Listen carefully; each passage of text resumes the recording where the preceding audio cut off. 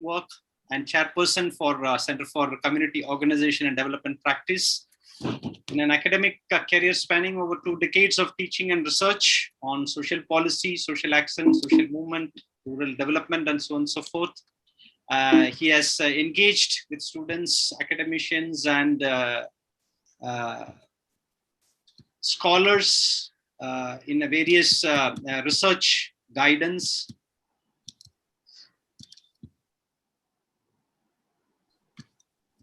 And he has been a member of, part of the Calcutta Research Group in various capacities again, and works on forced migration related issues. Now over to you, Professor Manish Jha. You can kindly introduce all the speakers, the profiles with you. Yes. And over to you now, and we'll keep the time stipulation also. Thank you.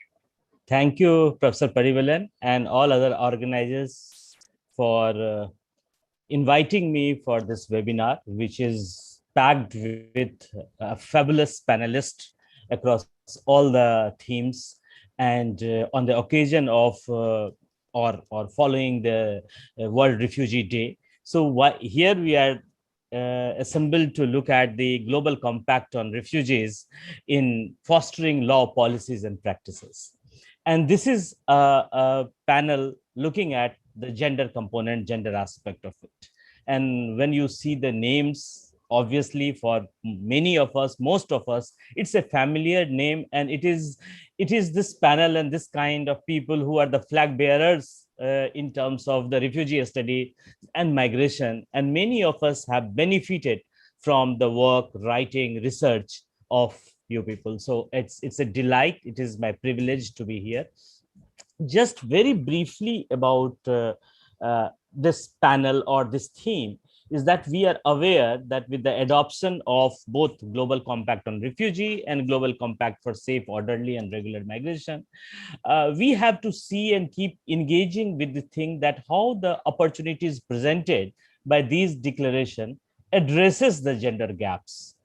Or even we have seen that the analysts and many of us have also critically engaged and looked at that whether it will serve to reinforce gender inequality or it will ensure gender equality. So further, our system is entrenched with a particular set of attitude, prejudices, and the pattern of governance, which might not be gender responsive, and quite often it is not.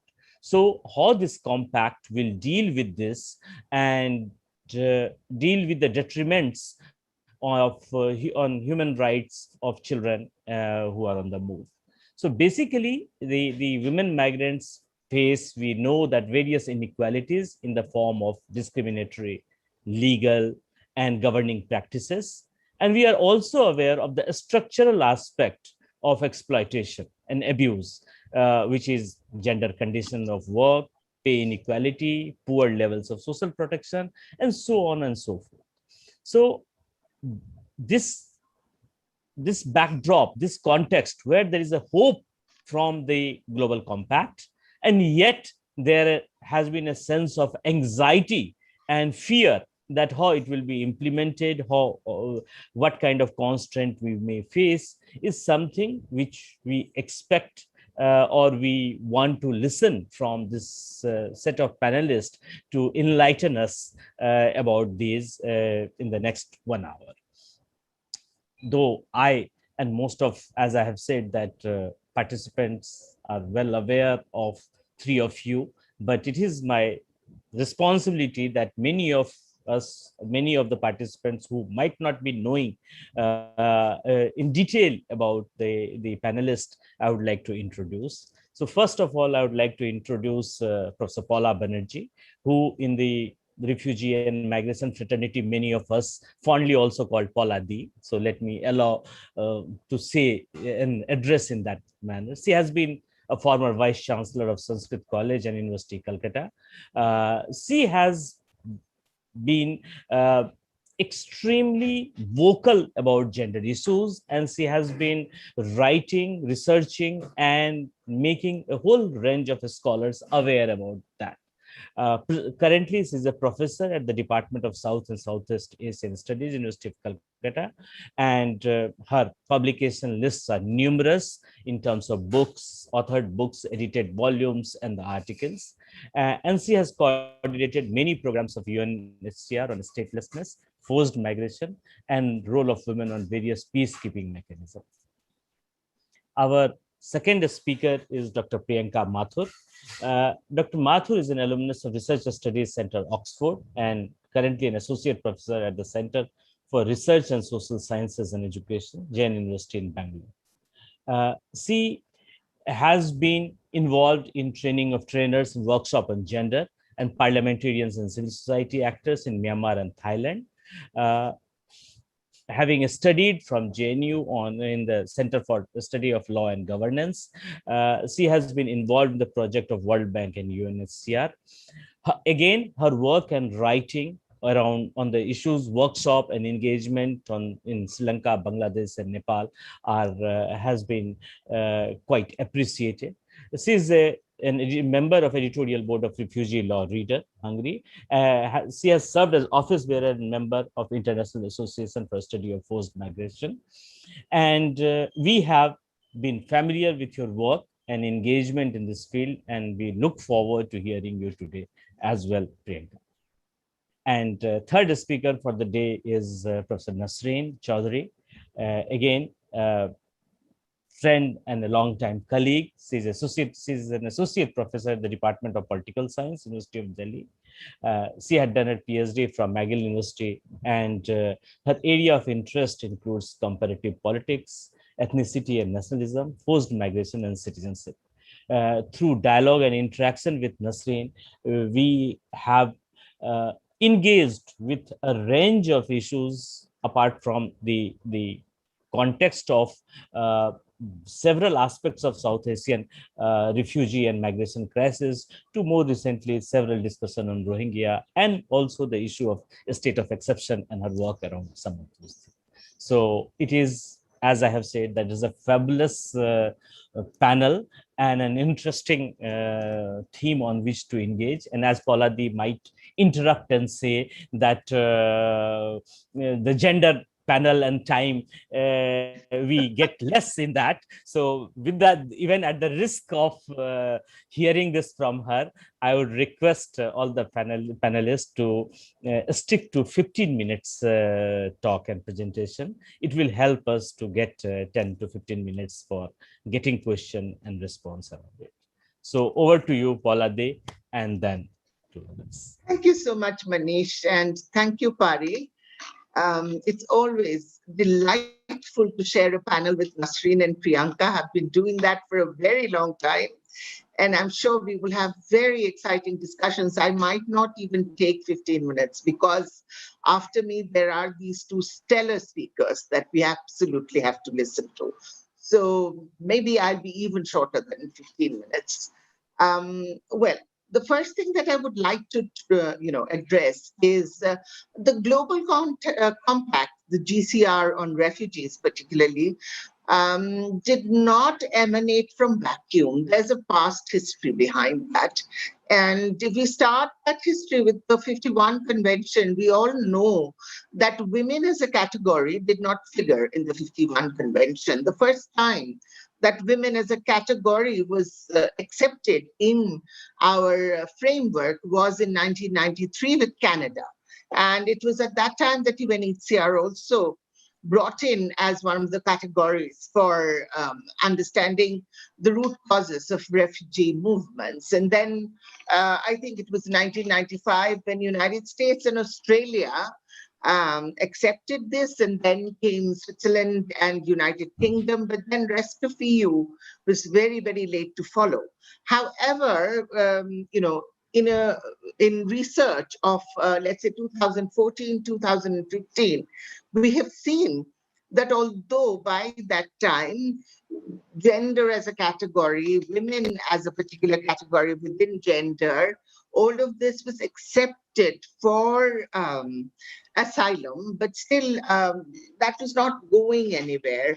I will give you just a few statistics. For example, when you look at the budget allocations that were there for, rehabilitation, resettlement work, only 0.4% of the budget allocation was going to women's groups or women asylum seekers. So, the problem is nobody put their money where their mouth is. We kept saying that, gender as a category will be accepted, sexuality will be given privilege, precedence, and the number of women migrants are increasing. Migration is becoming a feminist phenomena or a feminist, in fact, when we talk about feminist phenomena, we actually mean it's a feminist problem, in fact.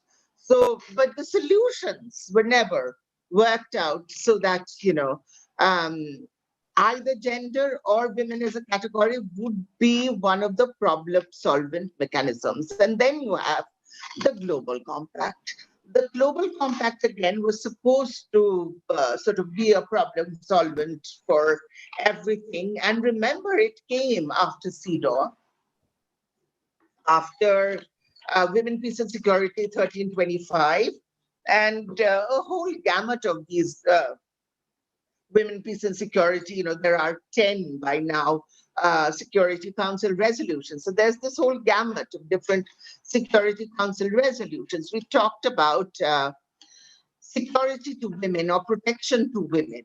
Now, the problem that lay at the root of the convention, of the 51 convention, was that the whole perspective was a male perspective. You looked at it from a male problem. And you made it worse by looking at it from a state perspective. A refugee problem, because the category of refugee was a legal category that could be given, the persons seeking asylum could be given that status only through the sovereign states or through UNHCR as mandate refugees.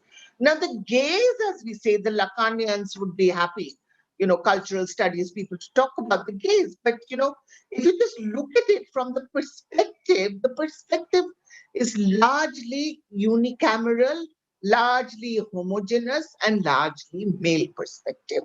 Because if you look at the violence or the violations faced by women, the state exacerbates the victimization. But if you look at refugee women as only victims or as victims of state problems or state issues, then you will not go anywhere. Firstly, women's violations stem from much more endemic problems than merely the state. The state, if it's based on kith-kin networks and other sort of formations, women's, vulnerability states from those formations. So it states from the root causes of the problems that arise within the state.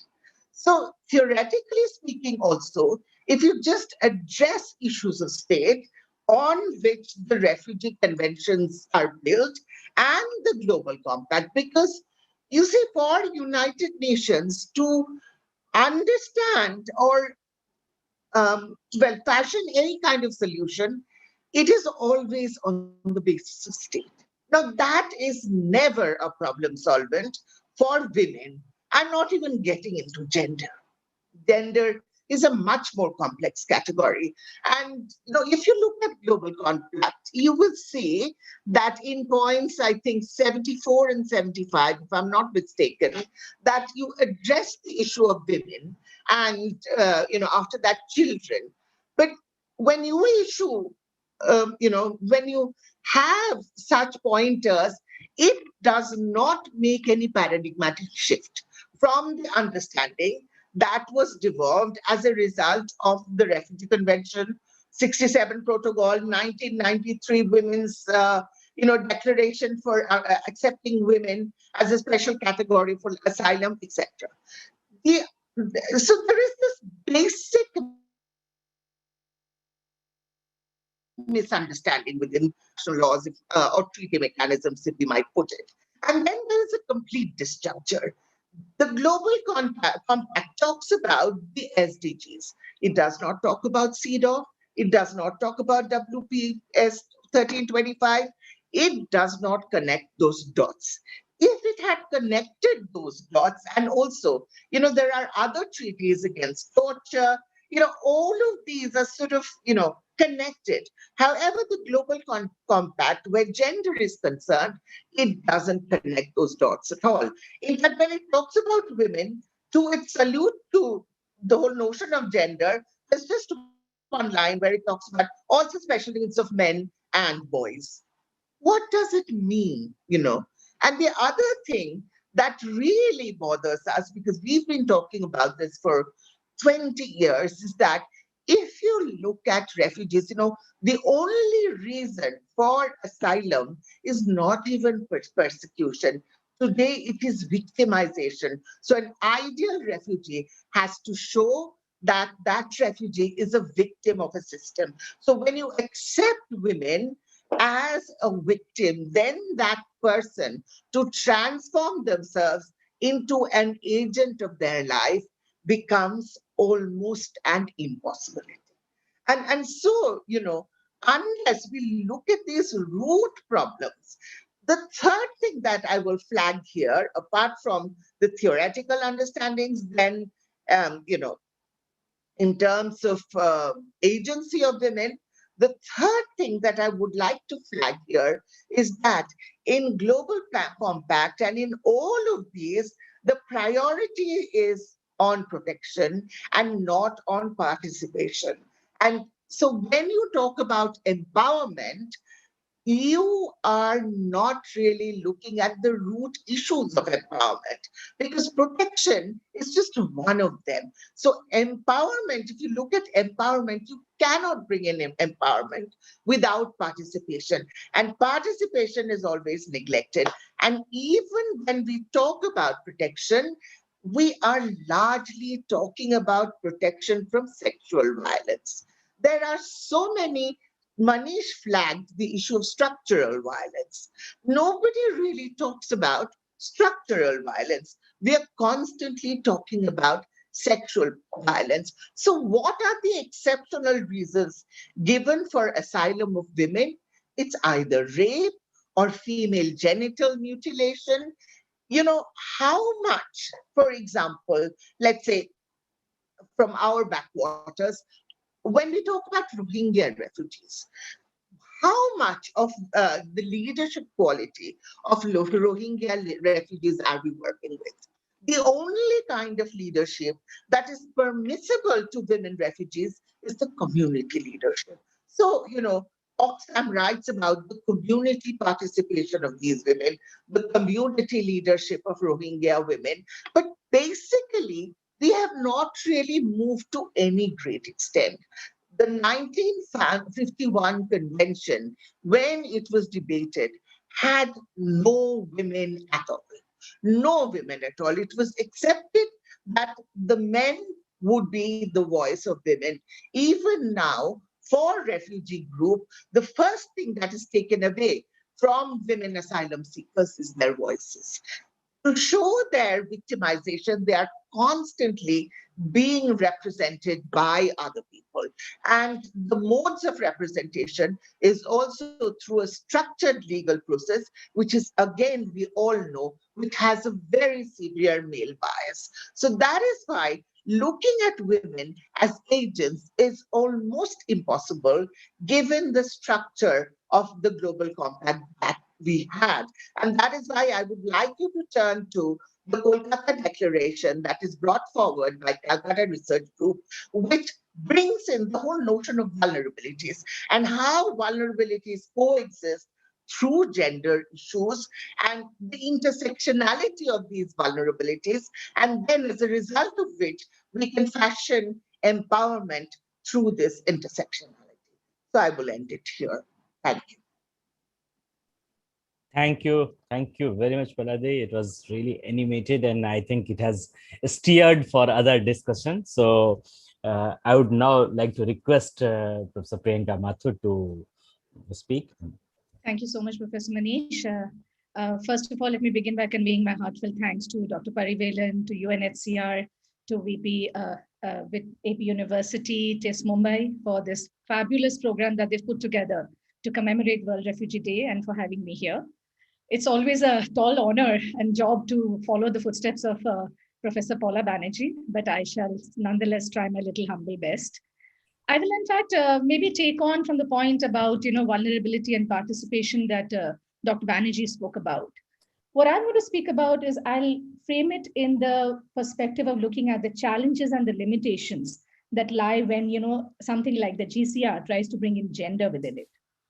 Now, today we know that any discussion through the lens of gender sensitization and or feminization needs to address the reality that the word gender is no longer simply an enumeration of women's rights.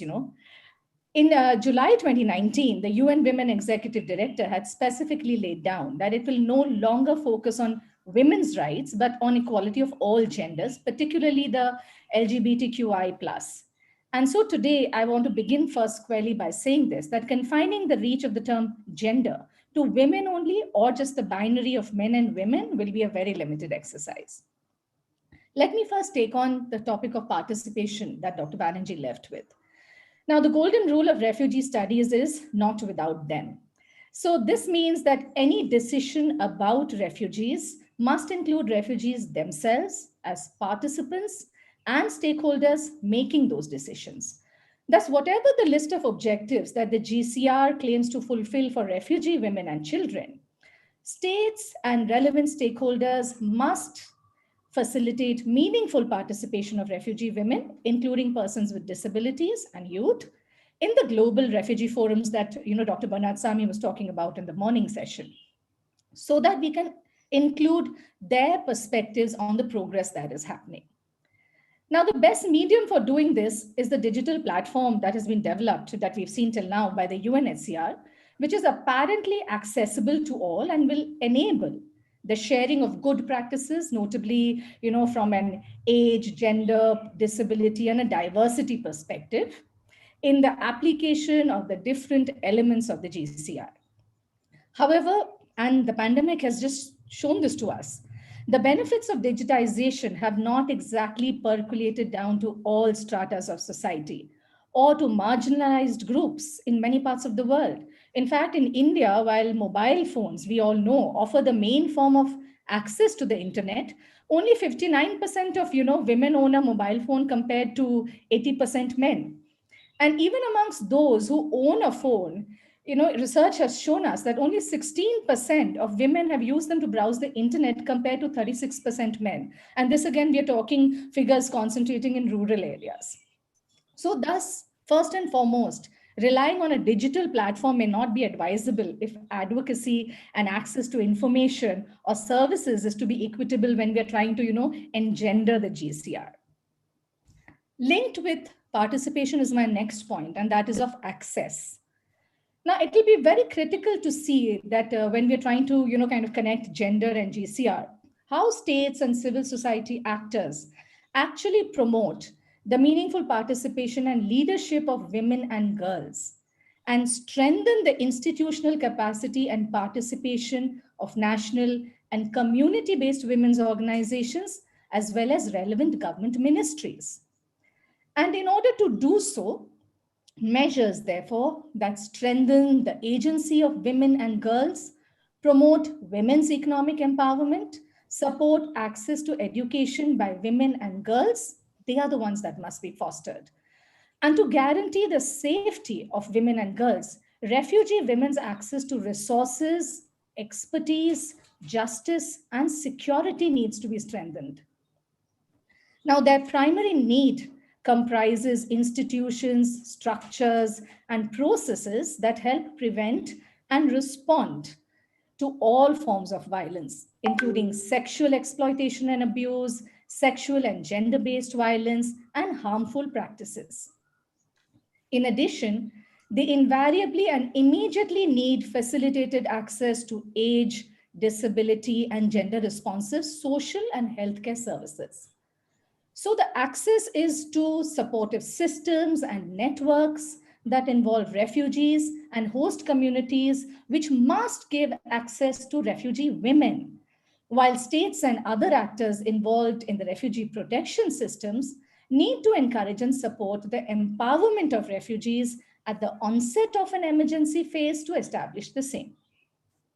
Now, secondly, with regard to access, gender sensitization and gender equality cannot be achieved without efforts that foster reconciliation and dialogue, particularly within refugee communities with the equal participation of women and youth to ensure respect for the rule of law at the national and the local levels. And the third point I'd like to make also with respect to access is that any discussion on peace and reconciliation processes, particularly those that support the return of refugee women, we've seen that in the case of Sri Lanka, which I'm sure Dr. Chaudhary will cover later, should be done in safety and dignity and must be done with the participation of the refugee women themselves. And fourthly, it is imperative to adopt measures that enable refugees, particularly women and youth, to make the best use of their skills and capacities and recognize that empowered refugees are better able to contribute to the well-being of themselves and their communities. Now, we've looked at participation, looked at access.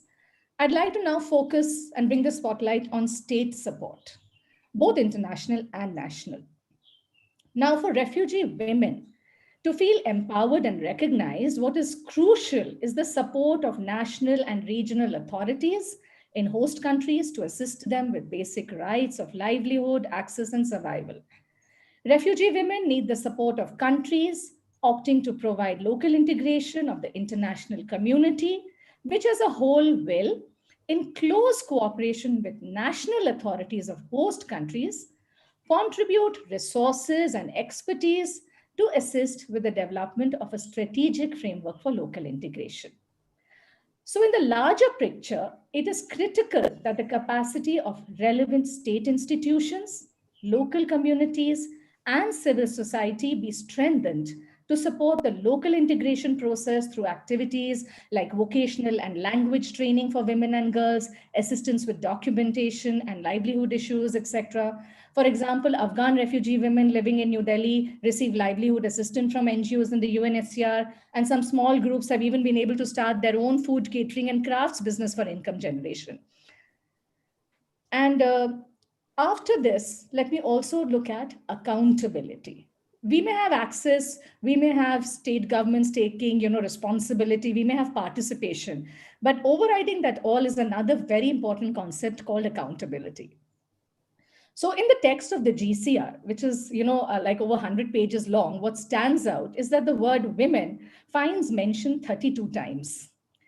Now, this is a testimony to the international community's commitment towards a framework's gender-friendly approach. And all of this can become just null and void if, countries do not respect international law or do not accept accountability. For example, the largest number of Rohingya refugees in the world are, in Bangladesh. Yet Bangladesh, like many other countries, has done nothing to make refugees part of the fabric, of its law and policy. Even India, perhaps, And Rohingya women have borne the brunt of this insecurity as they've had very few opportunities to speak up and influence within their own communities. And this marginalization is compounded by the absence of any national law recognizing equal rights to asylum and dignity. And on top of this, we know very well, that regional organizations like ASEAN, SAARC, they just merely stand on the sidelines and do not intervene in displacement situations. So this is a display of quote unquote non-interference, consistent with their charter principles of mutual respect for the independence, sovereignty, equality, territorial integrity, and national identity of all nations. Now, I would like to now couch the conversation within a rights framework and identify the importance of political will. Gender and rights go hand in hand. And for a gender approach to be viable, it must be situated within a rights framework. Thus, refugee women in host countries must be accommodated within a rights protecting framework that enable them to work and to contribute to the development and economic well-being of host communities. This in turn ensures that children, refugee children, have access to education, they are strengthened in their capacity for self-reliance, as well as in the acquisition of skills and experience, which may assist in their positive and successful reintegration on return in safety and dignity or settlement. And disregard for either causes or the rights dimension to protection is ultimately self-defeating. Let us not forget that rights do not operate in a vacuum. State infrastructures and their political leaders can act as enablers for refugee women claiming their rights. Thus, perhaps everything ends up depending on political will, depending on political funding, and on finding new coalitions of actors and stakeholders who are willing to work towards strengthening refugee women's rights. And given the hardening anti immigrant hostility visible in the political arena all around the world, it is a natural deduction that it's going to be very hard to get states to accept formal undertakings. So the situation also becomes even more bleak when you have, anti-immigrant policies that are gaining currency in South Asian countries. And in fact, the Indian political discourse is dominated with heated discussions and policy action over apparent illegal immigration, from neighboring countries and so on. Nonetheless, when we're looking at GCR, I'd like to end with these thoughts. Let's look at it as, a paradigm of moving from, say, crisis to opportunity. The GCR nonetheless offers, at least potentially, mechanisms for translating crisis into opportunity for both refugees and host communities. And one must push on states and other actors to find the ways to manage and to deliver the rights of refugee women humanly and for the good of all involved. Some questions will always remain, such as whether there are any critical gaps, either in coverage or in substantive content. So if we see the GCR only through a critical and presumed pragmatic lens, it will always be too easy to criticize the GCR. And many of us have already begun to do so in the less than positive sense of speculation conveniently removed from outcomes. Perhaps it would be better to test this on thorough empirical basis or through an assessment of impact or progress. Now, the GCR has been lauded for the fact that, while suggesting alternatives, it has drawn attention away from the humanitarian assistance model into the development assistance model by attempting to find new ways in which to bring together donors, humanitarian and development agencies, private sectors, civil society, refugees themselves. Now, it would be surely helpful, particularly for the cause of refugee women, if instead of merely berating the GCR and putting it down, its critics look at the potential to help guide norms to be followed, particularly in countries where there are none and no legal framework at all in which refugee rights can be protected. Now, the GCR, in my opinion, can also serve as a reminder to states that they have the moral and the normative accountability under the whole of society approach, and they must therefore operate in this rights framework.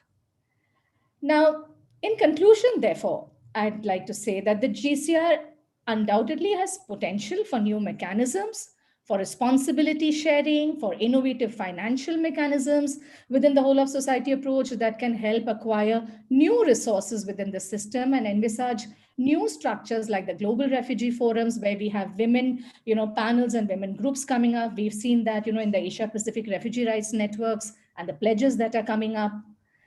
And though modest in its scope, it definitely has a long-term strategic vision. And even if it is non-binding, it can be normatively galvanized to propel change and propel state behavior in that direction and compel more states and actors to commit to gender-friendly behavior. And in the end, gender audits, gender-sensitive pledges and commitments can make all the difference when they are working towards a theory of change to translate the text of the GCR into practice. Let's hope so that this is a very tall order in states, particularly in South Asia, which are increasingly misogynistic, anti-immigrant and refugee phobic, to expect them to, demonstrate gender-sensitive behavior towards women and that to refugee women. But nonetheless, we can definitely hope and pray that we are able to move in that direction. Thank you. Thank you, Dr. Priyanka. In fact, the way you started that not without them, quote, and within that, that how to include, how to engage, and from there, what kind of hope, what kind of prospect, what kind of possibility we can draw from the global compact, and how to make nation states responsive to some of those things are the way forward to look at and make it operationalize it in a true sense of the term. So thanks for your observations and comments. Now, I would like to request Dr. Nasreen to come in and share her thoughts. Good afternoon, everyone. Thank you so much for this opportunity, Professor Parivelan. I'm very grateful to TIS and BIT and UNHCR. I think this is a very important intervention, especially during the time of pandemic. And of course, Manish, for having you, chair the session, nothing like it. I must say, it's a very easy thing to follow if you start with Paula and then you have Priyanka.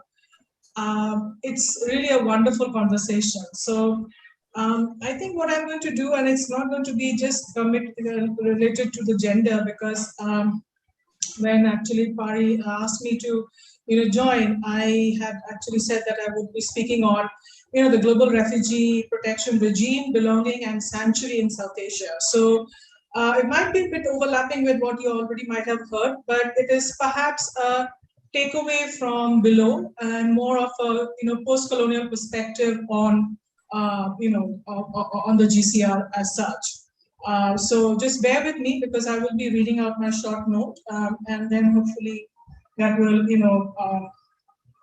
bring in some question answers later on.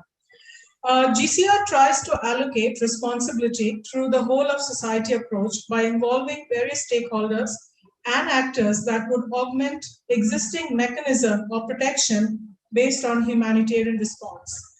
In acknowledging the role of local community governance institution in forging a viable refugee protection framework, the GCR attempts to mobilize new actors along with traditional actors and national institutions in protection regime.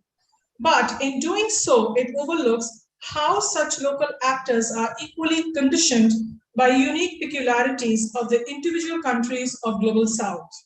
In its attempt to materialize the whole of society method, has the GCR taken into account the provisional framework of refugee administration in the South Asia region?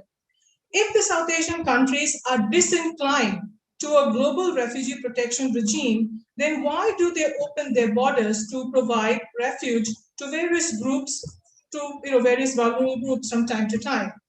Clearly, one could see that South Asian countries have had a very interesting practice of providing sanctuary to those who need it, which kind of goes back to a bit of ancient times also, I would say, based on principles of humanitarianism.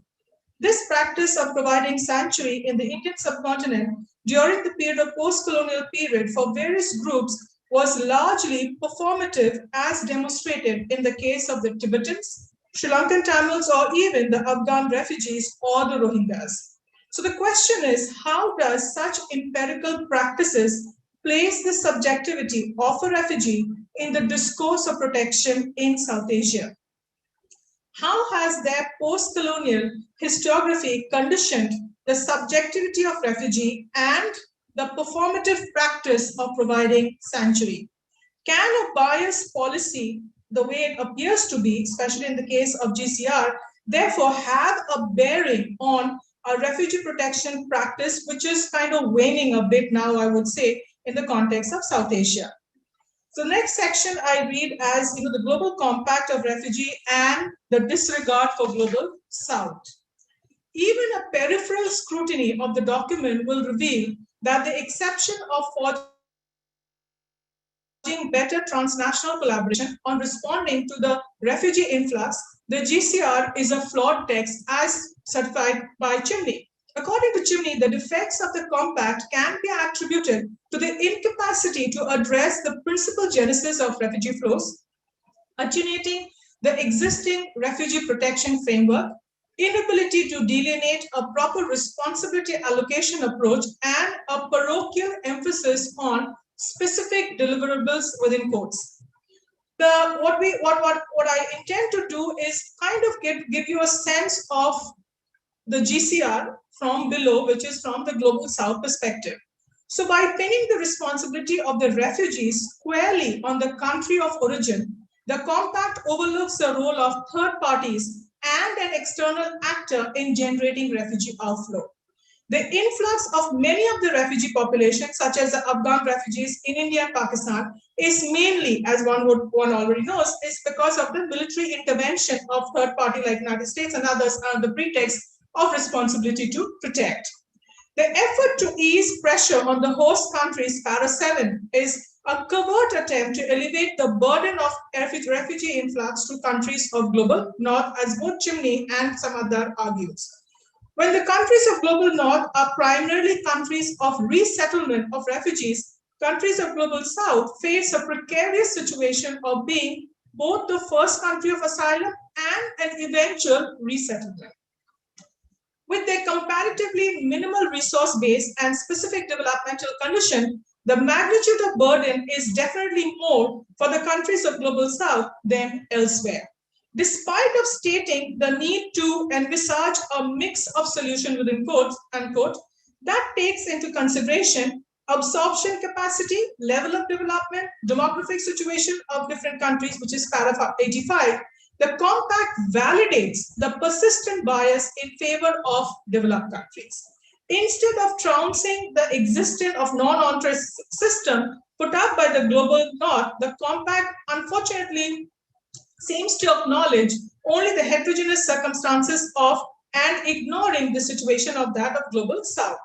This has to be read together with the fact that the GCR relegates, as I think in the morning Bura was talking about the right to seek asylum, to a mere footnote by hyphenating right to asylum to right to grant asylum by sovereign states.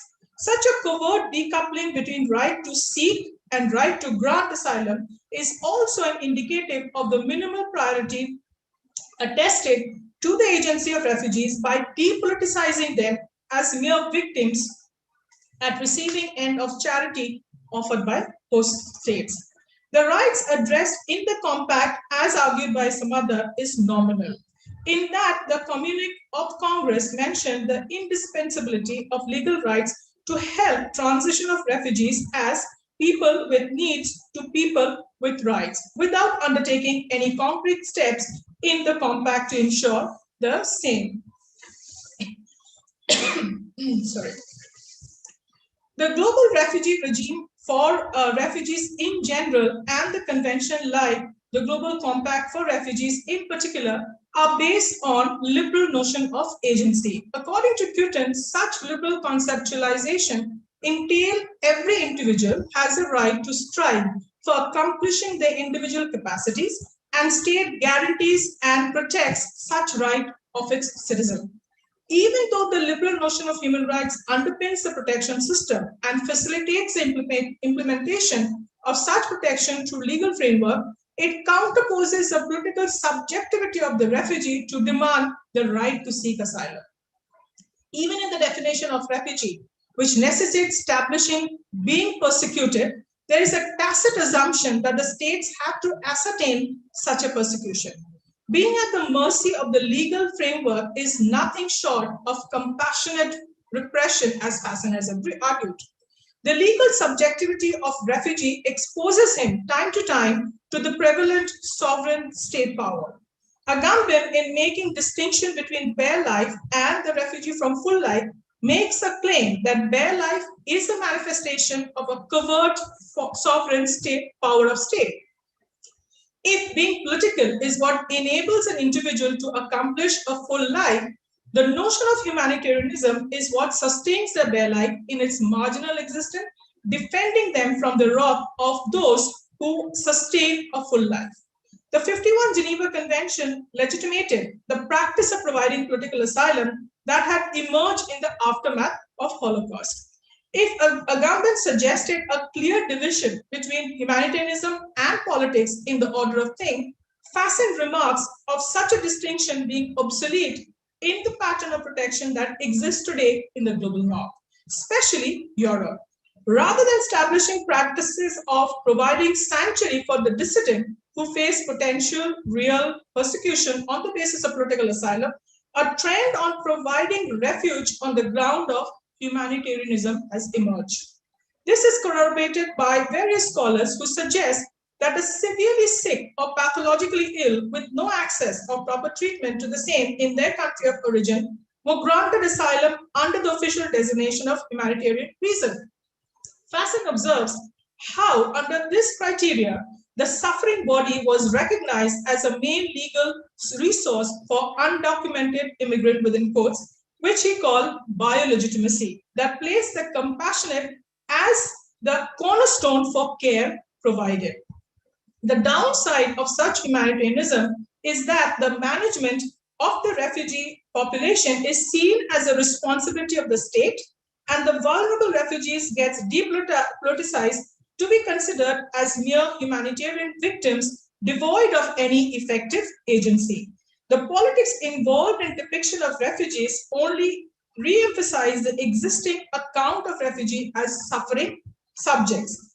The narrative of refugee crisis was then carved more around threats posed by undocumented migrants and false refugees to the otherwise perfect state of global north, and less about marginalization and excesses inflicted on the vulnerable hapless refugees by the state.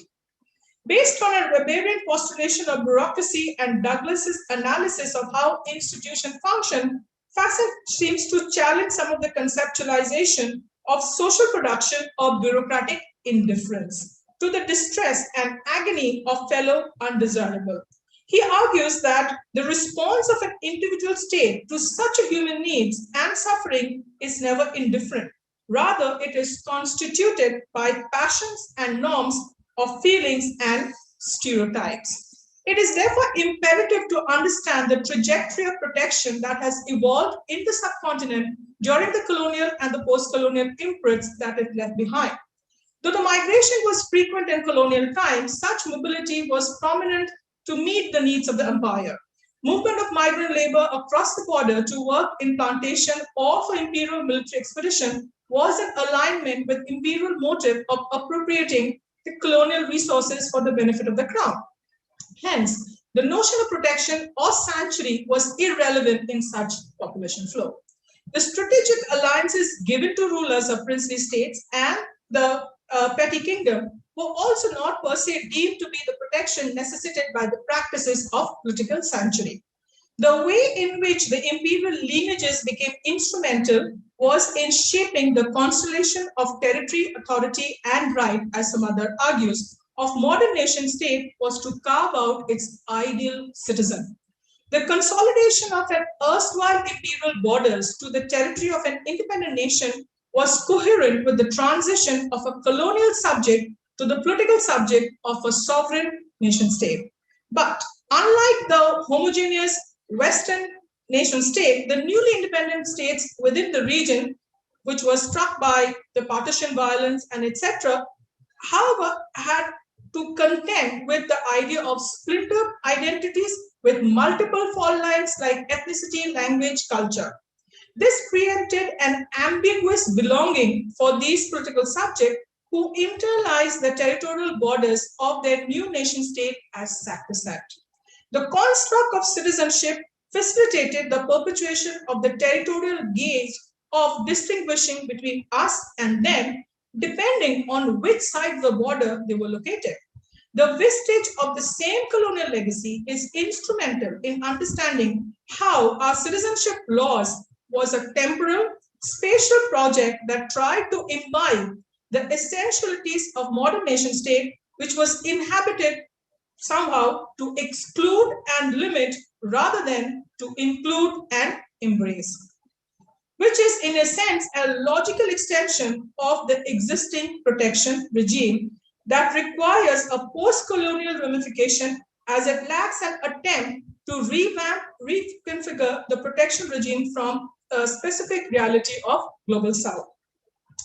Satwinder Just has rightly postulated that the post-colonial critique of international legal refugee framework exposes the asymmetric power relation between the colonizer and the colonized. where even the colonizer have essentially co-opted the notion of the other in the constant effort to distinguish themselves from the colonized subject, only to be perpetuated in the multiple form of power relation even now.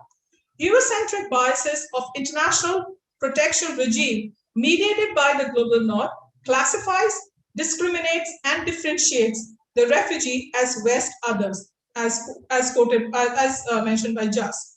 The reciprocal relation of the post-colonial power with the principle of responsibility, both within quotes, is what defines the contours of refugee protection regime for countries that are indeed caught in the margin of international system. Samathar argues that the need for a post-colonial framing of responsibility as the existing legal description of refugee does not take into account the consideration of decolonization, partition, structural reform, environmental disaster, neoliberal development, and nation building of various countries of global south. As an objective evaluation of the protection of the framework in various countries would help in ascertaining the political subjectivity of refugee in South Asia. Similarly to the existing understanding on refugee, the state-centric narrative depicts them within the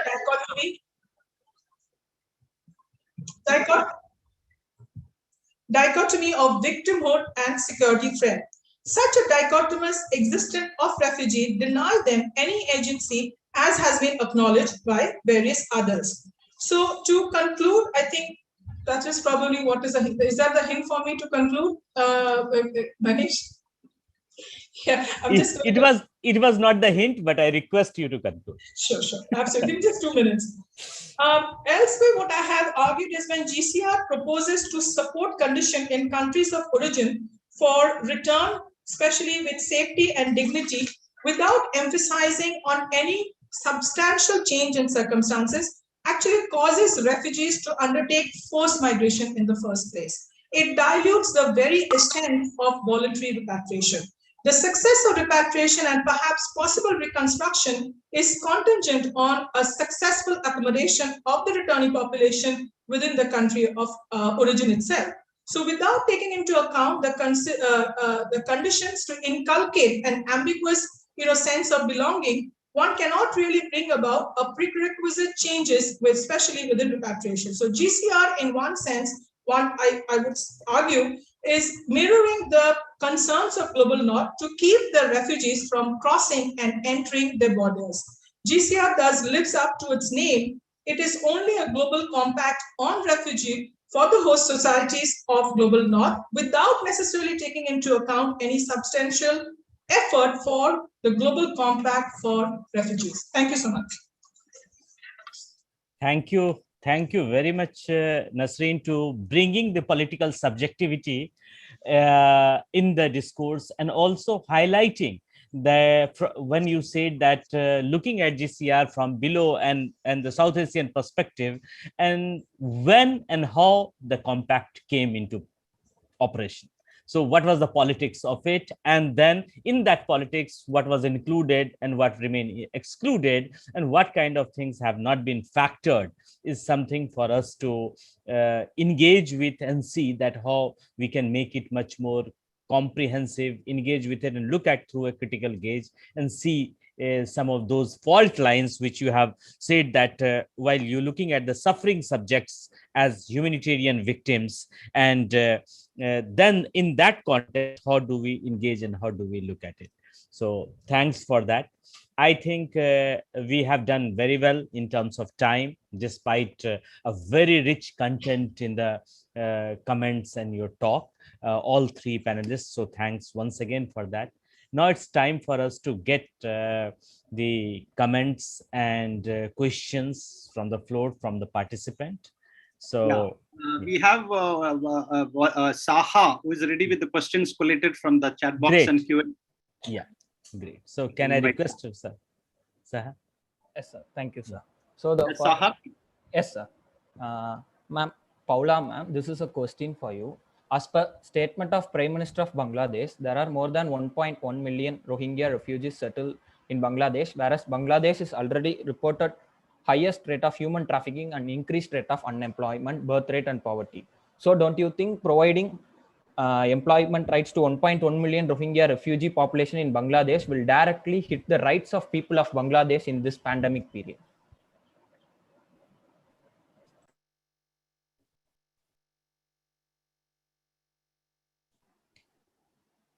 You You want want me to to make reply? further any Yes, questions combined, and then Madam can present it. Yeah, I think that's better. that's nice. If there are more questions, let me just combine. It's best if we hear them all out together. Yeah. The other question is that you emphasized on participation rather than protection for handling vulnerability. So can you explain or highlight the operationalization of that participation? What does it?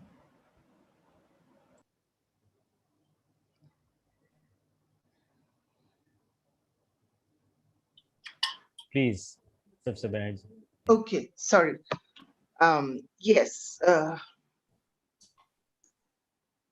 Well, the whole global compact is based on, as Priyanka was saying, and as Nasreen said, a global problem solvent mechanism from the global north. Okay. So the thing is, Priyanka talked about how it takes away refugee issues from refugee needs to the development paradigm. Um, Mind you, this is a neoliberal model. We cannot get away from that.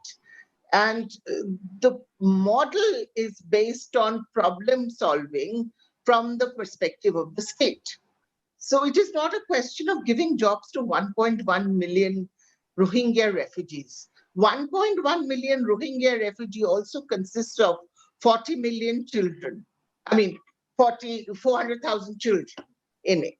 Okay, so these are not easy calculations, and the whole paradigm is set so that you can talk about resettlement, you can talk about local integration. So the paradigm was meant to solve it so that everybody would contribute to it. you know this has nothing to do with solving problems of Bangladesh poverty or Bangladesh. In fact, Bangladesh has a better development index right now than India, very frankly. So, this has very little to do with that. It is not a question of giving 1 million refugees or 10 million refugees or whatever jobs.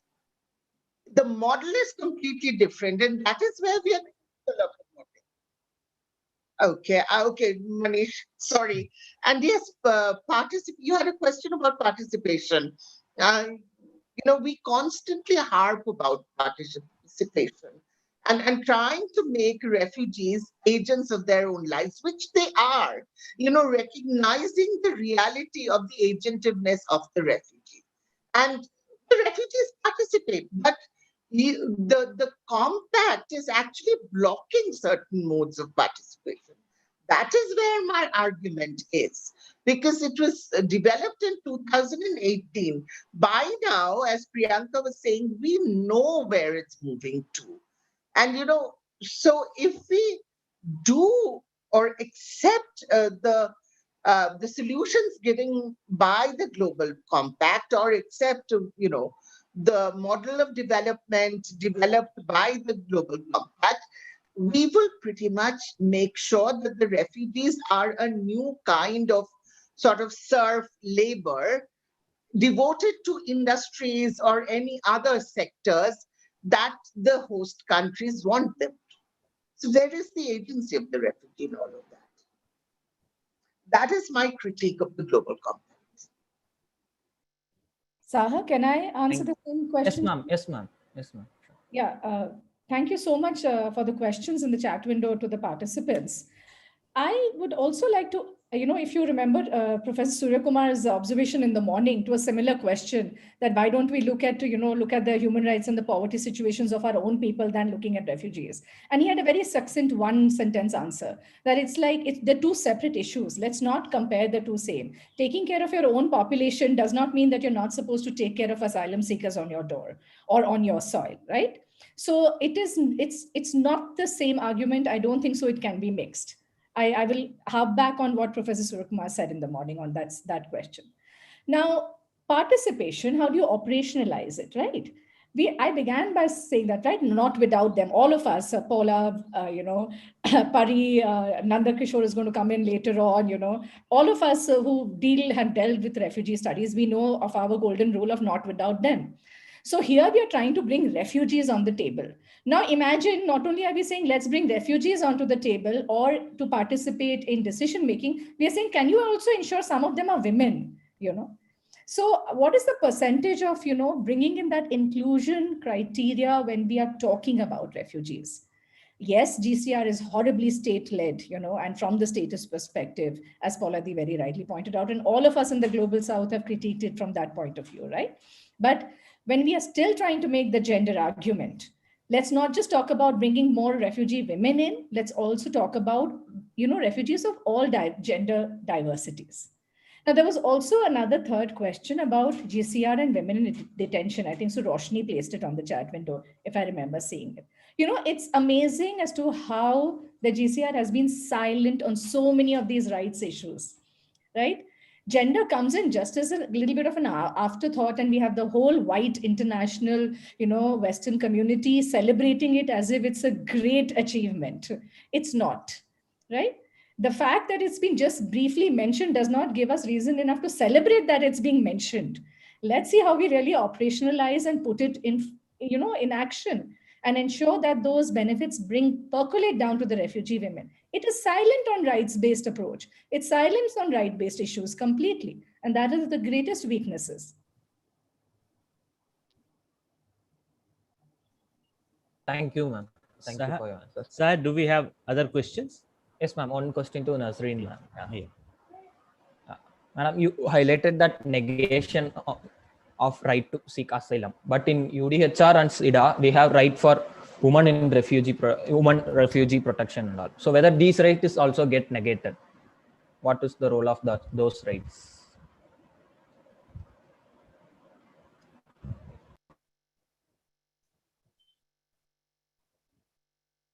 Nasreen, you'll have to unmute. Yeah. You're muted. Yeah.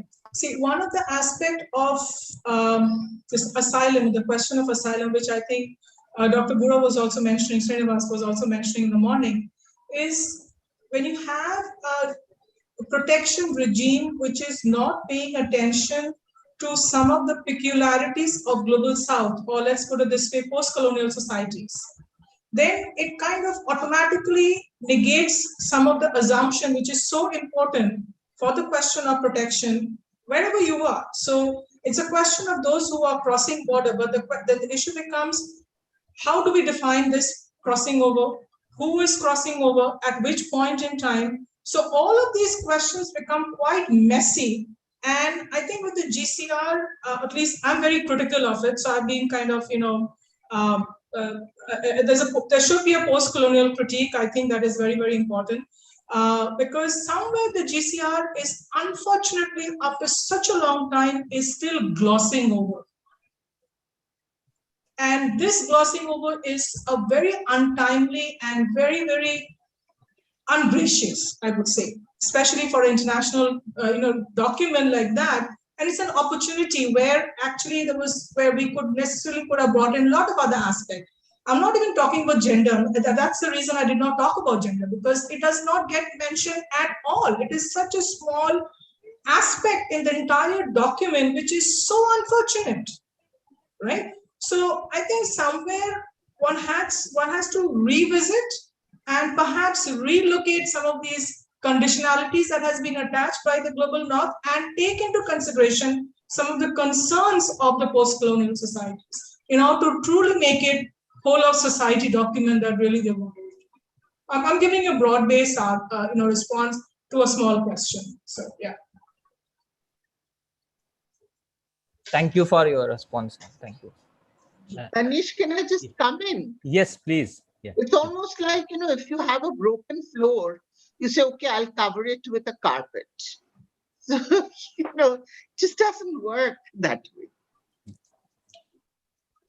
So, Saha, do we have any other question? No, sir. Yes, sir. Okay, we have completed the question. Okay, great. So, thanks, Saha. And in fact, for me personally, I would feel that the greatest takeaway from this discussion is this looking at the dominance, the influence of global north, and how the issues of post-colonial societies, post-colonial countries, where are the gaps? So to me, it is like how compact is this compact? Is something that is it really compact? What it claims, what its name suggests. So it's something for us to mull over.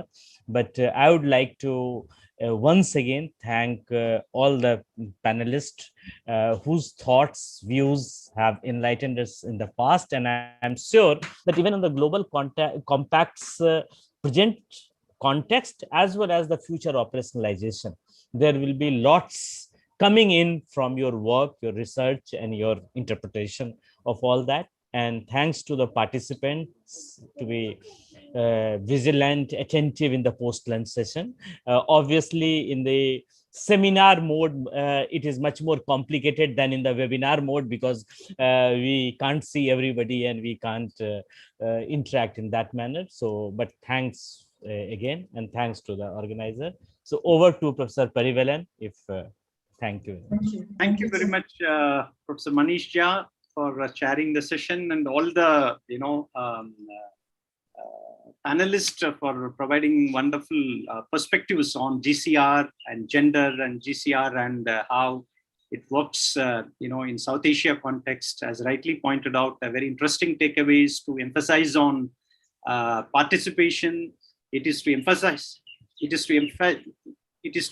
on the the inclusiveness of the vulnerable groups, and also to bring in the post-colonial and a kind of a global South perspective into all this, so that we can manage both the host as well as the country of origin management of various facets of refugees and related issues like repatriation, resettlement.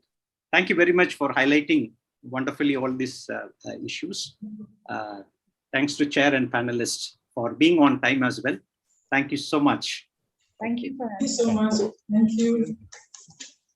May I now invite Dr. Devakumar to come in? Yes, sir. Yes, sir. Good evening, sir. Please kindly come, and then we will also, all the panelists are available here. Dr. Nandakishore. Dr. Nandakishore. Yeah, I'm here.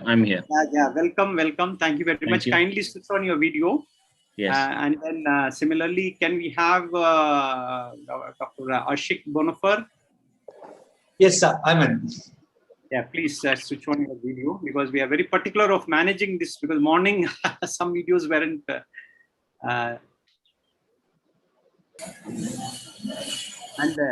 And the third, all of us are here. All the third, yeah. Sudeep Basu is here. Yeah. I want to just give a brief introduction about the chair. Dr. Devakumar is currently serving as a faculty member at the Center for Statelessness and Refugee Studies, and also being part of the School of Law, Rights and Constitutional Governance. Very much my colleague and good friend who supports all these endeavors. He's part of the organizing team. He had done his PhD from the University of Madras, taught at Loyola College for quite some time, and also some of the government colleges in Tamil Nadu before coming into TISS. He has a specialization on rights of marginalized Dalits and the vulnerable groups. He very much specializes in human rights, access to justice, and the humanitarian law, which is very much part of it. Now over to you, Dr. Devakumar, to introduce all the panelists and kindly manage the yes. within stipulation. Thank you, Dr. Parivelan, for the wonderful opportunity. Indeed, it's a great pleasure to chair this session on GCR, refugees groups in India. I welcome once again all the participants, especially the speakers for this session. We have Dr. Nandakishore, Associate Professor for Geopolitics, International Relations, Manipal University, Mangaluru. He will be talking about national security versus refugee rights. To briefly introduce about him, Nanda is he's a faculty at Manipal Academy Higher Education, Norway. He teaches postgraduate students Department of Geopolitics, International Relations, and he is the coordinator for Center for Polish and Central European Studies. He has done his PhD from University of Hyderabad, and seems to be his area of specialization includes counterterrorism and asymmetric conflict, of course, India's foreign policy, Indian government and politics, comparative politics, West Asia. There are many more specialization goes there. Specifically on conflict resolution, migration, refugees, and displaced person also is the expertise in this domain knowledge. He served as a member of National Advisory Council, the Center for Human Security in Hyderabad in 2012. He is the first speaker for this day. He'll be talking about national security and vis-a-vis refugee rights. And maybe to introduce the other two speakers as well, to save the time, Dr. Sudeep Basu, he comes from Department of Sociology, Central University of Gujarat. He will be talking about the topic on unraveling the Tibetan exiles in the digital age. I think this is another important, interesting topic beside the first one. And Dr. Sudeep Basu is assistant professor in Center for Studies in Economics and Planning, School of Social Sciences, Central University of Gujarat. And he has his PhD in sociology from Jadavpur University, Kolkata. He is a recipient of C.R. Parekh postdoctoral fellowship in 2013 at the Asia Research Center, London School of Economics and Political Science. He has attended a training program on migration and development issues and perspectives. It is conducted by B.B. Giri National Labour Institute in New Delhi, and a certificate course on forced migration and second winter session organized by CRC, the Maganirban Calcutta Research Group, and supported by the government of Finland. And he has his PhD from social change in the diaspora community, a case study of the new generation Tibetan refugees in India. He has worked majorly in Tibetan refugees. The third speaker, Dr. Jacob Asik Bonafar, is assistant professor from political science, Madras Christian College, Chennai. He will be talking on the topic on hill country Tamils among Sri Lankan refugees, a case for potential statelessness. Dr. Bonapar is currently an assistant professor in Department of Political Science, Madras Christian College, India, Chennai. He has expertise on international relations and foreign policy for Sri Lanka and Maldives and issues refugees with the mixed migration and so forth and so on. Prior to joining to MCC, he worked for over 10 years in various positions, including teaching research fellow, Department of Politics and Public Administration, University of Madras, and researcher at the Center for Asian Studies in Chennai chapter. He's also Observer Research Foundation and Tribal Education and Development Society Trends. He has edited the 4 books, namely Recent Development in Myanmar Implication for India, Refugee Situation in India Today, which is sponsored by UNHCR, Rise of China, Implication for Asian neighbors, and Re-evaluating the US foreign policy, and so on. And he recently, recent article on statelessness and among refugees, it's a wonderful one, which the participants can also log into, which is published by Routledge Publishers. With this brief note, I call upon Dr. Nanda Kishore to present his views and briefly for 15 minutes. I request all the speakers, please try to consolidate your points within 15 minutes so that we can invite the deliberation with the students for Q&A sessions. I just once again invite Dr. Nanda Kishore. Dr. Nanda Kishore, please. Thank you. First of all, as a customary, my special thanks to Dr. Parivelan, my own teacher to be precise, and a good friend, a senior. What all I can add up to that one. And I also see a lot of my teachers for that matter. Professor Paula Banerjee, this morning we had Dr. Samir Das. I have a lot of people who have read and good friends and seniors like Priyanka. lot of them, a lot has been spoken since morning. I think this is the second one, essentially, that's been on national security and the refugees, specifically looking at the global compact on refugees itself. Now, I know this is a bit on a sticky note because, when the word refugees, asylum, you have people talking about migrants and all this thing, and you also have a good set of people who are kind-hearted and also emotionally attached to a lot of these issues for decades together. Some notions might be contested, but nevertheless, I have to do my job. I have to flag certain issues that are associated with come what may. At the end of the day, a nation state is important, and the state is an instrument. How much our non-governmental organizations, or even for that matter, multilateral institutions, where do you raise money? Where do you really manage it? It has to be the state. Irrespective of the emotional laden values that are associated with when we talk about refugees and other things, nevertheless, there are certain sticky issues, and every state goes through this one. This has been the case, a classic case with regard to the European states. Now, European states having championed liberal ideology for a very, very long time. Since 2015, things have changed completely. Since 2015, more so specifically, talking about the issues that started off with France. France being one state that always spoke on behalf of migrants, refugees, to everybody about, and then now you see a complete reversal of its own ideology. You see completely there is a threatened notion, there is a hyper notion of security that's engulfing most of the European states. And some of them were always waiting for an opportunity. It was just given an opportunity for all of them to speak up, and the case has become that way. I think the South Asian states haven't made a great progress as such. This morning, Professor Suryanarayan was talking about the geopolitics of South Asia and trying to mention some of those issues that are associated. I think we haven't made greater steps there. Here might be flashes, but with regard to, let's say, the legal framework, to many other things, I think we're still there, and it's been passed on from generation to generation and from political party to other political party. I think everybody is the same with regard to that framework. Now, the issue comes in here, or national security with regard to the refugee crisis comes into the picture, or to debate and discussions whenever there is a crisis. That's what we need to understand. Then what is a refugee crisis is all about, if we are talking about. Now, this is a key question that most of the policymakers across the spectrum in different parts of the world have been worried about. Even the academicians worried about, activists are worried about, activist academicians are worried about, and the society at large is also, because it depends on the way things are played in any society for that matter.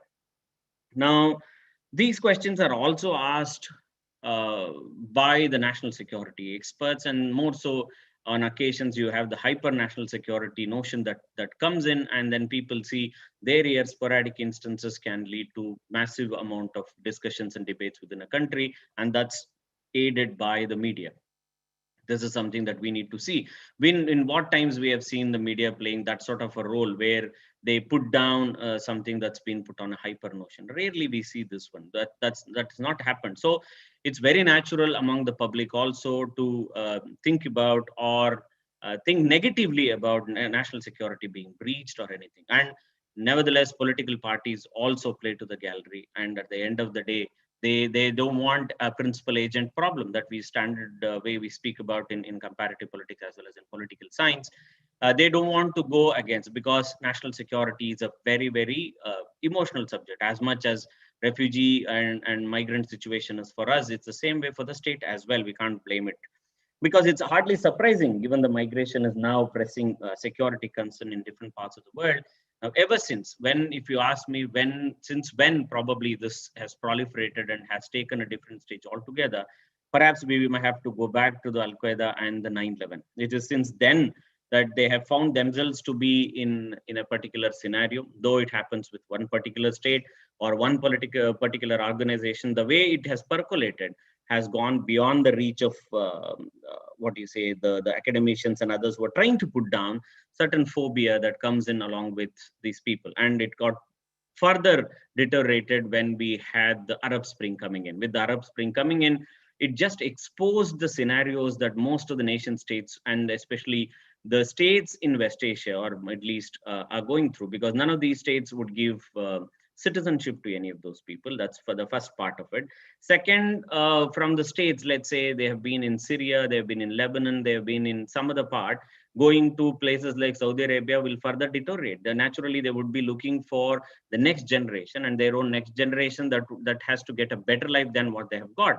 So naturally, they would look up to either the United States or to certain European nations. This is when the crisis actually started getting beyond a particular control. So Syrian civil war was one of them, where recognizing a greater likelihood of being allowed to settle in Europe was a question that was spoken about. I happened to be in the Netherlands then between 2014 to 15 when the crisis was engulfing, and the type of problem that the police and the security forces were facing from the perspective that was so strongly pushed. I can just cite you an example. The New York Times wrote, "Human traffickers make no such distinctions, as refugees and migrants are often jammed into the same rickety boats for the crossing from Africa to Europe."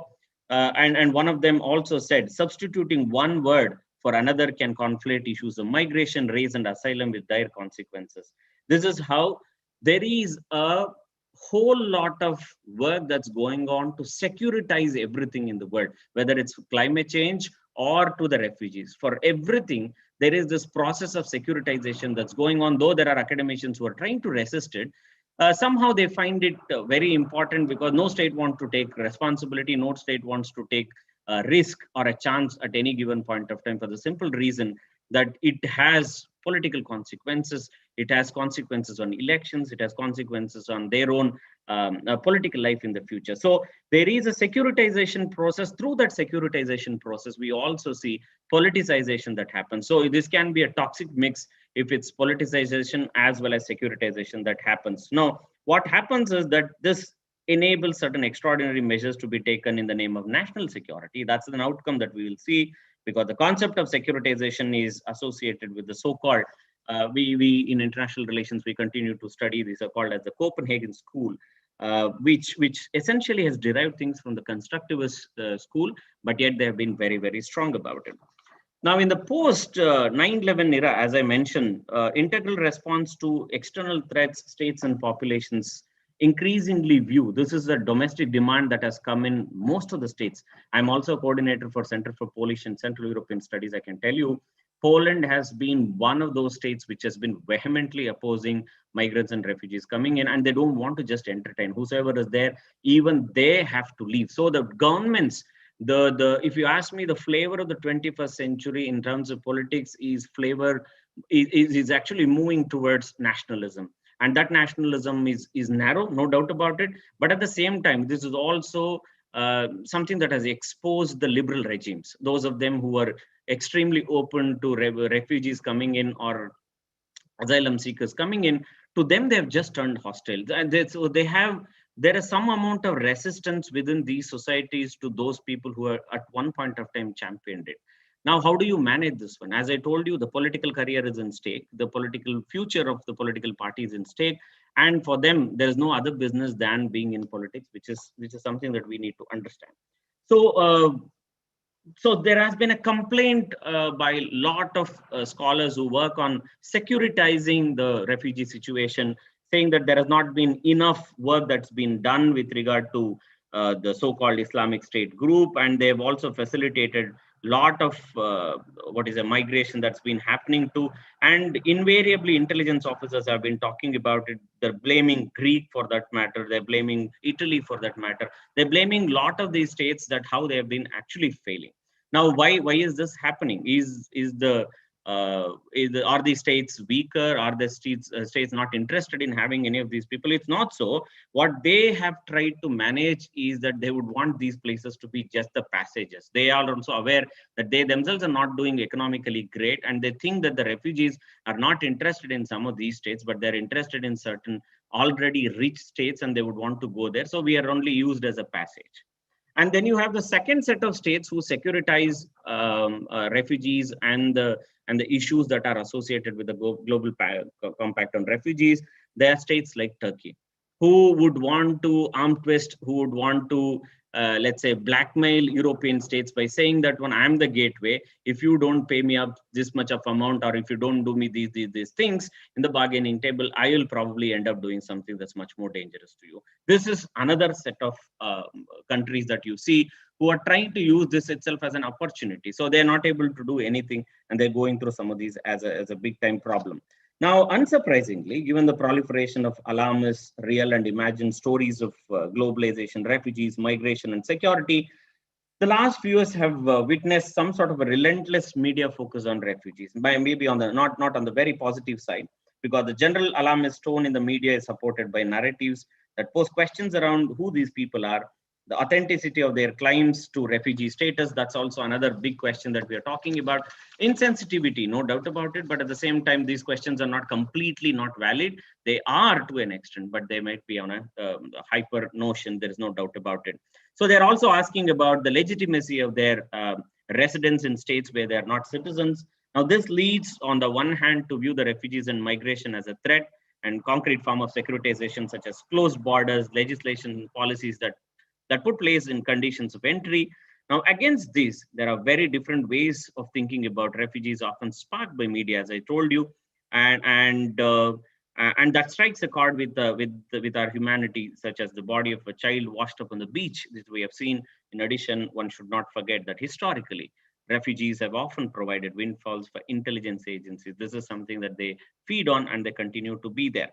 Now, no question of denouncing the ideas of the security state, but at the same time, the national security need not be at that level, because the Western government's responses, if you look in, have failed to recognize the regional refugee situation. That's why I said what has been the word praxis in my title is essentially to highlight that the ideal situation that they speak about or the put in papers are completely different from what's been practiced. They have not devoted sufficient resources, either financial or diplomatic, to long-standing refugee problems, long-term refugee needs induced, where there is something called as the donor fatigue that we also continue to say. There are different groups that continue to work. There is also geopolitics of this security notion that is associated with. There are a set of people who come from a particular place. They are seen as refugees, but they are seen as a greater threat. But there are other set of people who are coming from elsewhere, but they're also not seen as that sort of a problem. That's why some of the EU member states have tried to address some of these threats that are associated with national security, where they think that the uncontrolled flow of migrants by imposing border checks, then suspending the Schengen agreement and many other things that have happened. You see Germany doing this in the forefront, but on the other hand, Germany also projects itself as an enabler, as a country that has allowed a lot of things to happen, but that isn't so. Then from Germany to Hungary via Australia, you see Slovakia, Netherlands, each of them have done, as I already mentioned to you, that Poland is in the forefront. And if you people have watched Mediason's interview with the Polish minister, he was so blunt in talking about and saying that they are not too concerned about, they have done enough in long term, but that hasn't been the case. I think I have 2 more minutes to, I'll try concluding what I'm trying to talk about. Now, national security for every nation stands for safeguarding the people and the country from any external as well as internal threat. Now, refugee inflow can be challenging for every country, as there are some ingrained threats related to the refugees, no doubt about it, since refugees do not take a legal route to enter the host countries, especially in South Asia, or for that matter in West Asia or the Middle East that we're talking about, leads to a lot of irregularities. There is no denial of the fact that these are security threats, which I mentioned that the ISIS would not mind about whether it really is concerned about a humanitarian crisis or anything. It would want to have as many people as possible. So in the name of sending across, or in the name of pushing certain people who are refugees, it may also end up doing much more damage to the refugee regime itself. Now, illegal immigration can disturb the demography of a state, no doubt about it, that we have seen with regard to South Asia itself. And there is a state in India which has been working on only this, and they got the second term recently.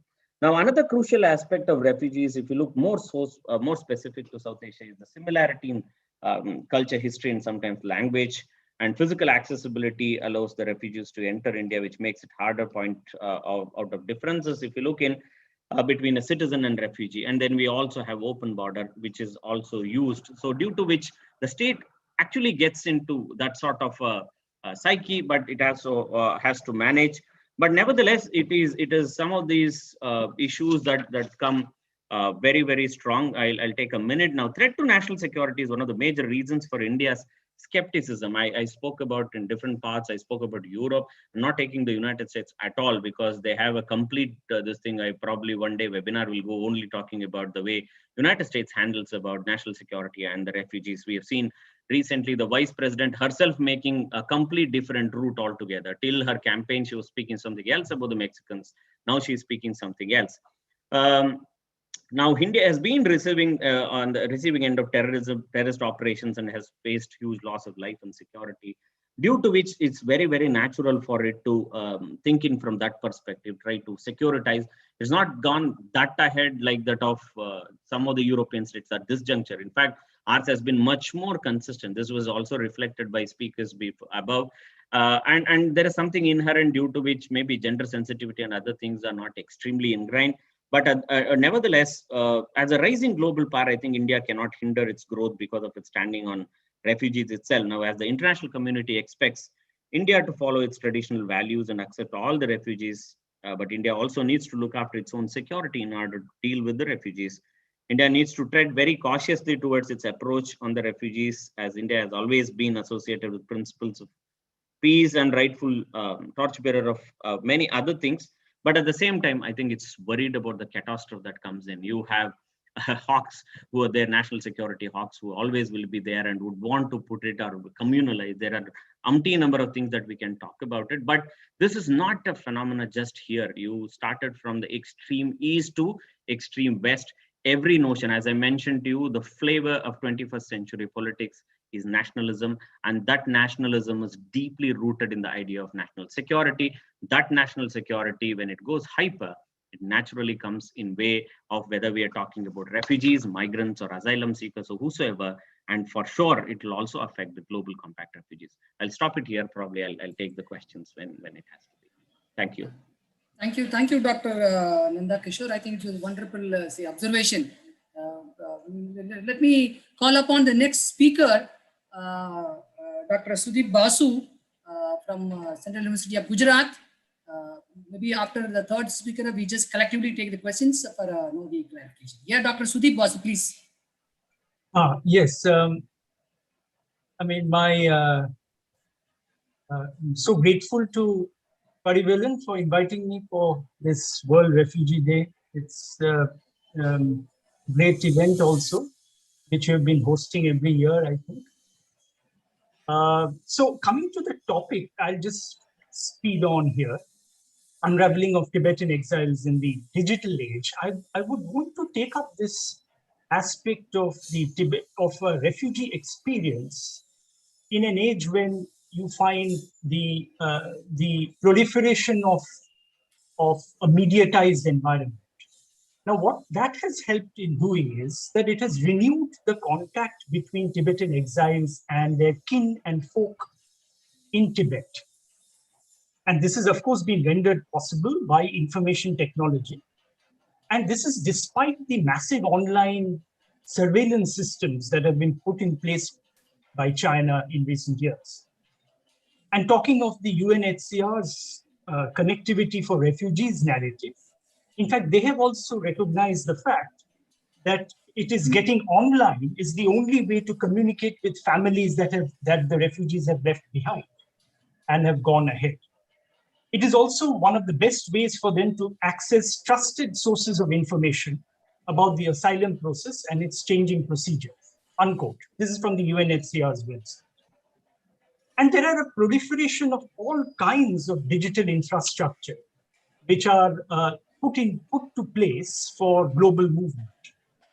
Refugees are increasingly getting dependent on these techniques or technique for their safe passage and eventual settlement. In fact, now we also find private sector players like Mark Zuckerberg, who has entered the scene and has, in fact, promoted the use of the internet as an enabler for human rights and a force for peace. He announced that his company would help the United Nations bring internet connections to refugee groups. But it is not all altruism, as Mark Zuckerberg says. He says that the internet, in a very cryptic remark, we all benefit when we are more connected. So we are not there for altruism alone. Coming into the digital age, Tibetan exilic realities and subjecthood is now increasingly torn between nostalgia, restraints, aspirations, and life chances.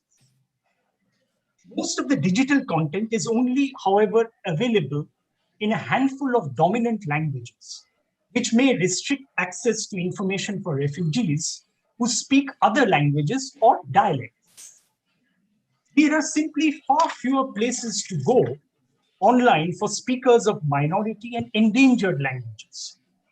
So struggles for Tibetans to make a place in the world as refugees becoming diasporas is not simply about territorial gains and losses anymore. It is about now expressions of one's own being in exile as a means of making one's sense of one's past, and on which hinges the refugees' self-reliance as a goal of the Global Compact for Refugees. Virtual Tibet, or Tibet Online, is a site where not only are these personal, aesthetic, and political expressions aired, but what also gets created at these sites are an agonistic field of representations and anti-representations of Tibetan refugees, and cooperation among humanitarian development and peace actors for bettering conditions among groups in refugees' countries of origin. The proliferation of the vibrant media interactive spaces among lay Tibetans in Tibet and in the diaspora affords us an opportunity to make sense of an embodied Tibet, the visualizations of a future Tibet, and also the changing nature of the Tibetan diaspora. At the same time, we have to be alert to the downside of internet connectivity interventions, and therefore to identify distinct and disconnected imaginaries among actors and their effects on how connectivity is implemented and the potential risks to further marginalize refugees on lines of gender, age, ability, status, and health. But since 1959, we have to recognize that the Tibetans have been a witness to the emergence of an exile media. And this has been an index of the growth of a nascent democracy in exile. Coupled with this is the increasing use of all kinds of vibrant social media, among which we have to recognize the use of WeChat, which is the most ubiquitous app used in China. Initially welcomed by Tibetans in Tibet, it turned out to be a security threat for lay Tibetans. Deployment of a massive digital security apparatus by China since 2008 has had the effect of making Tibetans more aware and informed about the attendant perils of using online technologies. When newtibet.com as a virtual Tibet forum in the Chinese internet space first appeared in 2003, it created a discursive terrain for Tibetans to self-reflexively think about their status in public spaces, civic interactions on social issues, one which the omnipotent Chinese state did not have full control over. This online forum made Tibetans sensitive to the normative dimensions of citizenship in China, of the need to understand what it means to have citizenship in China as a form of subjection, and to use citizenship as a tactic to articulate their struggles, their angst and tribulations under Chinese rule. These digital technologies has had a profound influence on the exilic thinking on politics, developmental induced environmental fallout in Tibet, and the trajectory taken by their incipient exilic structures. But what we now realize is that from a more Dalai Lama-centric representations of images coming out of diasporic media spaces, the discourse has turned towards structural issues around environmental problems besetting the Tibetan plateau on account of massive intrusive developmental works carried out by China in their modernization plans. The traffic on the internet by Tibetans worldwide has actually continued unabated, despite these sophisticated surveillance apparatus.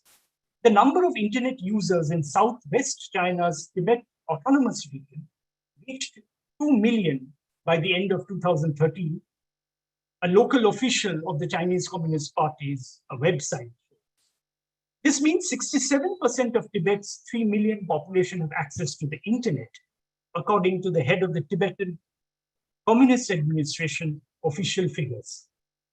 Adon Paldotras, a popular poet from Amdo in Tibet, posted online a poem originally written in Chinese entitled I'm Tibetan under a blog, namely Invisible Tibet, which alludes to the presence of Tibetan emblems, icons, and the fast spinning prayer wheel of the Potala Palace, and which acts acts to restore the faith and the remembrance and counters the cynicization.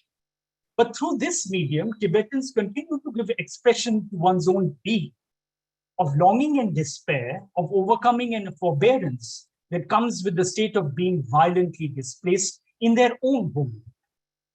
What is produced out of these online interactions is the diversity of voices and alternative virtual spaces, which are not only coming outside of the mainstream Dharamshala discourse on nationalism, but of works which subvert the Chinese state. Disagreements over goals and tactics, controversies plaguing the diaspora, controversies concerning the leadership of the Tibetan movement, the Shugden controversy, and the one that Jomyang Norbu, the noted Tibetan writer in the diaspora, points to in his blog, Shadow Tibet, which gets freely aired in the social media.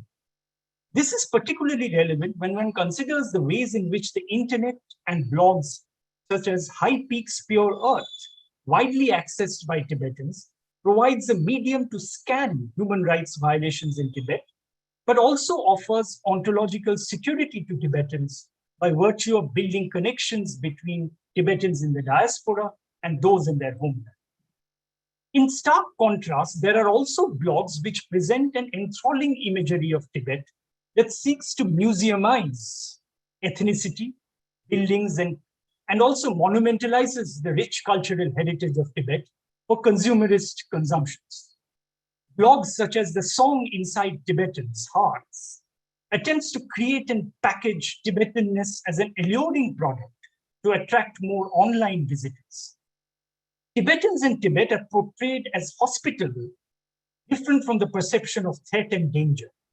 While the display of the exoticized Tibet may be a strategy adopted by Tibetans to comply with the official Chinese discourse around promoting tourism, it does, however, enable Tibetans to attract followers of their culture online. It also bolsters online agency, as well as makes Chinese laypersons more sensitive to the Tibetan phenomenon. Whether or not the display of Tibetan culture in cyberspace allows for greater respect for things Tibetan, Chinese state policies on ethnic minorities since Beijing Olympics in 2008 have provoked Tibetan resistance in the form of protests and self-immolations. Acts of self-immolation are now caught on camera and posted on websites for dramatic visibility and effects, a call for attention to atrocities committed against Tibetans in their own land. Show of solidarity for the Tibetan cause, even in these repressive times, has come from ordinary Chinese internet users, though the number is still insignificant. As Alan Bock notes, many donate to Tibetan schools and monasteries. Anti-Tibetan prejudice built up by communist propaganda are being broken down by efforts like the online dialogue between the Dalai Lama and Chinese citizens facilitated by the dissident writer Wang Liziong, best known for his work Yellow Peril, published in 1991.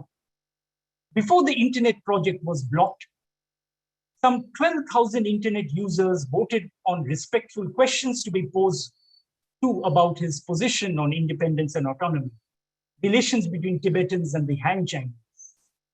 Other dissident Chinese writers and activists like Wang Liziong and the Nobel Peace Prize laureate Liu Xiaobao have had to face reprisals, although from the Chinese state, for sympathizing with the Tibetan cause.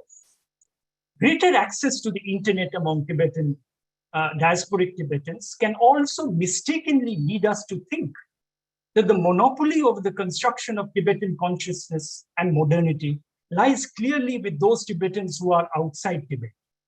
But we must not forget that the questions of Tibetans who are born and live in Chinese-occupied Tibet and who act as nodes in the network of Tibetan internet access worldwide.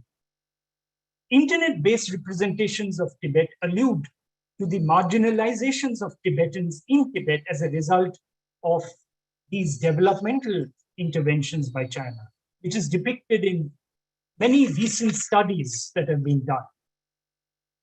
It also portrays Tibetans' isolation and despair in their own lands, accompanied by the repressive Chinese state apparatus in the region. Yet Tibetans, with their Uyghur counterparts, have campaigned boldly and successfully to persuade Google to withdraw Dragonfly, which was made to screen out what the Chinese state classified as sensitive information, or phrases such as Free Tibet, Tiananmen protest of Dalai Lama. The online surveillance by China is not confined to its own territory. Websites such as Fayul.com, Tibet.net, and DalaiLama.com, to name but a few, have been the locus or have been the focus of concerted cyber attacks. Yet there is an upside to this Sino-Tibetan online context. It is allowing Tibetans disparately situated to access the charismatic reincarnated lamas, sacred rituals and texts, and members of the diaspora are tracing their origins to a specific region in Tibet and also in the diaspora. The bonds created online are not just pan-Tibetan, but also intra-community ones. In an increasingly mediatized context, the dynamics of exile leads, therefore, to a proliferation of forms of belonging and unbelonging.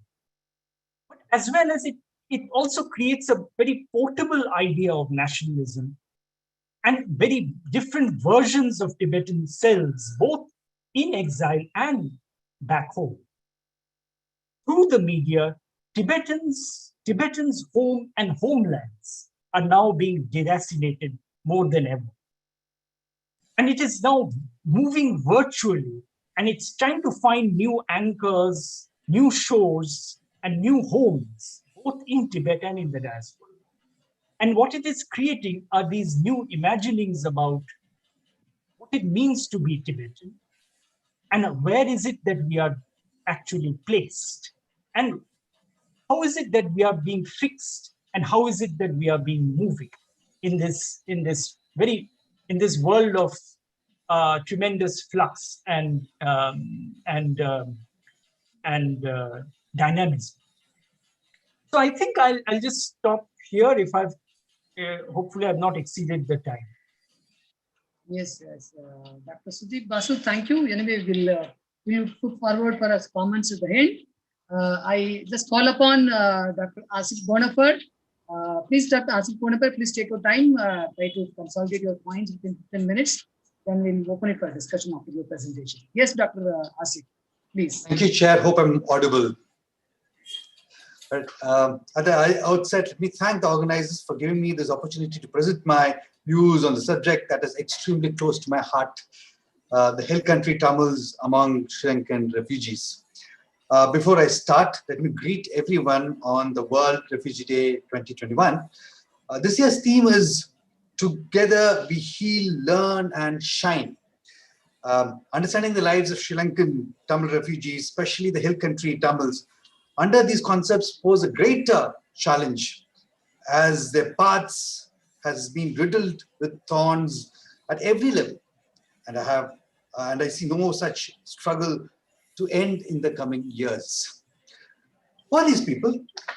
Why should we talk about them? You know, the modern history of the world is not only an account of Europe's colonization of the major regions of the world, but also a vivid memory of struggle faced by the people while being taken by colonial masters as slaves and indentured laborers into work in plantations and railroad bridge construction projects throughout their colonies. The journey was not a walk on the bed of roses, but a struggle that they had to endure due to their helplessness. Have their lives improved at their place of immigration? With little expectation, with a little exception, many continue to suffer and have passed the struggle over their succeeding generations. The plantation Tamil are one such population that they have been receiving aid for centuries. W.G.B. Wells' book, Coolie Tamils, gives a social account of these people. According to the book, this population belongs to the lower caste of Hindu society, doing menial work with worshipping village gods. For centuries, this population has been totally alienated by the Tamil population in Sri Lanka.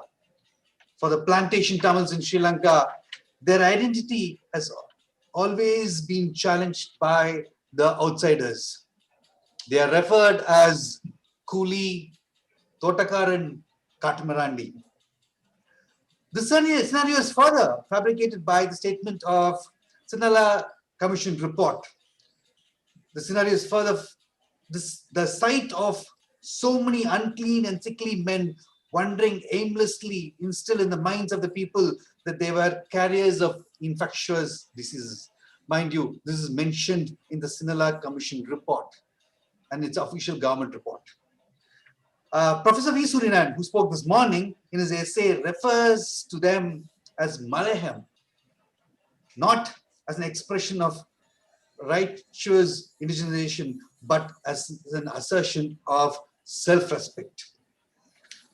The Sri Lankan plantation sector, starting with coffee in the 17th century, followed by tea, required a large labor force, which came from southern India.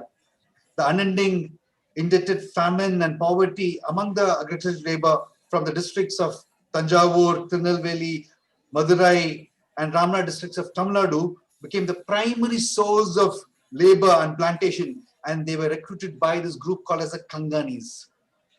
The Kangani were headmen who not only acted as a link between the plantation labor and the government for recruitment, but also for their maintenance in the plantation. Establishing plantations was not only laborious, but also expensive. Kangani not only kept supplying cheap labor, but also tried to retain them. Most of the Kangani also acted as supervisors in the plantation, controlling the cost of wages and the movement of the laborers. Contribution of the plantation Tamils for development of Sri Lanka economy cannot be underestimated or understated. Yet, they are one of the worst marginalized community of the island. The community is completely dependent on the labor and the employer and the management from their birth to death. They're like creepers clinging to the tree. Although this community also speak the Tamil like the Sri Lankan Tamils and follow similar practices, they're treated as aliens due to their low social status.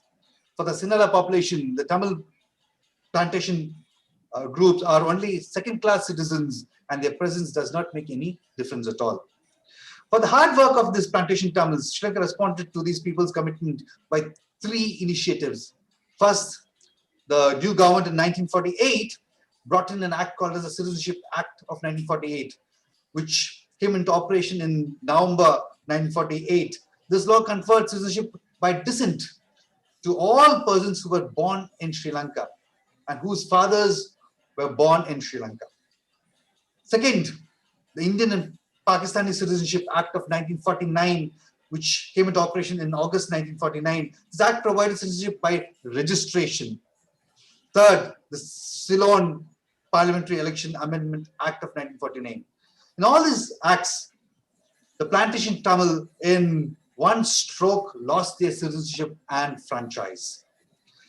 It's the exclusion of plantation to the upcountry Tamils was justified by then governing UNP Prime Minister, United National Party Prime Minister J. Sananaige, by means of a popular view that Tamil plantation workers were birds of passage without permanent interest. Those who stayed in the island was limited to the duration of their employment.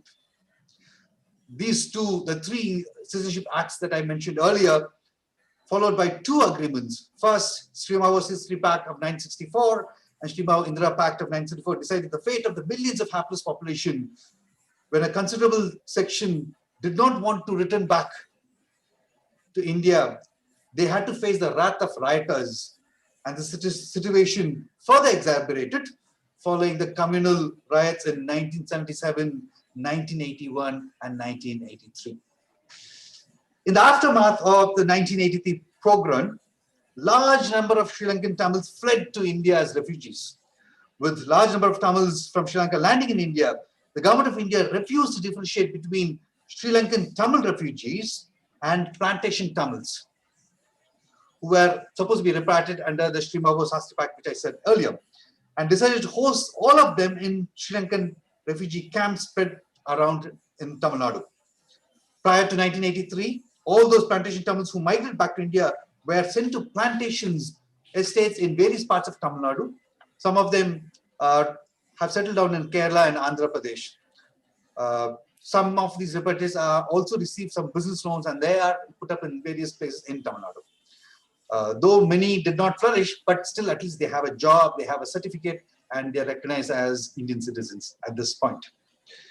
What about those people who came after 1983? In fact, Tamil Nadu is home to three kinds of Tamils with linkages to Sri Lanka. The first is plantation who were repatriated back to India until 1982 under the Sri Mavo Pact, whom I just mentioned. Second is plantation Tamils who applied for Indian citizenship but under Sri Mavo Pact, yet because they arrived after 1983, they live in the refugee camp in Tamil Nadu as Indian origin plantation Tamil refugees. And third, the Sri Lankan Tamil refugees. The plantation Tamils living in refugee camps are a typical example of being stateless for generations. Since 1949, this population was deprived of citizenship because of the Sri Lankan government's political interest. And finally, after 1983, when they intended to come to India with the hope of getting citizenship, this population ironically lands in refugee camp because of Government of India's policies, and their statelessness continues even to this day. The refugee camp in various districts of Tamil Nadu are home to over 65,000 refugees, out of which plantation Tamils number around 30,000. When I started my work around 2015 on the plantation Tamils exclusively, the numbers were 32,500, but as of now, the numbers are somewhere around 29,500 to 30,000. Which only means most of them have moved out of the camp, but still they don't get any privileges because they're considered as Sri Lankan Tamil refugees. All of them came to India after 1983 and never went back to Sri Lanka. It should be noted that the Sri Lankan refugee population have been migratory, going back and forth to island whenever conflict ended. And there was an impasse between the LTTE and the Sri Lankan government. But for the plantation Tamils, going back to Sri Lanka does not make any sense as there is no moorings there. The children have married with local population here and they're well integrated into the Indian society. The younger generation have no idea about the plantation region in Sri Lanka. Their education has been in India and so is their work. Unfortunately, as they are not recognized as Indian citizens, they have not been able to get bank loans for higher education, to get into professional courses. None of them are able to get permanent jobs. During the course of my field study, along with one Professor Surinaran in the refugee camps, a common sense response from all the Tamil plantation was that, come what may, we will not return to Sri Lanka. Since the time plantation Tamil refugees landed in India, they have been up for repeated disappointments. On their arrival, they were sent to refugee camps and they have been categorized along with Sri Lankan refugees. For the government of India, the Tamil refugees are illegal immigrants, and therefore they're not eligible for citizenship under the Section 6 of Indian Citizenship Act of 1955. Out of 65 plantation Tamil refugees living in a place called as a Kottapattu camp in Trichy submitted applications for citizenship to Government of India and the Rehabilitation Department of Government of Tamil Nadu, with documents that were provided in the Sri Lanka as plantation Tamils, yet they have not been able to conceive the authorities. It is also the government's contention that even if the petitioners fulfill the eligibility criteria, they cannot demand citizenship as a matter of right. Yet another hurdle for the plantation Tamil refugees is the integrating into the Tamil society is the circular dated November 7, 2007, which stated that there's a clear instruction from the Government of India not to entertain any application of Sri Lankan refugees for the grant of Indian citizenship. Unless this circular is revoked, integration is definitely a distant dream. Government of India continues to subscribe to the views that Sri Lankan refugees are temporary residents and will return to Sri Lanka after normalcy returns. Time and again, they refuse to acknowledge that the presence of plantation Tamils in camp would stay back permanently. The only silver lining the entire struggle of obtaining citizenship is the intervention by the High Court. On June 17, 2019, Justice Swaminathan of the Madurai bench of the Madras High Court delivered a landmark judgment wherein he instructed the Government of India to consider the application for conferment of Indian citizenship on the plantation Tamil refugees. Will the Government of India and the Government of Tamil Nadu listen to the court? Only time will tell. There are a few concluding remarks that I'd like to tell and end. I teach this paper called as Introduction to Human Rights. Every year during my lecture on mixed migration, at least one student would ask a question as to why we should take care of refugees and stateless when India, being a developed country, already has a large poor population. To this, I always look up to Mahatma Gandhi's anecdote that he made during his visit to Sri Lanka in 1927 to popularize khadi and prohibition. He said that I would like to leave one or two thoughts with you before I leave Colombo.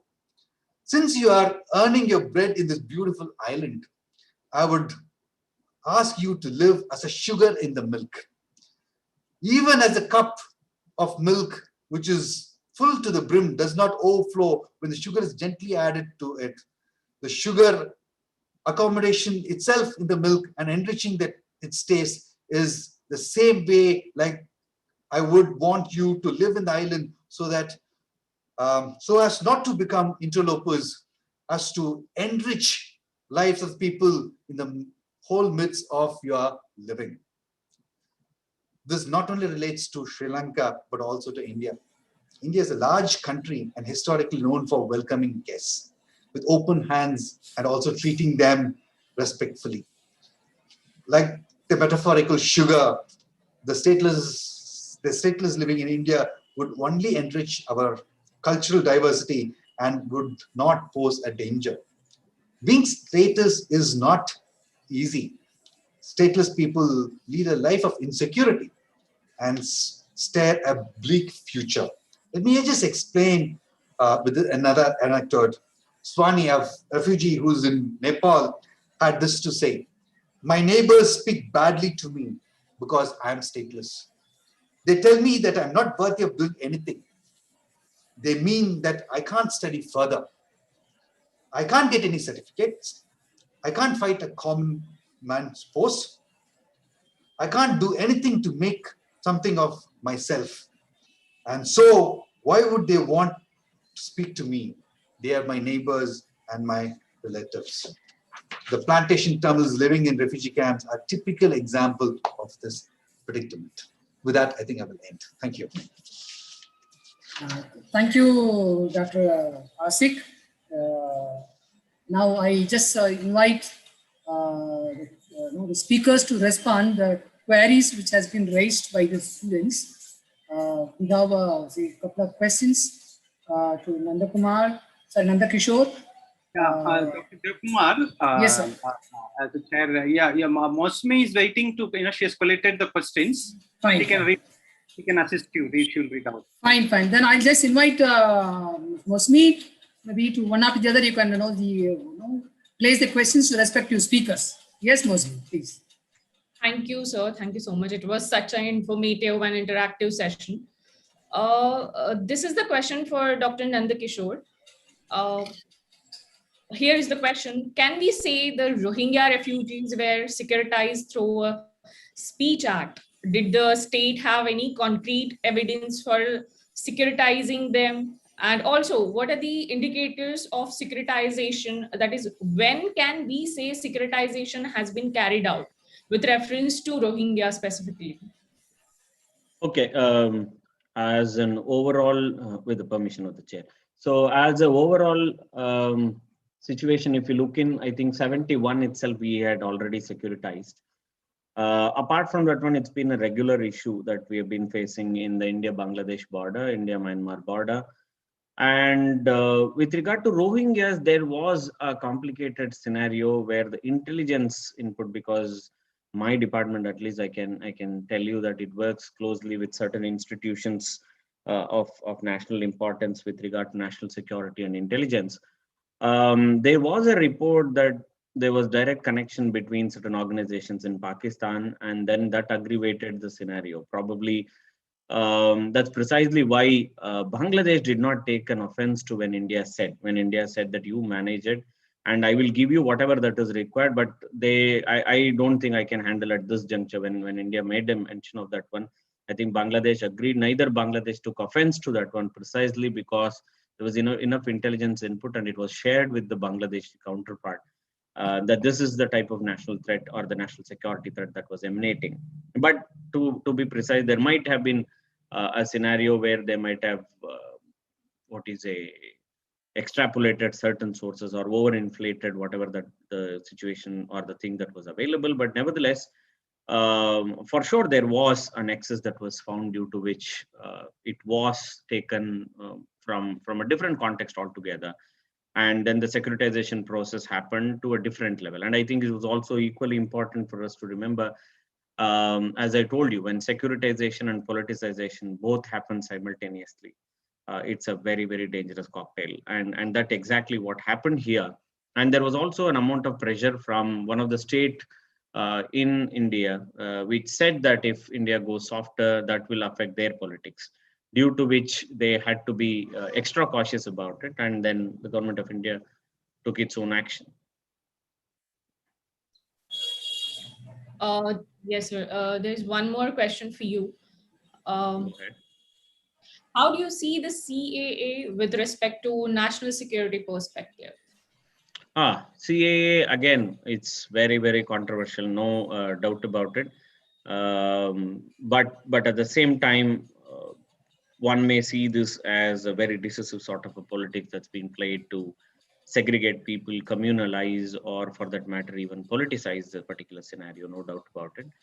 But at the same time, as I told you, that political parties are very smart and their only aim is to gain or capture political power. For that, they find different channels. They use certain momentum that's already there in certain occasions in a particular manner that fits them and helps them for their electoral perspectives. So from that perspective, I think CAA. But if you look at a little deeper, if you look at the intentions, probably the way they carried out was problematic, as we keep talking about that in democracies.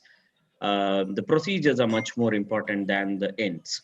So the procedural issues were absolutely there. And then there was an unfounded fear that also came with why two of these components that came in. I think the government failed to differentiate between two issues, that's the NRC and the CAA. They tried coming at the same time just because they have a brute majority in the parliament. And I think that's where it went wrong. For sure, I think there was an amount of pressure on that too, to use, as I mentioned, that from the larger perspective, still India would want to the multilateral institutions and other places, it still want to project itself as someone who's not party to a lot of things, but yet has impeccable record. But at the same time, you also have the domestic audience to whom you are responsible to, and then there where your political future lies. So I think that's how it got a bit more confusing and probably went out of control. Thank you, sir. Thank you so much for your answer. The next question is for Dr. Bonofer. This is for you, sir. In your perspective, do you think that there has been a biased approach towards the refugees from Sri Lanka, like for both Tamils from Sri Lanka and plantation workers by the government of India? Like, what are your thoughts about the Q branch taking over the refugee camps in Tamil Nadu and Orissa? Is that justifiable from a human rights perspective? Number one, coming to the bias aspect, Rajiv Gandhi's death or killing put in a stronger nail on the fate of the refugees who are living in the camps in Tamil Nadu. Right. From then on, every Sri Lankan Tamil in the camps, they looked at as a sympathizer of LTTE, somebody who's going to support LTTE, who's going to be a threat to India. This point of view is there even until this point. Right. So they're kind of, the bias is such that government of India wants to send them back what may ever come. Another big problem that these people face is that there are two different sections. You have the plantation Tamils one side, you have the Sri Lankan Tamil refugees one side. Sri Lankan Tamil refugees, they may go back to Sri Lanka, or they would also like to go abroad. They have their relatives living abroad. So unfortunately, what we have done is we have ensured that they can't progress in life. They are held in the camps. But for the plantation Tamils, the life in India is completely a cocoon. They aren't going to be in India. They're not going to go back at all. So as regards the bias, they're kind of completely alienated. Delhi looks at all of them as LTT, some sympathizers. They don't want to, they don't want to look at them as a hapless population. A continuation of this is what the Q branch is doing. Q branch seems to be controlling almost all the camps in Tamil Nadu. These people cannot go, or they cannot come to Chennai and work here. They have to get back once in a week for roll call. In case they're not there during the roll call, then the Q branch harasses them. Despite taking these matters at the level of commissioner, there is no respite for them. Because of the way Q branch treats them, because they are not able to leave their camps and come out for longer, they can't get any permanent job. They could be most of these engineers who are in the camps, who have finished their engineering, the big job that they're doing is as painters, laying tracks, railway tracks. Beyond that, they can't afford to leave the camps at all because Q branch is keeping a tap on them. Right? I think that's my take on the question. Yes, sir. One more question for you, sir. Chakma's case for the Bangladeshis settled in India. Why was it not applicable to plantation workers? So this is the question. How do I put it? The Chakma issue is also more related to the migration from Bangladesh. And mind you, we have an exclusive, initially at least we had different relations with Bangladesh, then we started having a stronger, or slightly not so good, happy relations with them. But when it comes to Sri Lanka, the government of India does not fails to understand rather that there are two different groups and we need to look at them differently. Right? Chakmas, for some time, we are also looking at people, migrants from Myanmar joined the Chakna group trying to move into inside, and then we started looking them as in terms of security view. But with regard to Sri Lanka, there's also one fear that the government of India has, that in case they start giving citizenship to these people, then more Sri Lankans would start coming to India, and which they don't want. If you use religion as a factor of giving, under the CAA, of giving citizenship to the Afghans and Pakistanis and Bangladesh who have been persecuted, the same cannot be put for the Sri Lankans, because Sri Lankans are again Hindus who are affected, especially the plantation Tamils are Hindus who are affected, and you should bring in the same balance to these people, but they would not do it. One reason is the killing of former Prime Minister Rajiv Gandhi, and what may come, they would like to stop these people getting citizenship in India. Thank you, sir. The next question is for Sudeep, sir. What is the future for Tibet refugees given the continued dominance of China in Tibet region? Okay, the future of the Tibetans in Tibet. We understand that it's a David versus Goliath fight. There's no doubt about it. Given the supremacy that China has now asserted. In some ways, why I wanted to take up the case of a new category called the digital refugees is that is the internet space the only way out for the Tibetans to not to fight back? I mean, there's no question of fighting back here. It's a question of survival. And is survival possible for the Tibetans in Tibet using the internet platform? That option also seems bleak because of the huge amount of surveillance infrastructure upon infrastructure being placed inside Tibet. Yet, there is a way I think the Tibetans have learned from their experience in the diaspora is that you can perhaps resist by getting inside the system. And somewhere I think because the Tibetans have adapted in a different way to modernity and their post-colonial predicament, they know now very well that if Tibetans, and I'm talking about the Tibetans in Tibet, they now perhaps be knowing, and of course I have this little bit of this thing that since I'm not in Tibet, I'm just going by information given to me from the web, is that the only way in which they can fight is to devise strategies through the online mode, strategies which would either amplify who they are or would somewhere screen out certain facets about their existence, which they may sense that if the Chinese have some kind of a data gathering capacity, which they have, which could be used to their detriment. So it's a lot to do with the information war that is now undergoing. So positionality is very, very important within the web space.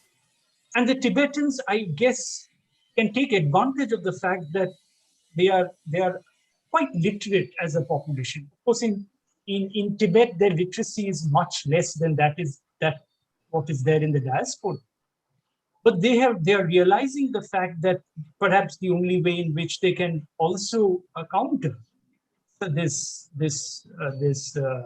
representational warfare is by adapting or learning the Chinese language in a way that they would secure themselves, yet privately go about conversing in Tibetan. And they can draw a lot from their religion, which in fact puts them into that, takes them away from the public glare, puts them in their private spaces, where they continue with their Tibetan conversation. Of course, with the new generation, that is a scarce resource, given the fact that there are many allurements of modern living that China is offering to young Tibetans. So it's a question of also resisting. It's a question of also adapting. Thank you so much, sir, for your answers. Thank you, Dr. Basu, sir, Bonhoeffer, sir, and Dr. Nandakishore, sir. I would like to hand over session to Dr. Pariveelan, sir, now. No, I think we will be back to Dr. Devkumar to conclude the sessions, please. Thank you, Mosmi. Just to bring out some perspectives, I think the session primarily dealt on the different issues, status of refugees in India, especially right from, say, security issues, which Nandakishore highlighted on the potential aspects on national security dilemma. It's really a great concern for the society like India. And going ahead, Sudeep Basu touched upon the current aspects, especially the digital situation, how the Tibetan refugees undergone various the problems with the Chinese intervention.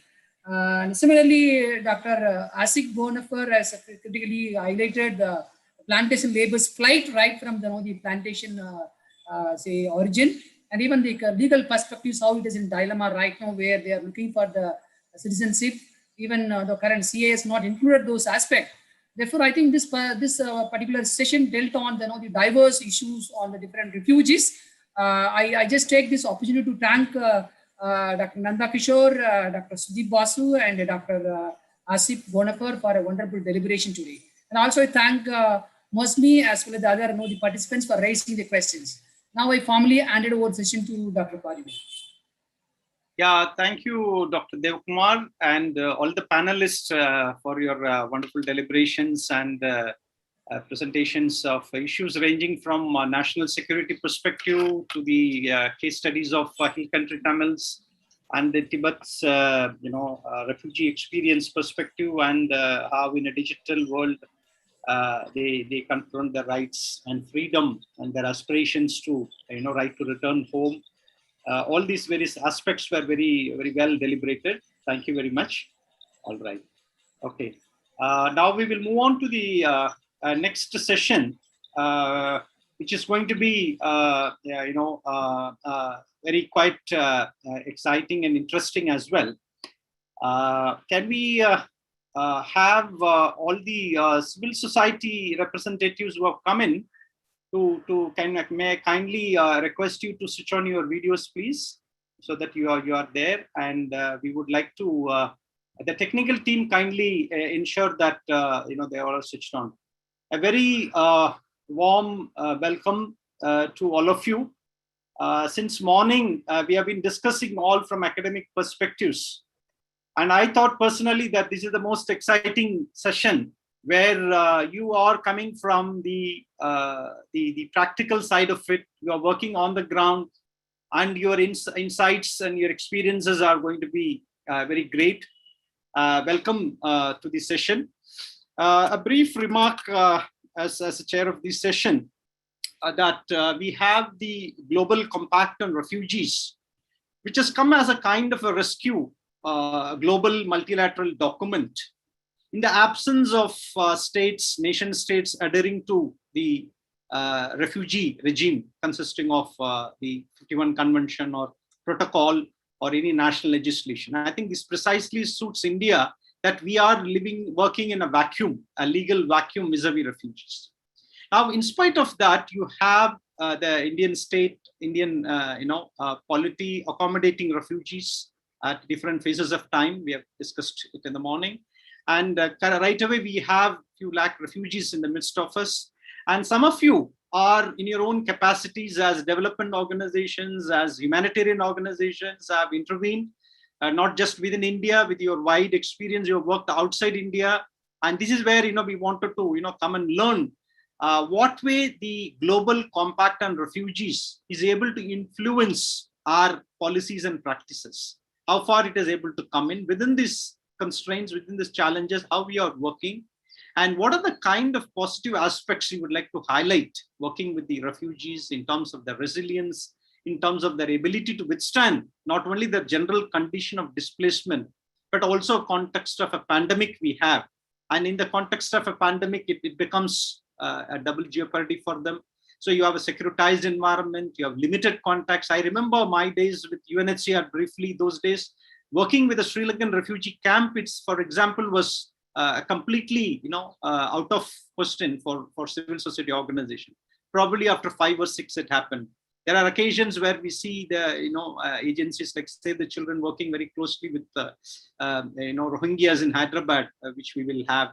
Similarly, we have in Delhi and other pockets where there are organizations trying to work. I think now slightly there is an opportunity for civil society organizations to come forward and work. So I want you to all reflect, contextualize GCR and your practical approaches, whatsoever you have. So I'll give a brief introduction very quickly. We have Father Louis Albert and Mr. Anthony, both representing the JRS, the Jesuit Refugee Services. They have been, JRS has been working for a very quite long time. Father Louis is also personally a good friend who has been in touch for a long time, particularly my study when I was carrying it out in 2014. He was assisting me, helping me, facilitating some of the people to meet and conduct the research. So I recall those days. Father Louis, thank you very much. Father Louis is currently working as a faculty member with Loyola College, Chennai. And previously has served both as the head of the country as well as South Asian division of JRS. He has been an academic as well as very much a field practitioner, working for many years in the humanitarian field of working in the humanitarian sector with refugees. Welcome you, Father Louis. Secondly, Mr. Anthony Arulraj is also part of the JRS, so they both will be sharing this presentation. So Mr. Anthony Arulraj is himself a human rights defender, social activist, and a peace educator. And he has been with the JRS since 2014.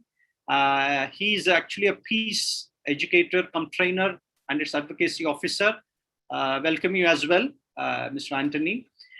We have the third speaker, Mr. Vikas Gora, again a good friend, and we have been interacting on and off both in during the times of post-tsunami recovery, later other humanitarian issues or refugees, and he has been always there. And Mr. Vikas Gora is an international development, humanitarian, and emergency management practitioner, a social worker by profession and a leadership facilitator with nearly 23 years of professional and consulting experiences in various national coalitions, INGOs, national and grassroots organizations, corporates, and institutes working on disaster risk reduction, humanitarian accountability tools, CSR leadership.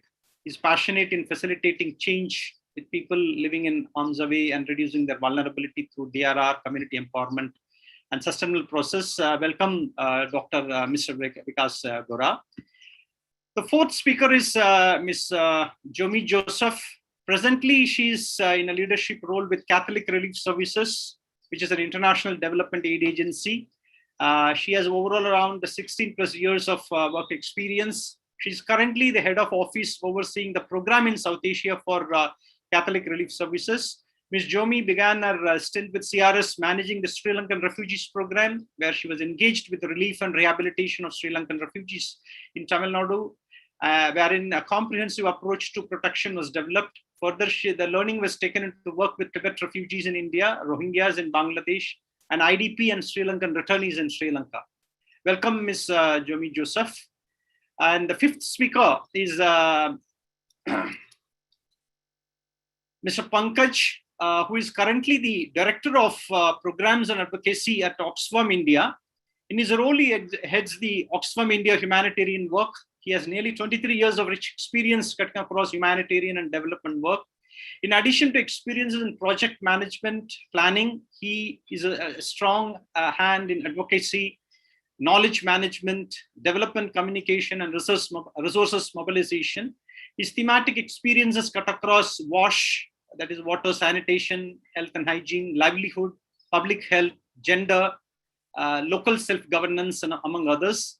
He believes in transformational changes can happen only through people-centered approach, where this participation was highlighted during the gender session, where the communities are not treated as passive recipients, but as equal partners in making the change possible. He also believes that sustainable changes do happen only when collaborative relationships are built and consolidated over time with government, citizens, collective, CSOs, coalition, alliance, business, academia, media, and development partners to play that key role. It is Mr. Pankaj's strong belief that humanitarian and development frameworks and actions must address the central question of inequalities and discrimination based on the multi-sectionalities of caste, gender, ethnicity, and religion. With this brief introduction of all the speakers, may I now invite the JRS team, and you have 15 minutes time. You may make your presentation and divide amongst yourselves how you want to go about. Yes, over to you, Father Louis and Mr. Anthony. Yes. Kindly unmute yourself. Thank you, Dr. Pari, for giving this opportunity, and for the whole day you have been organizing, and different thinkers have come and shared their experiences and their thoughts. And I'm sure that this will pave a way for us to make a meaningful intervention for the dignity of the refugees and the forcefully displaced people. So Anthony will not share anything, though, so I will take care of it. So building the self-reliance of refugees from the global compact. So in South Asia, we have refugees who are living in the cities, and their presence is invisible and insignificant. We also have refugees who are condemned to live, survive in the congested camps for a protracted period without having any credible information on the future of their life. It is in this context of both camp as well as city-based refugees, we need to figure out the self-reliance program of the refugees.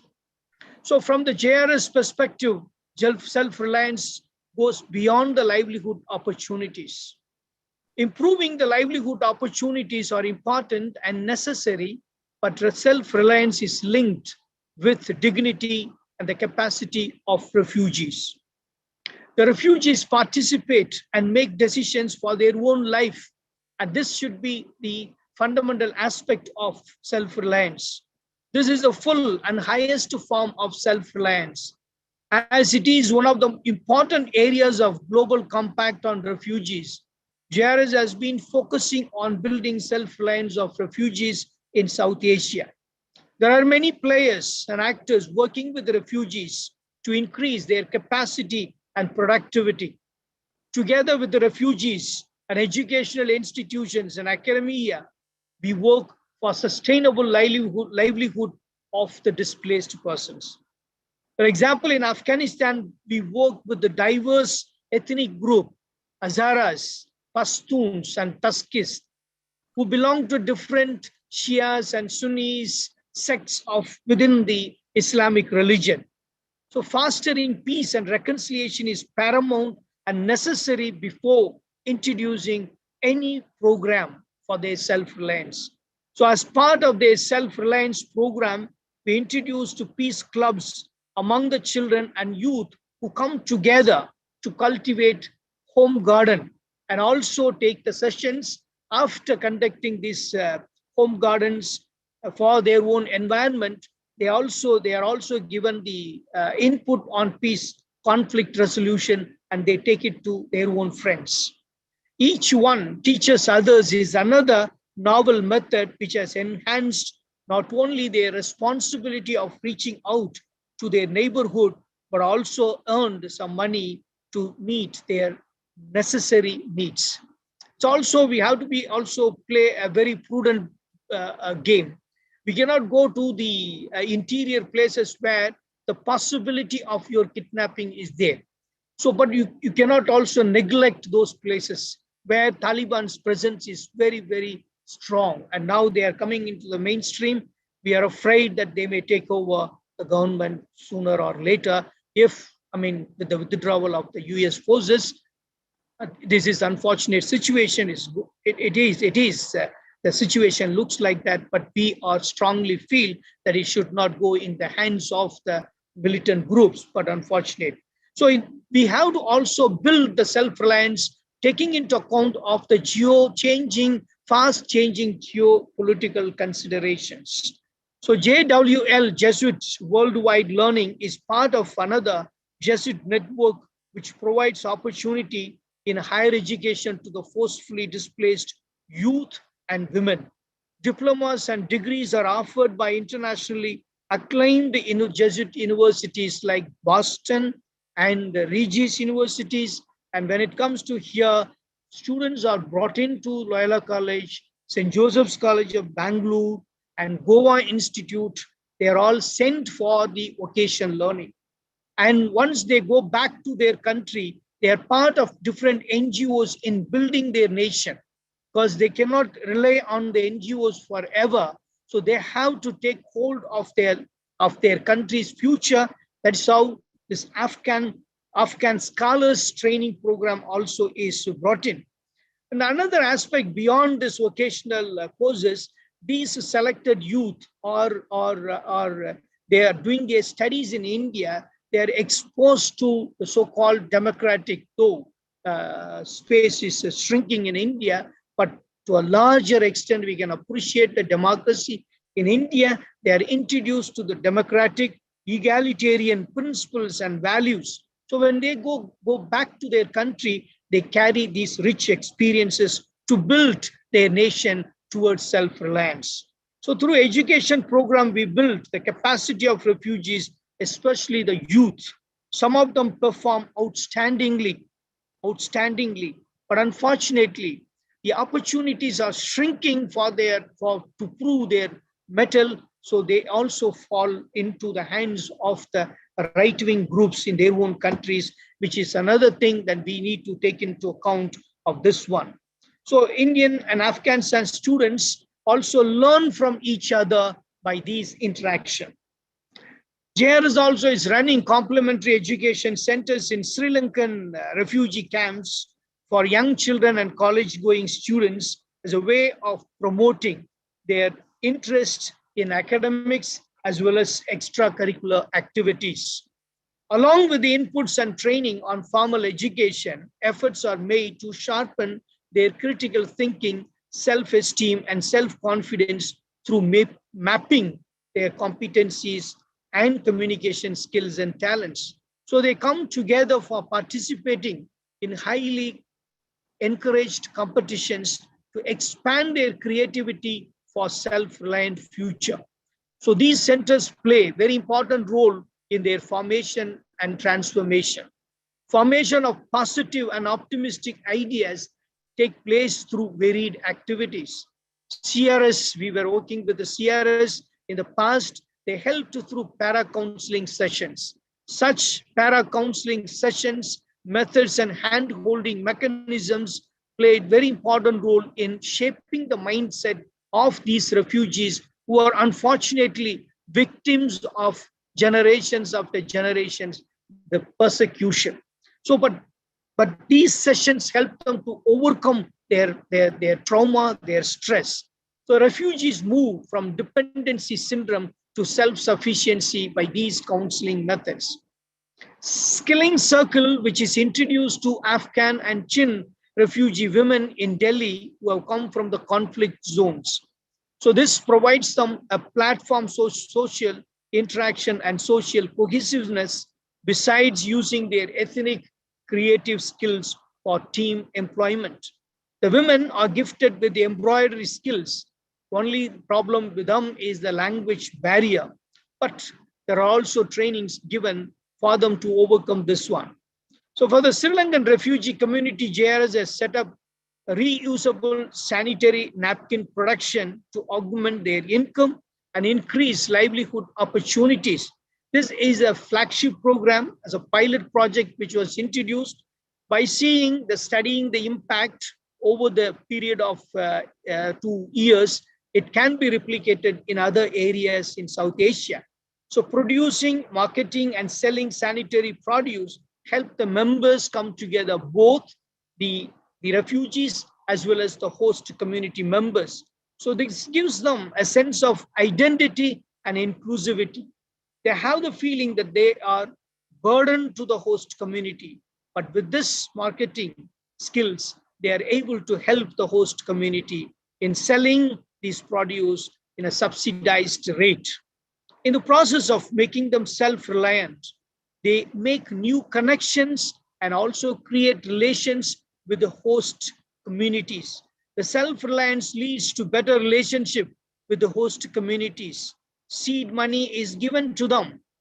So now they have formed their own self-help groups which go around for marketing their products. Self-reliance program increases the participation of the women. These groups are linked with the educational institutions for enhancing their marketing techniques. For instance, Loyola Institute of Business Management and Jim Jesuit Institute of Management offer marketing techniques to refugees. But at the same time, broken families are common in refugee camps. It's because of early marriage and elopement. The children suffer because of family conditions. The young girls who have been made attempts of suicide are taken to the care centers and life skill centers. They learn wide variety of skills and competencies which make them self-sufficient, besides overcoming suicide ideations. These centers can convert and has helped to convert the poverty and family tragedy into capital, social capital as well as human capital. After training, they have become successful. A successful refugee women started their own micro enterprises and they provide jobs to the local women. In Cox's Bazar, we have the Rohingya refugee population closer to 1 million.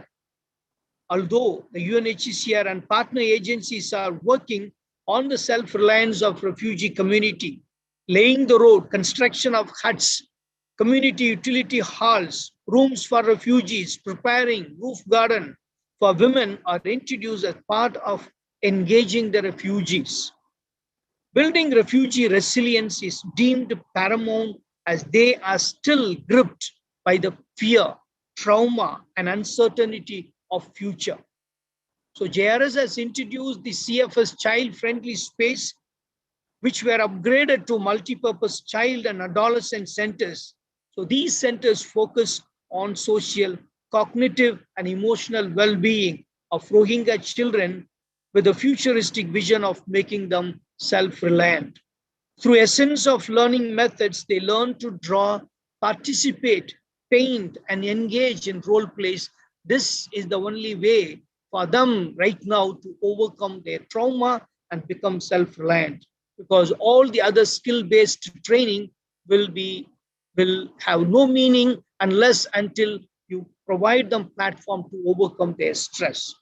Although this generation grows without having any accessibility to formal education, because both Myanmar as well as Bangladesh government do not allow these children to get into formal education, but these vocational training methods as well as overcoming the stress methods increase their employability. Having said all these, some of these work that we have been engaged with the refugees in South Asia, I consider there are roadblocks for self-reliance. Documentation is the issue of increasing the employability and productivity of refugees. Since India has no legal framework, refugees cannot apply for work permit. Some of them are recruited by multinational companies during campus interview. When the companies come to know their refugee identity status, they refuse to take them in. Hence, unfortunately, educated refugees end up in doing menial jobs which affects their spirit and morale. Lack of institutional support or centralized coordination structures to provide microfinance, training, marketing the products also is another roadblock for self-reliance. So self-reliance program is specific to local area and particular to only a particular to a refugee group, but it has to go beyond that. The host community has to take part. This is how the integration can take, which is visualized in the Global Compact on Refugees. So this is another way that we can move into that. So the products are not able to go beyond the refugee community. There is a greater need to coordinate the agencies so that program and plan of making refugees self-sufficient becomes complete. The policies of government can also affect the self-reliance program of civil society and INGOs. Training program for youth, taking them out of the camp for exposure program and right-based approach, which are part of self-reliance, get affected adversely by the policies of the changing government. The Rohingya refugees are the worst affected and they need longer participation, hand-holding of the civil society. But the government looks at them differently, we all know. But this perspective has to be challenged, changed, so that the road to self-sufficiency, self-reliance becomes complete with all our participation. Thank you so much.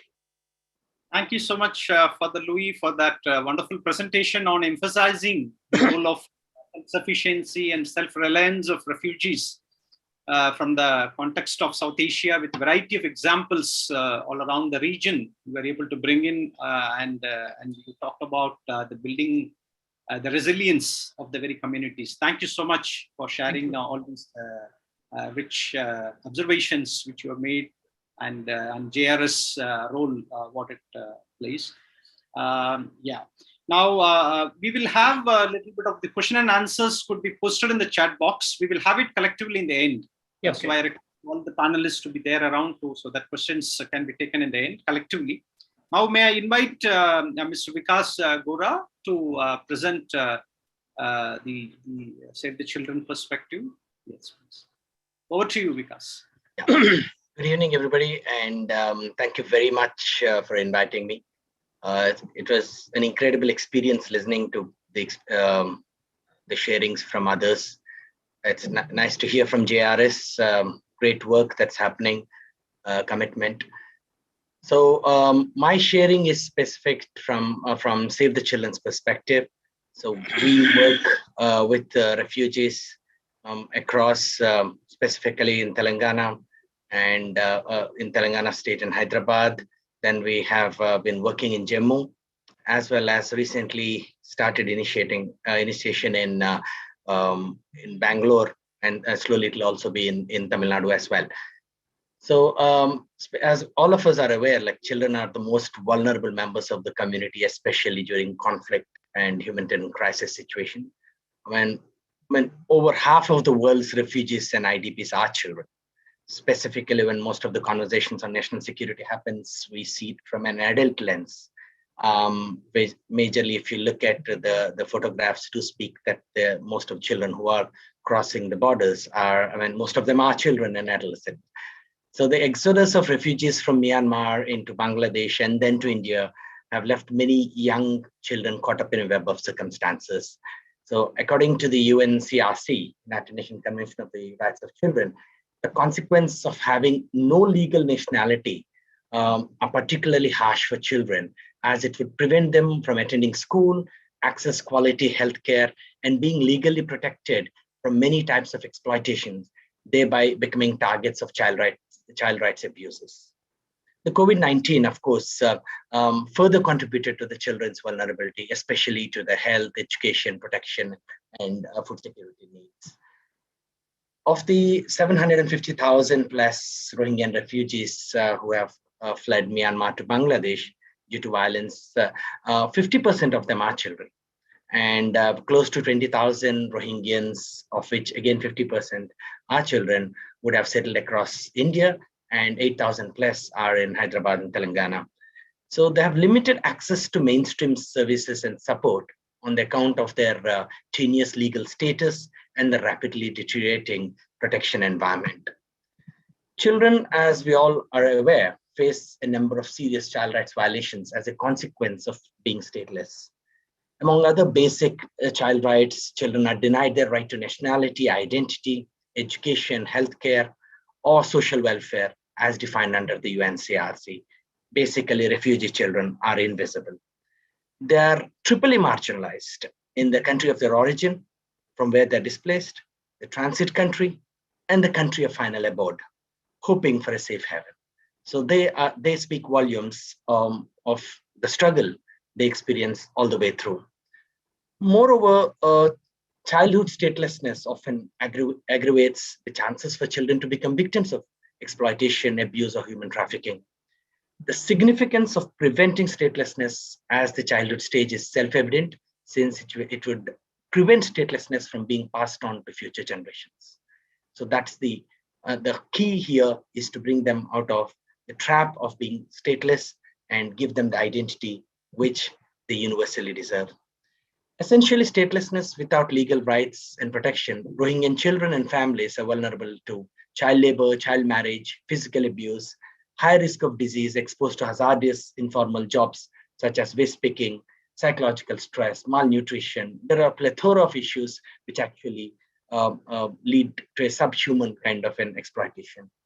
Women and adolescents lack control over their household finances, thereby depending on other sources of income, exposing them to domestic violence, early marriages, and exploitation. So Save the Children celebrates its 101 years this year. As Eglantine Jebb, the founder of Save the Children, aptly said that all wars, whether just or unjust, disastrous or victorious, are waged against children. And children bear the brunt of the adult-triggered conflict, and refugee scenario is no exception. Save the Children for the past 100 years has been working in 120 countries, more so specific to children in conflict-torn regions and in the refugee scenario.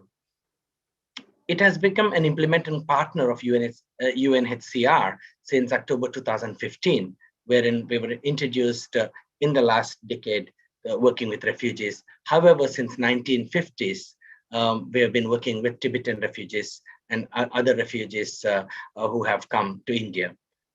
Our work with Rohingyans provide comprehensive assistance to close to 13,802 urban refugees and asylum seekers, including 6,500 of them in Jammu and 7,100 of mixed nationalities, majorly Rohingyans and others in Hyderabad. The numbers are dynamic, as we all know, because more surface as the international situation unravels. Save the Children's work is majorly aimed at ensuring dignity, universal rights of refugee children through child protection initiatives and facilitating resilience. So our work is majorly triggered around continued engagement with government, engaging them as partners in progress, what best can be done when we look at children. So some of the activities which we have been doing or initiatives have been like addressing child marriages, traffic and abuse, specifically through Childline, Child Welfare Committee, JJB, and prevention and response to gender-based violence. We work very closely with the police and women's safety wing. We also have a strong presence in the education domain, specifically working on developing special curriculum for the Rohingyan refugee children. So this is as most of them come from this oral culture, so that we bring in a new method of learning from known to unknown. What are the words? It's more like a Montessori model of teaching.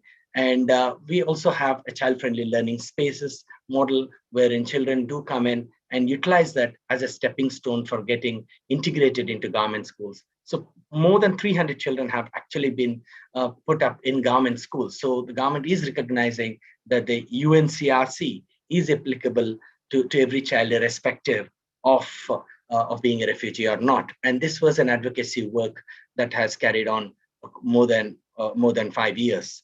So we work very closely with the Department of School Education, Right to Education Forum, SCRT, UNICEF, and other bodies that work in the field of education. we have evolved some community-based initiatives specifically for adolescent girls and women, especially employment generation and marketing linkages. So here we work with self-help groups, of course, as similar lines with JRS, seed money, trying to bring in dignity in livelihoods. Otherwise, they fall in trap of getting into high-risk informal jobs, because Aadhaar card is a bone of contention for them. They cannot take jobs in the formal market, so they tend to be mostly caught up in security-related jobs or the informal sector itself. So our effort has also been in terms of facilitating healthcare. The district medical and health officer, municipal corporation, WHO.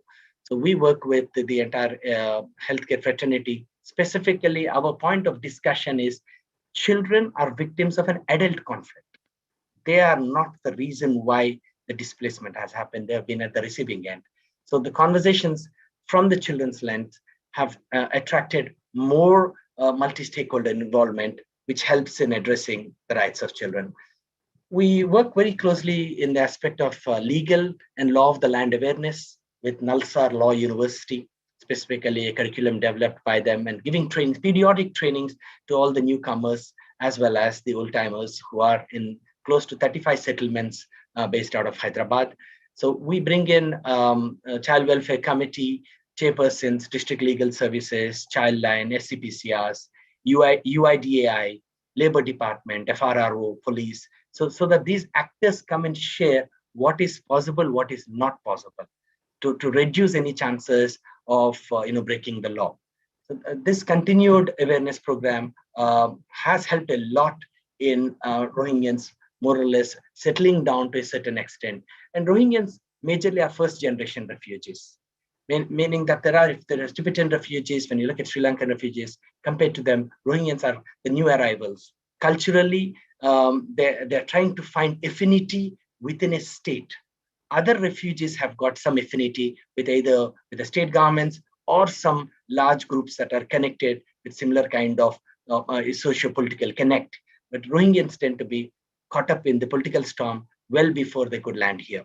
So they became an unwelcome guest for the kind of media hype and the kind of political conversations that internationally have taken place. So our work is again to bring in from a child lens, how do you create an ecosystem wherein the child is safe, like improve livelihood opportunities, like self-help groups, micro enterprises. We work very closely with NIRD, National Institute of Rural Development, MEPMA, Rajiv Vidya Mission. So various bodies that can help in connecting the informal sector, bringing certain streamlining within the informal sector, so that the bangle making is one work wherein majorly they have been involved in. Hyderabad is known for bangles, and of course detergent making, connecting them to local hospitals so that there is a continued demand. Biscuit manufacturing, again that's connected to the local hostels and other facilities. Training youth in automobile and mobile repair as well. So various innovations that can happen at local level that can connect youth who are interested to become young entrepreneurs. So it's also interesting that the food security component through ICDS and ICPS has also been extended, because they see that they see children first, then the crisis comes next. So that's the key here, because children can't wait. For whatever policies we talk about, it has to be quick. We cannot have a generation of conversation, because a generation can't wait for our conversation. So we recently started to work with the registration of refugees and renewal of UNHCR cards, specifically in coordination with FRRO, Ministry of Home for State, CBCID, IB. So you see that there are actors, so many actors whom we rope in, because it's extremely important for any refugee-related integration program. We need to make it a beautiful symphony of efforts and work in a blazing sun of openness. That's the key, so that there is a trust and there is some extension of services which are above and beyond what is possible.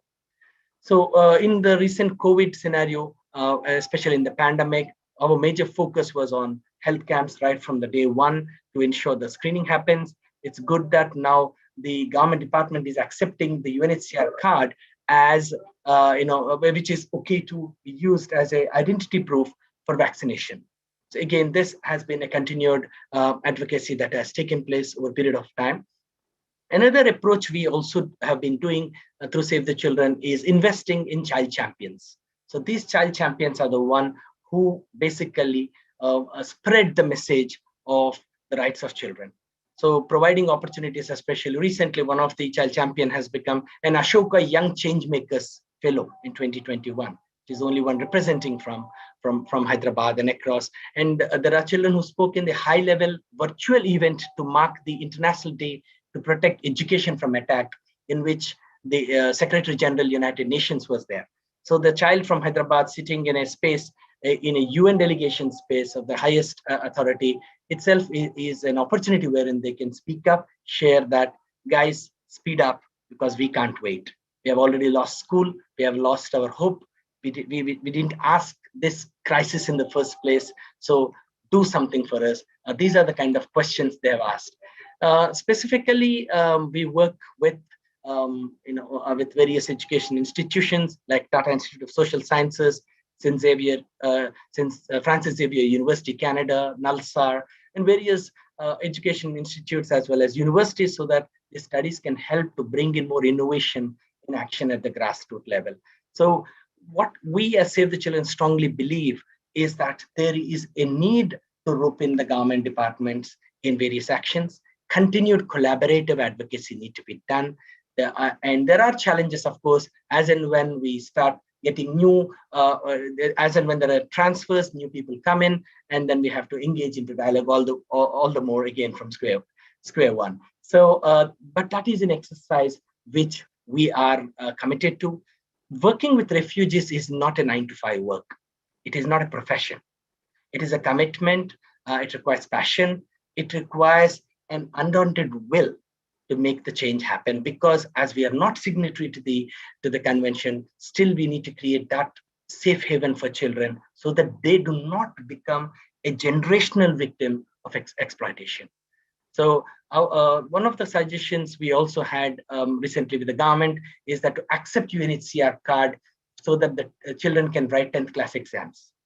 It took us a long time for government to accept this, and now recently the government has given an order saying that UNHCR card to be considered as from a right to education perspective, so that the children can apply for their 10th class as well. So it's important to invest in alternative livelihood options. The key here is most of this, especially Rohingyans, we observe, is that coming from an agrarian background, when they come and settle down in a city, which majorly opens up very few opportunities, be it in the waste picking opportunities, or maybe in manual labor. Beyond that, they see it as outside their cultural space. So it's important to invest in alternative options, home-based kind of work, so that certain linkages with our external environment can be forged, so that their food security is ensured. So policy is required. Absolutely. Whether this policy is in line with the global is a conversation from India has every right to take its own stand. At the same time, we also have to define policies from a child-friendly lens. That is the need of the hour and hope for the future. Because that's the only way we can make sure that the majority of the refugee children majority of refugees who are children are specifically able to realize their rights. So I mean, the responsibility to protect a generation of refugees is completely in the hands of the government and civil society and various actors. As I mentioned earlier, children can't wait, and the policies and programs and initiatives, what we do, needs a collective developmental action and a collaborative advocacy at multiple levels. UNHCR and various civil society who are here are doing an incredible job. I think the best we can do within the kind of limited space we have. It's important that the policy comes forth and policy opens up certain space so that the dignity is given to the refugees who already have lost it all the way through in their journey. So children are waiting. We have to deliver. Thank you very much. Yeah, thank you very much, Mr. Vikas Gora, for giving the child rights perspective and how Save the Children is working on working with children's rights and range of issues. You highlighted right from the UN Child Rights Convention and how that has to be interpreted, and the range of things have to be taken care. And you very well highlighted the need for, we cannot wait for a generation kind of a point. That is true and very valid. It has to be addressed, now and here. And I recall in the morning session, the UNHCR representative was emphasizing the need for a whole of a society approach and leave no one behind principle of the sustainable development principles. I think you have highlighted that with the practical ways in which how Save the Children is, working on the ground and doing credible work. I was even when conversing with you earlier, you highlighted a very important point that how to include children has to be the way we interpret it. You need to bulldoze and say that child rights is paramount. Come what may, then it doesn't matter which nationality, culture, or anything they belong. It doesn't matter that we need to kind of ensure that they have right to education and right to the basic needs and necessities. It is well shared. Thank you very much. Now I would like to, go to slightly break the order and go to Mr. Pankaj Anand, since he had sent in a message that there is a power cut and his system may go off any time. He's made a request. We would like to accommodate that request, and I would like to invite now Mr. Pankaj Anand from Oxfam, please. Yes, and we will have next Ms. Roman. Yes, over to you, Mr. Pankaj. Kindly unmute. Yes. Yeah, thank you, Dr. Parivalan. Can you hear me? Yes, we can hear you. Yes. Okay, thank you so much for accommodating my request.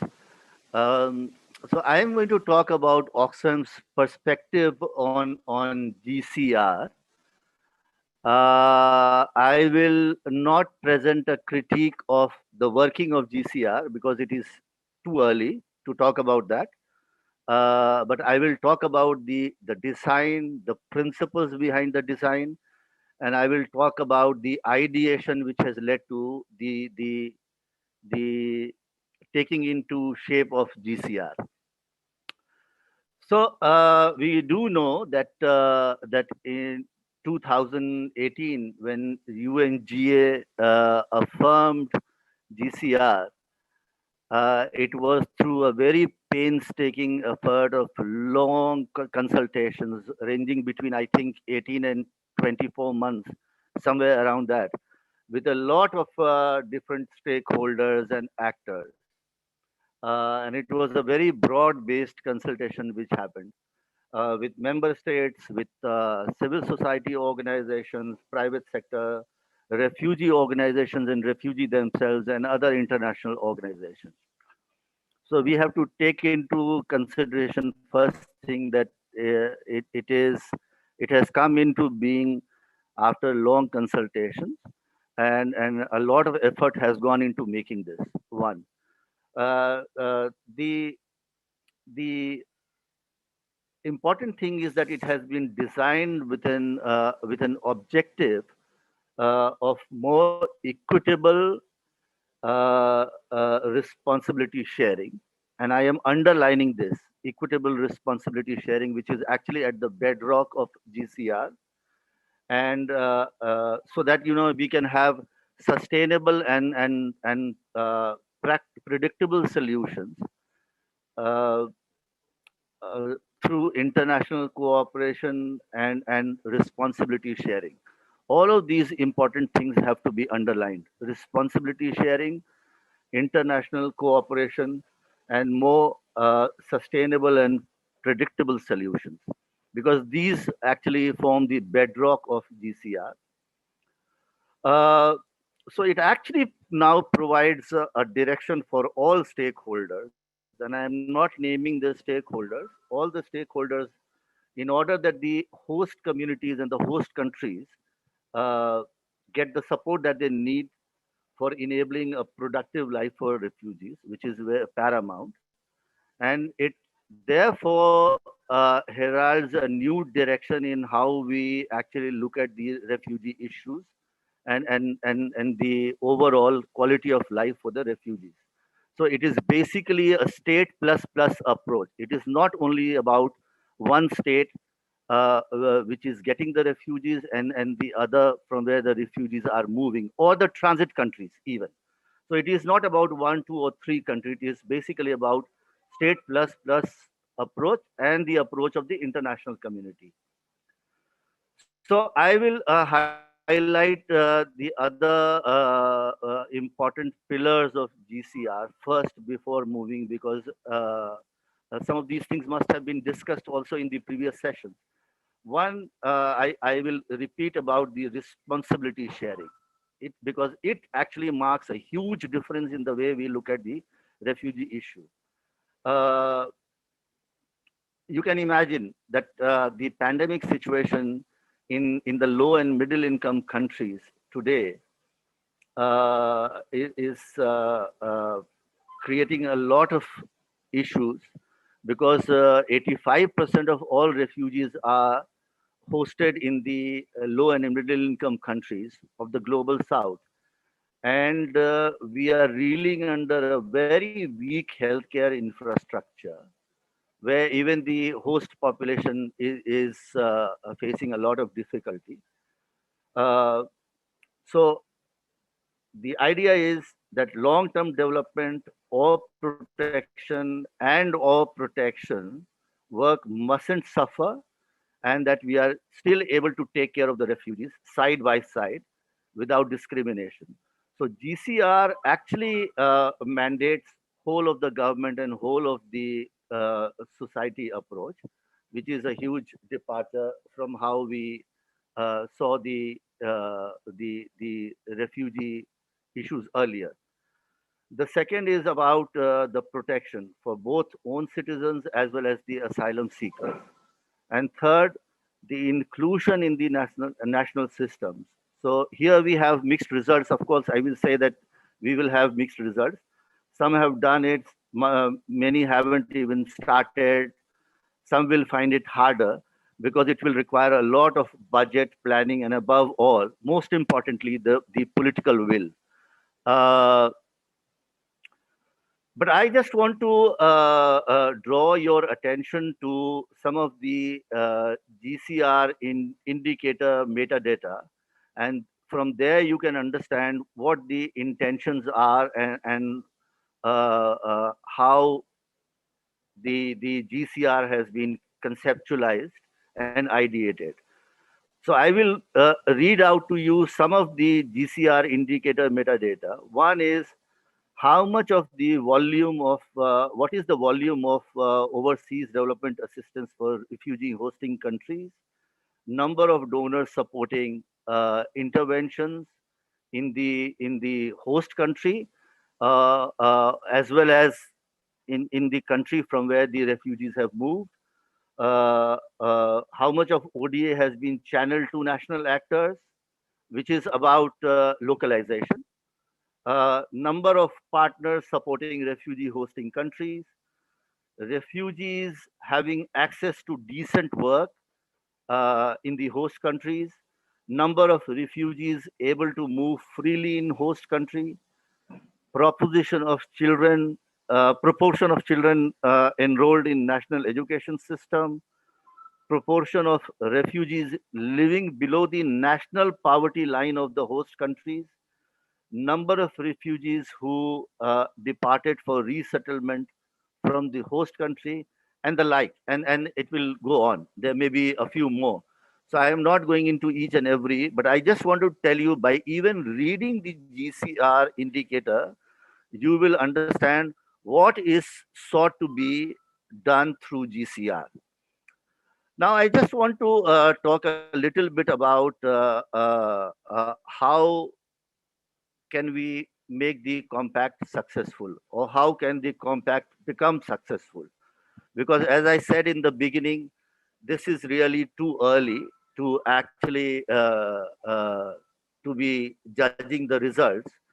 But I just want to say that the success of GCR ultimately, from the Oxfam point of view, will depend on what is the level of international commitment. We know that India has affirmed to the compact, which is a non-binding instrument, of course, but that has raised hopes and there is a lot of excitement. How will it pan out in the Indian context needs to be tested, and that would be tested sometime in future. It is too early. The second, about which I would be very, very worried, and I would want to see what happens, is the way party politics and election happens in India. And there are chances of a lot of political mischaracterization of the refugee issue, and a lot of other issues can be added to the refugee issue. For example, issues around national security, issues around sovereignty, uh, issues about crime, if issues about the changing nature of population dynamics in certain geographies, etc. These can be given a political color. So this needs to be tested again, as I said, in the future. But this is something to watch out for.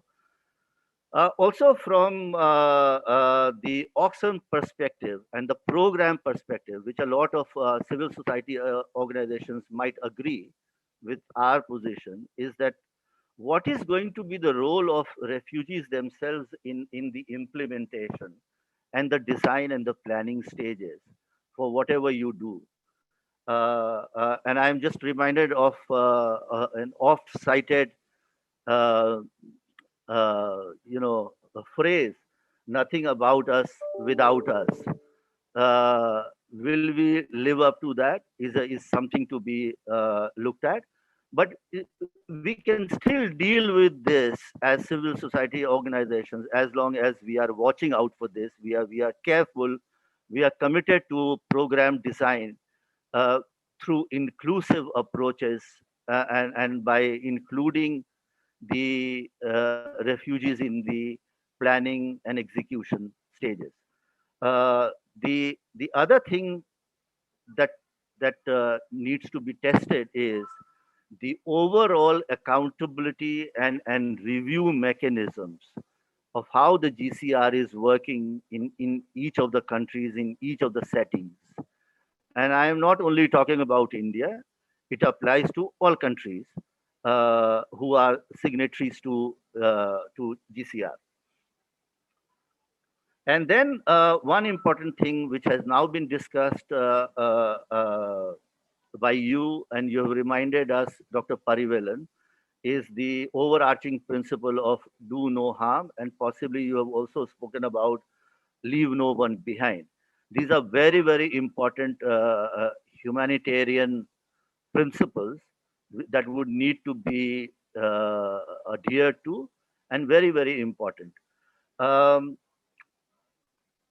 One thing that I cannot escape talking about is the gender and protection conundrum, which we are always faced with.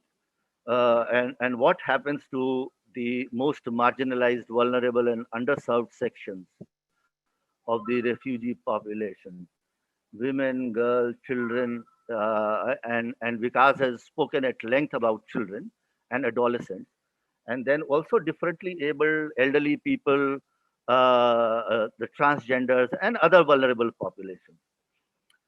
But we do know that, and I will now refer you back to the basic pillars of GCR, which actually talks about uh, the uh, the ease of pressure on host countries, the expanded access to third country solutions, and support countries of origin to provide safe and dignified life to refugees in the GCR. Now, coming to the host countries of all these three, four important things, one thing is that the economies in the low and middle income countries are now in a very difficult state at the moment.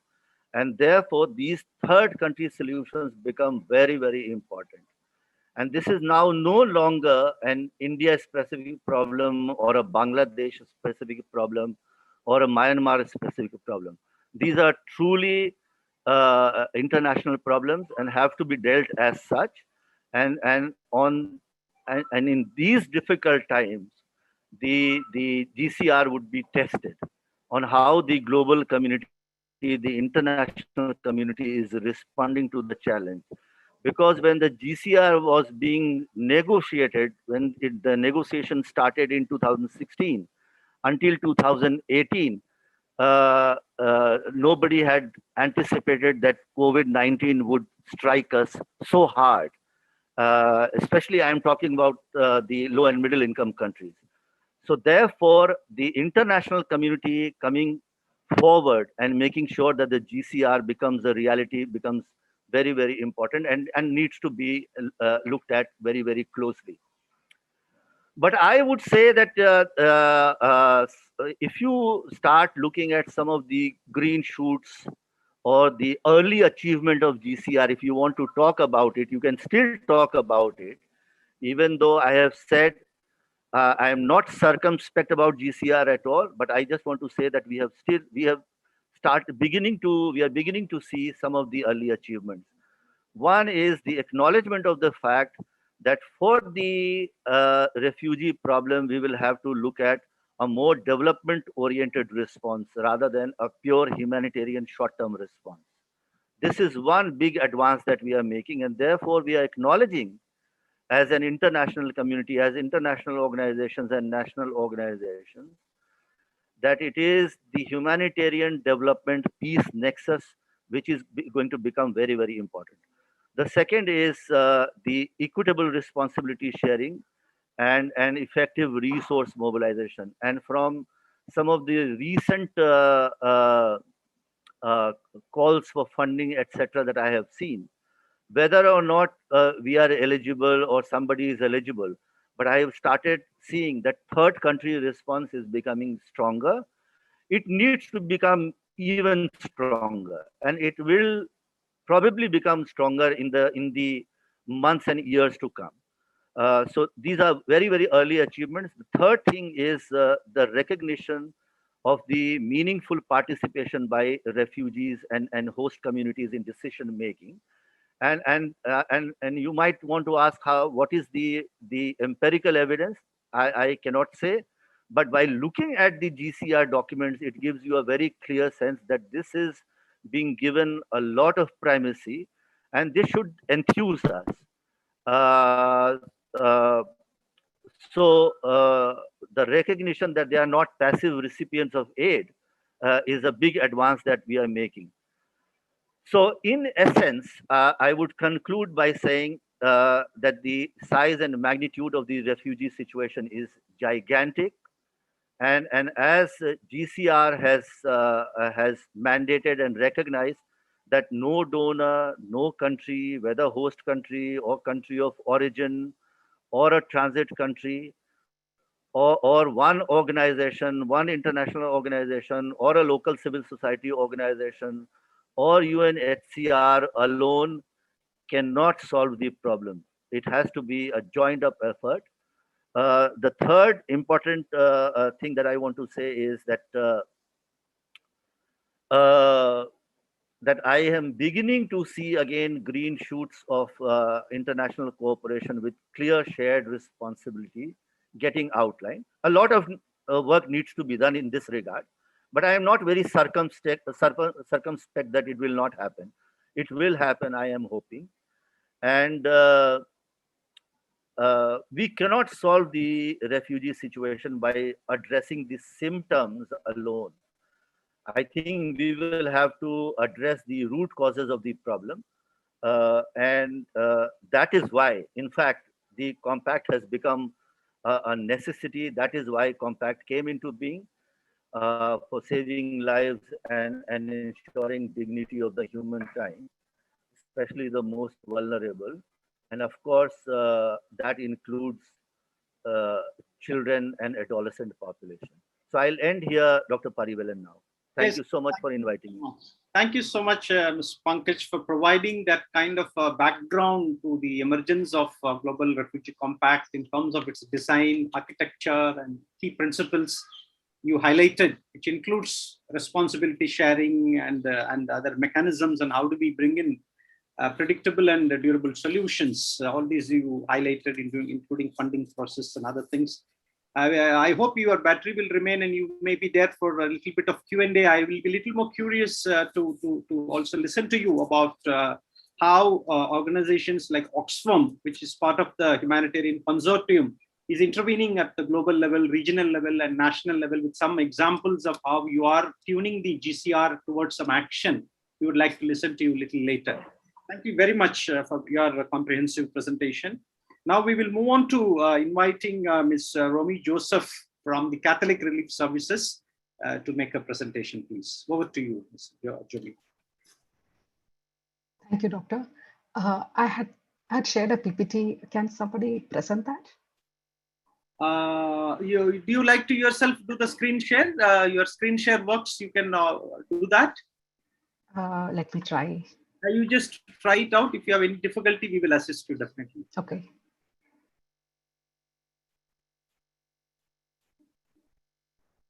Sorry, I think it's not moving. The team, can you help in enabling the thing?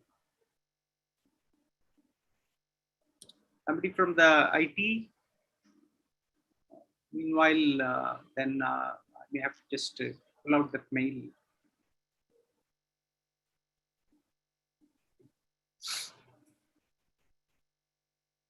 Is somebody there listening from the organizing side? Okay. Can you check it now? Yes, sir. Yeah, I've been given the co-host, right? Okay. Are you able to make it, or should I share for you? I can help you because you had posted me. Yeah, Doctor, it would be great if you're able to share. Is the screen visible? Yes. I can't see myself actually whether the screen works. Is it? It's working, Pari. Screen is working. Okay. I don't know, for some reason I myself am not able to see the screen. Okay, 1 second. Right.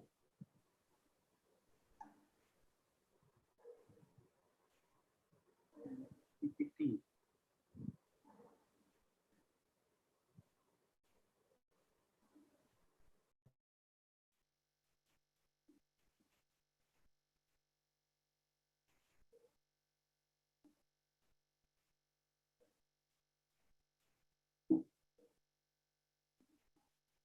Okay, now I think I can see the screen. Okay. All right. Yeah. Shall we? You would like to start? Is now the screen visible? Yeah. Yes. Thank you. Thank you, Dr. Pari. And I'm sorry for this technical glitches. I just wanted to thank all the speakers. I mean, I think you have just set the stage for me right to move ahead. And so thank you a lot for that. And also, I think most of you have been engaging as, I mean, I've been working for years as partners. So thank you all of you for that. So just wanted to start with this, I mean, little by little. So CRS, along with our partners, engaged in a study to understand how local integrations plays out within the communities, particularly the process of social integration, which can be achieved, we all know, little by little. So that is where I thought I just wanted to share today. Next slide, please, Doctor. Yeah, thank you. So we all know that repatriation and resettlement have been historically the political situation versus local integration.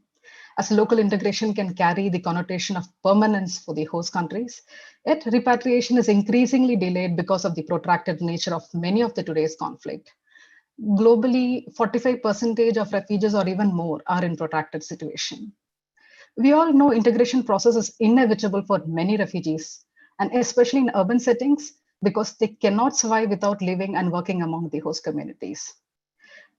The presence of refugees can bring concerns over security and crime, as well as burden the social and economical situation of the host countries. However, it's very important that we address this. Failure to counter these concerns and promote positive relationship between the members of the host and the refugee communities can have dire consequence. Next slide, please. Yeah. So what is integration? I mean, this is a word which I used to be very fearful to use this word because there's been a lot of questions that people ask, like, why should we integrate them into the community? So let's understand what we are talking in terms of the integration here. So integration is a process that requires engagement from three groups: the refugee, the host country, and the host community. For the refugee to adapt to the new country's legal, economic, and social rules and build a life that enables them to contribute to their new home. The second one is the host country to support the administrative and logistical efforts of refugees to integrate. And the last one, the host community to welcome the new arrivals and allow for cultural diversity. And this is going to be like very, very important for us. And this is what we learned through our programming for years. And we also know that the critical component of integration are housing, employment, language, family unification, social network, and cohesion. So I just want to reemphasize this word: social network and cohesion, political and civil participation, health, and education. Next slide, please.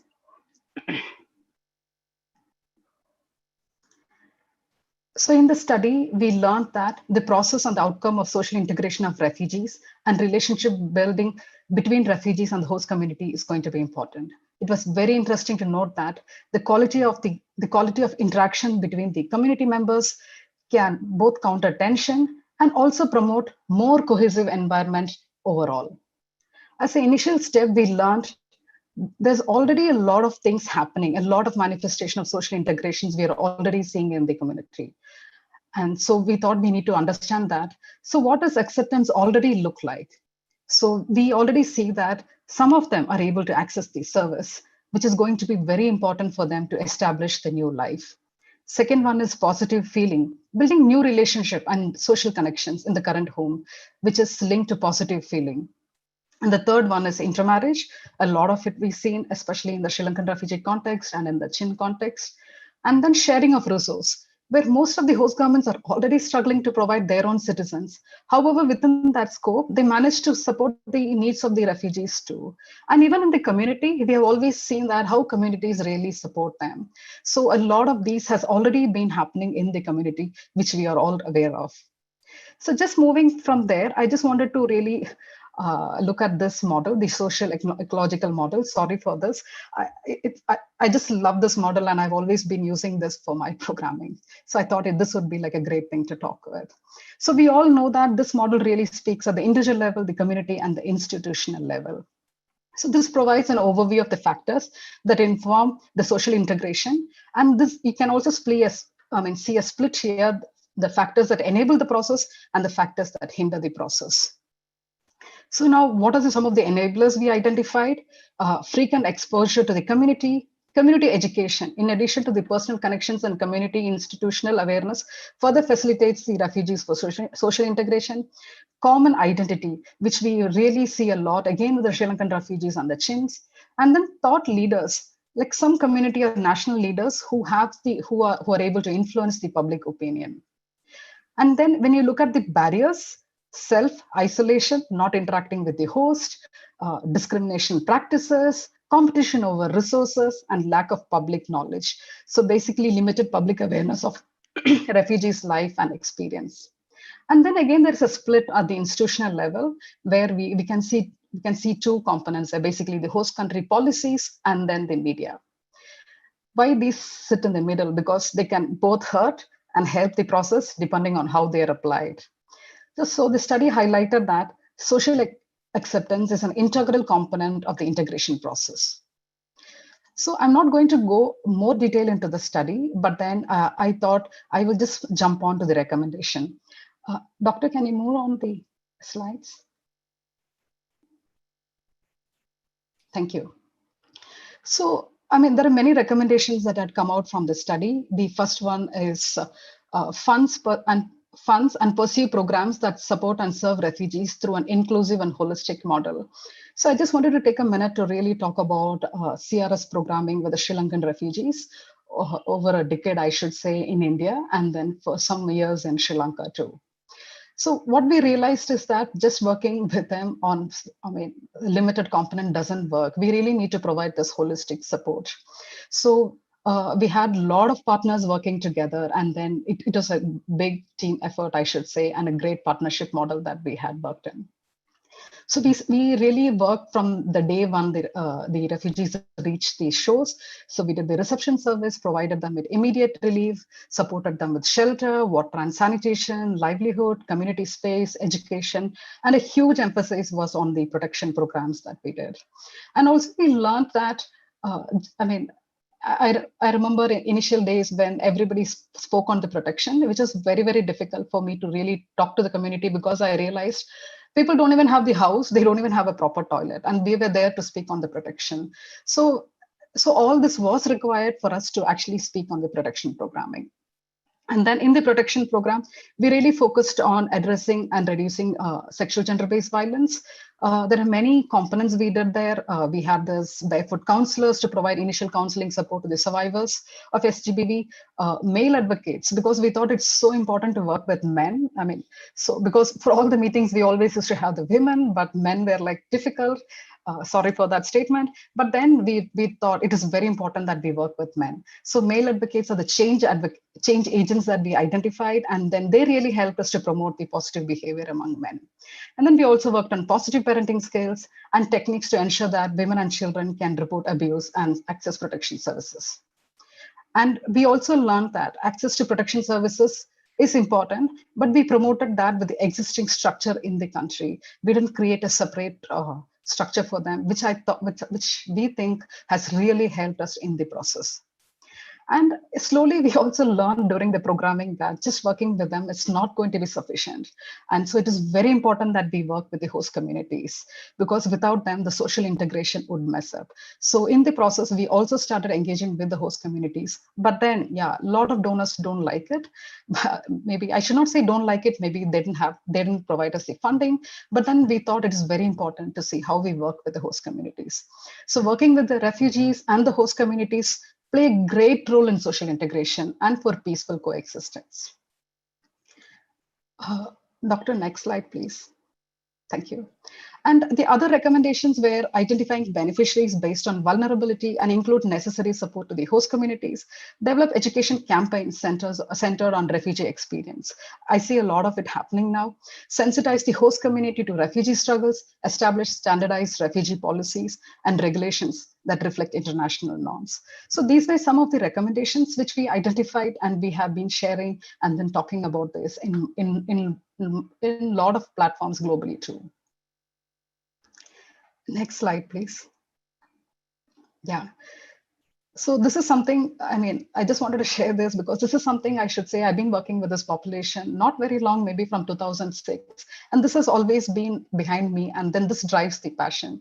As Mr. Vikas said, I mean, we need the passion to work with the group. So this is this sentence, I mean, this is the quote which always drives me towards this work. And in the process, we also know that like almost 75% of the refugees are displaced for more than 5 years, at least that is what we are saying. So it is important that we work with the policymakers and practitioners must respond with an approach that supports integral human development in addition to addressing the immediate humanitarian needs.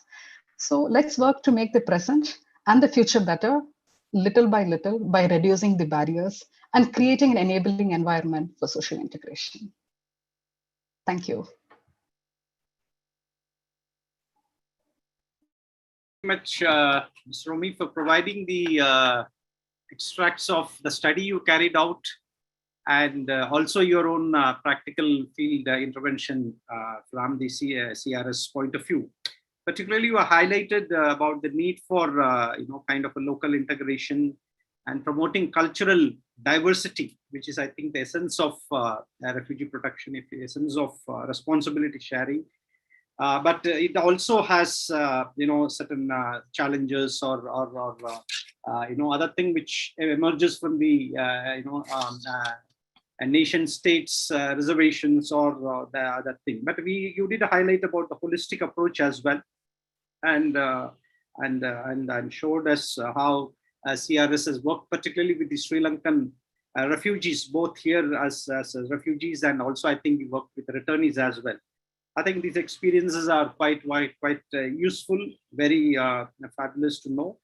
And now I would like to say that all the four presentations made are quite very interesting in terms of understanding how, from a civil society point of view, you are intervening, how you are looking at this challenging environment in terms of vis-a-vis the refugees and addressing their needs. I think I have a team which is now collating the questions. I'll invite them. Before that, I would like to just ask across all of you, all of you representing the civil society. First part of it will be why there is a kind of a lull among the humanitarian organizations when it comes to development, when it comes to disasters, natural disasters. There is always a kind of overpouring response. But when it comes to refugees, it looks very kind of dampened or very slow response. So why is it so? Why humanitarian organizations are not able to push for a very proactive intervention? We do understand the challenge in terms of the legal vacuum which prevails and how the state definitely puts in a lot of restrictions. I do understand the practicality, but I want to know that, why can't we do more? Some of you are able to influence some of the regional and global policies in your consortiums. Were you able to place that we need to do more in countries like India in terms of, as a developing country, it has its own internal challenges, well noted, but also to address this humanitarian need is a kind of responsibility. It's a kind of human rights responsibility we have. And in that thing, what is your individual thing? You can keep in your mind. But I'll now invite the question and answer team to pose some questions also to you, which are collated from the audience. You can combine this and probably respond. Each one of you can take about 2 to 3 minutes and you will respond. So can we go now? Is it Saha ready there? Yes, sir. Yes, sir. Can you please quickly, you can spell out all the questions to them individually or collectively. They will record it and then each one of them will respond together, everybody individually to 3 minutes. Yes, please. This is some individual question to Vikas, sir. In general, the 21st century nation states are upholding nationalism and national security in all discussions on refugee crisis. Is it fair enough to call these children who are deprived of all rights as a threat to national security? So this is some individual question to him. I will just spell out the other general questions that is asked to everyone. What is the biggest obstacle that you face on the field in a country like India when you deal with subjects like refugees, and how do you handle it? This is a common question for everyone. And what is the situation or update in refugee conditions in pandemic times in India? Yes, sir. These two are common questions asked to everyone. Particular question is asked to Vikas. Yes, sir. Okay. Are there any other questions? No. Yes, sir. I will look into, sir, if there is any. Yeah, just look into it. Maybe we will start with a round. Everybody starting with Father Louis, we'll go in the same order, and you can take about 2 minutes to respond. Very briefly. Yes, please. Yeah, kindly unmute yourself. Yes. Thank you. This is regarding the refugee camps getting into the settlement. If you go into the camps and listen to the youth, they feel really upset and angry because their own friends, because the present generation is born and brought up, 3 generations, you might know both here in India as well as in Delhi as well as in Sri Lanka. Almost they're all Afghan Chin and Sri Lankan Tamil refugees. They are born and brought up. Their own friends are there. They are Indians. So they get really painful to see that they have their own house, they have their dream, but ours is we are not able to develop our dream. So it is becoming a mini degradation of culture and moral values in the camps. So if the government allows these camps to continue for another few years, it is going to be the shelter of all vices, all evils.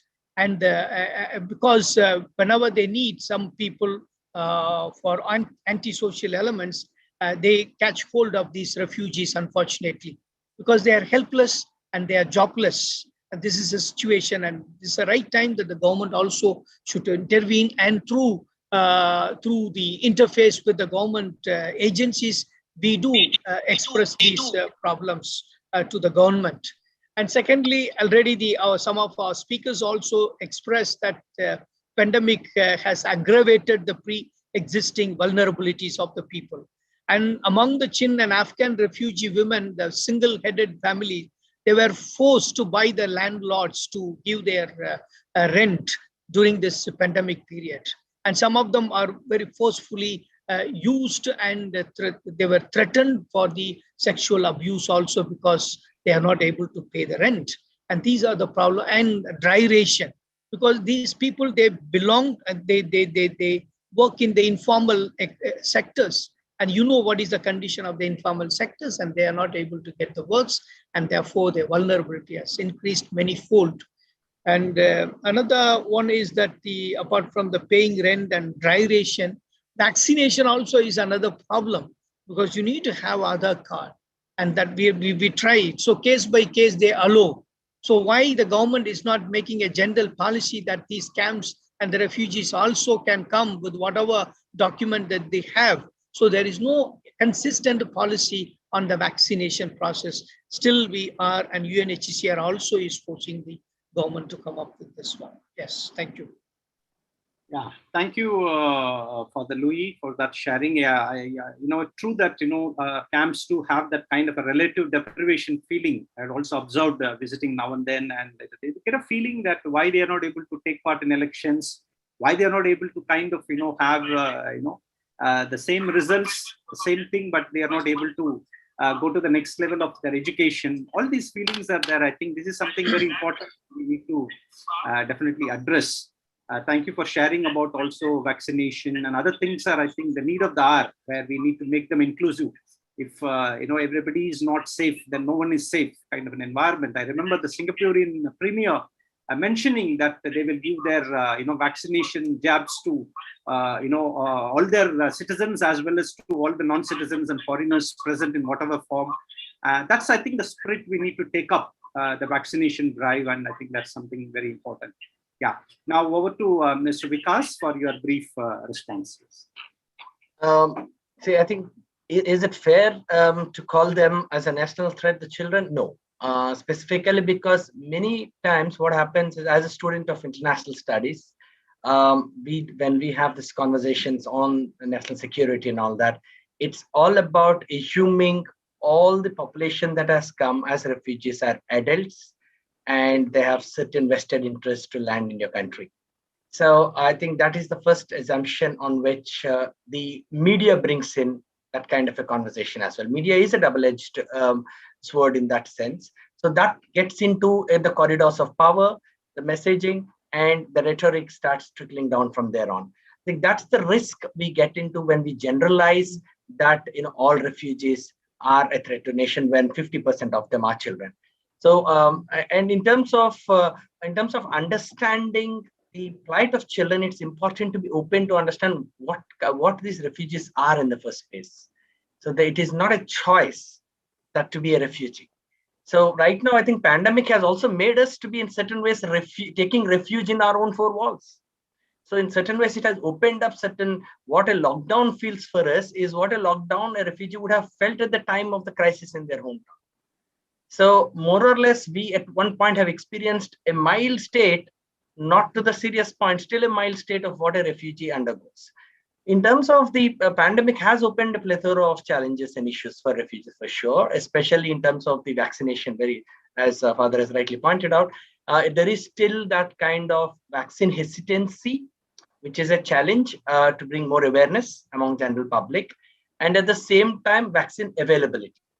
So do they become part and parcel of the supply chain in terms of receiving the vaccine or not? So that kind of a decision has to be taken. Majorly what happens in refugee management in the country is it's driven by organizations' mandate of how apolitical they are, one, and how neutral are they in their stand, and how open they are in roping in various government departments in their working. I think that's the key. We have to work with the government. There's no way we can go parallel to them and rope in all the kind of actors, stakeholders, departments, because there are officers out there who are extending support in spite of the challenges, because signatory to UN is only brought in at the time of certain kind of conversations. Rest of the time, it's all about children. It's all about talking about well-being. So in various platforms, you tend to have using these instruments in different spaces. So I mean, I would say, it requires more a collective effort. Yes, civil society has to be more active. They have to be more open, have an open conversation with the government and departments as well. Food security is a space we need to step in. Livelihood options. We have taken back the entire country close to 10 years in terms of the poor and the marginalized, and so are the refugees as well. So it's a need of the hour right now for us to all the civil society to come together, including the government, of course. Thank you. Yeah, thank you, Mr. Vikas, for providing that kind of multi-stakeholder approach, and the joint coordination is the need of the hour. Well taken. Even I would add by saying that looking at the GCR, it's not only the state responsibility, it's not only the civil society responsibility, it's also to bring in the private sector. I think we need to go in a very big way to rope in private sector, the corporates, particularly the corporate social responsibility, I think is one huge opportunity available, but not yet tapped, for simple reason that they would say that refugees are not legally recognized in India. I think that's a nonsense. We should say that if they are the most marginalized and vulnerable, the way we would work, we would like to work with them. And I think we need to break the barriers and basically kind of, reimagine, revisit, reinterpret, and work and bring them on board. I think that is also needed as a part of it.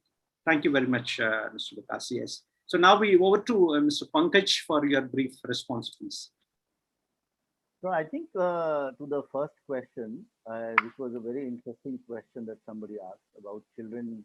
Kindly be a little louder, please. Your voice is a little feeble. Yeah. I think the question that was asked about children and the issue of national security, from my own personal viewpoint, it is actually a bogey, nothing else. Even not only in the context of children, but also in the context of adults. This is just a bogey, nothing more than that. But as I said, we know political mischaracterizations, as I said, will happen. All kinds of things would be said, issues of sovereignty, and how Bharat Mata will become weak, etc., would be said. So, but we have to take it with a pinch of salt and remember that there are people who are out there to derail the entire process and the entire thinking behind GCR.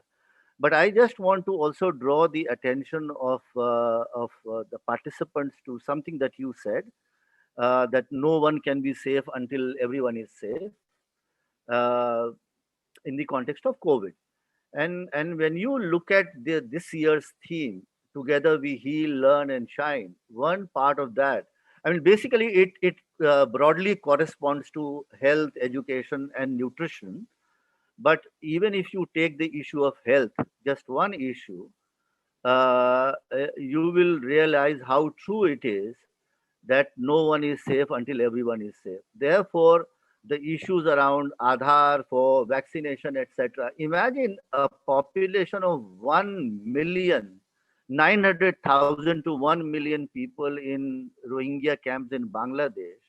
If they are deprived of vaccination, what hell are you going to create for your own citizens? I'm just asking. If 3 million plus people in Turkey who are refugees will not get vaccinated, you are putting in danger your entire population. It's a huge population, 30 lakh people in Turkey, which by and large gets the largest refugee population. Currently has got the largest refugee population. So what are you doing in terms of the future of your own citizens? But we need to be reminded that GCR is about both the immediate response and preparedness. And look at this in the context of health, education and nutrition, decent living, etc. And you will understand how important it is. Therefore, I am saying that the principles of GCR are fantastic. Ultimately, it is in the processes and the political will on how we roll out that the GCR would be tested. Right. Well said, Mr. Pankaj. True that, health, nutrition, education are some of the core which addresses this year's theme as well. Very well highlighted by you. Thank you very much. Now, very quickly, we will have some response from Ms. Jomi, please. Thank you. Yeah, I just wanted to respond to the question there in terms of how these three phases of engagement work. So I would not say it's a phases, it's basically the process that I wanted to emphasize here, that we need to work with. I mean, the process involves the refugees, the host countries, and the host community. Like even one doesn't perform to the fullest, then we have a challenge. And I see what you're saying. I could hear from the question that these Sri Lankan refugees have been in the camps for more than a decade. Agreed. So, but then this doesn't mean that these two categories, I mean, three people don't, they don't face each other. That's not the issue. I would say that, especially in the Sri Lankan refugee communities, a lot of things have happened, especially with the host communities and even the way the host country has been treating. So, but then I think it's just about the decisions that the diplomats needs to take and even the government needs to take. But I don't want to get into that. But I agree that all three need to work together. In terms of as faith-based organizations, do you face any obstacles in operating? Yes, we have a lot of challenges in the process. And I think in 2006, it was like very difficult.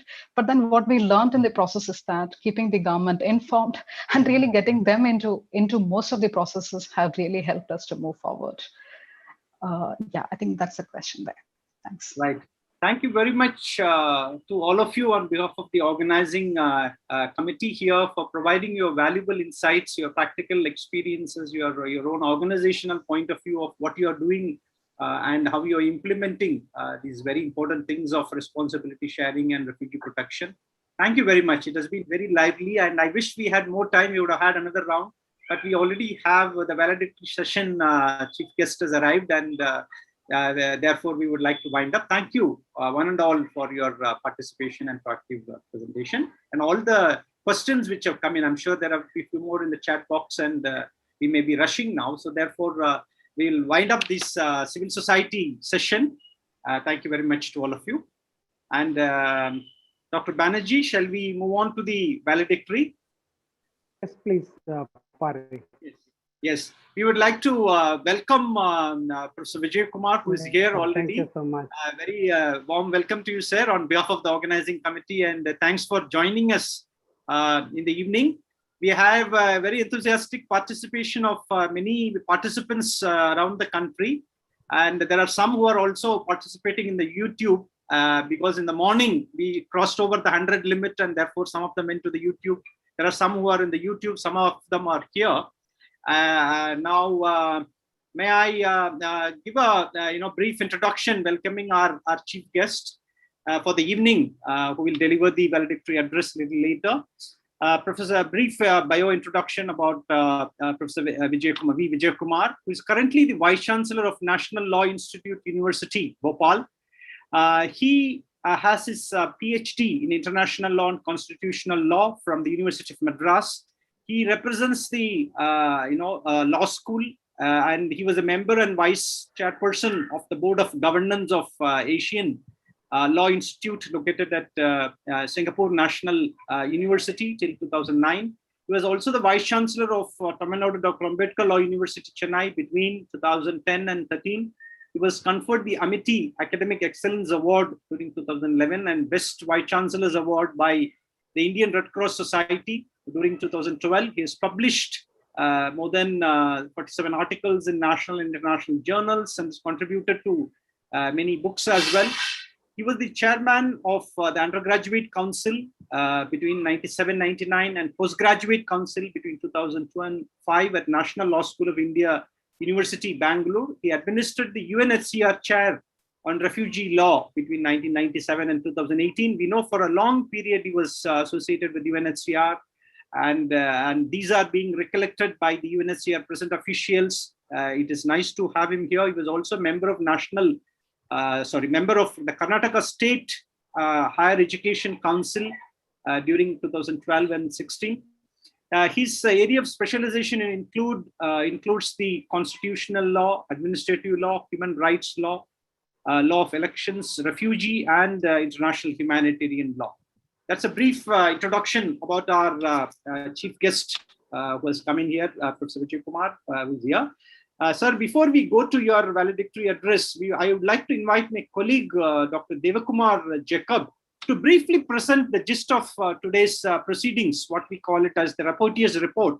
I thought that will, we know you have been on and off here, but very briefly, we will capture it for about 7 or 8 minutes. Very briefly, Dr. Devakumar, can you give the rapporteur's report?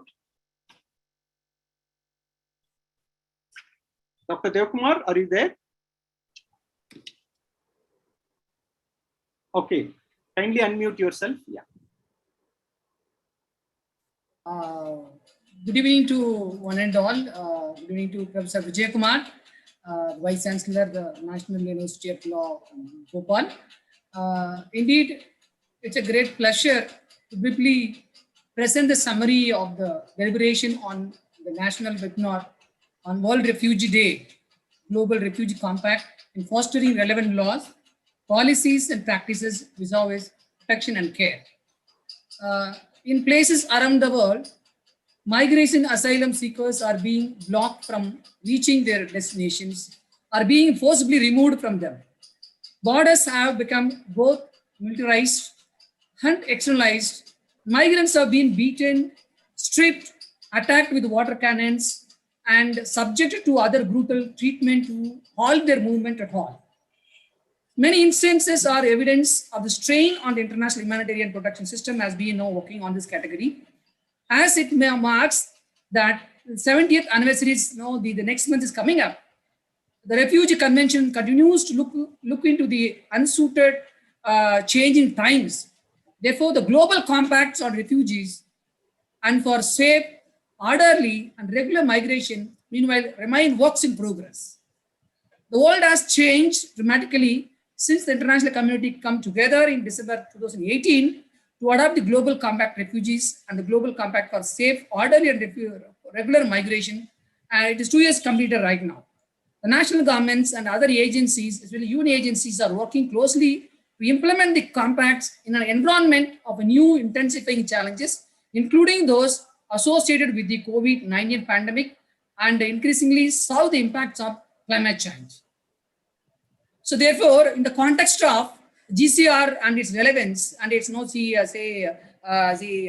working together with the refugees and forced migration, the national webinar has been organized today with the objectives on the ease of pressure on host countries, especially to enhance refugees' self-reliances and expand access to third country solutions.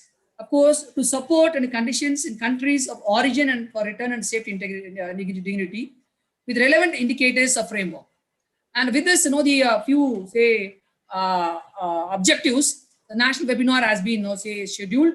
And as the first session, the inaugural session, Dr. Banerjee Chaka, he delivered a welcome note inviting the dignitaries for the session.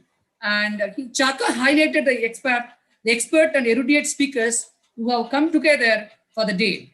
He welcomed the participants who have shown immense interest to join the webinar once again.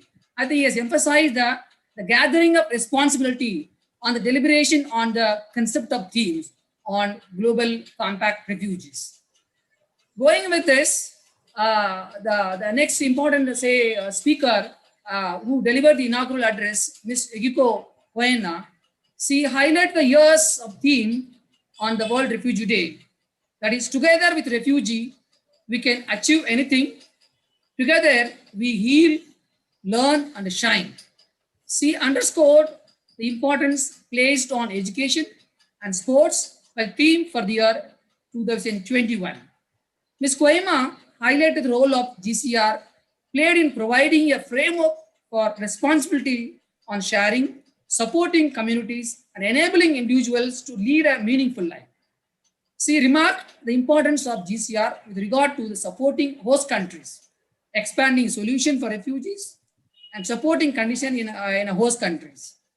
As regards to the pandemic, she also emphasized that the barriers posed by COVID-19, domestic loss, while sharing the session, learned that on the importance of responsibility, working together, ensuring the social needs of all are met.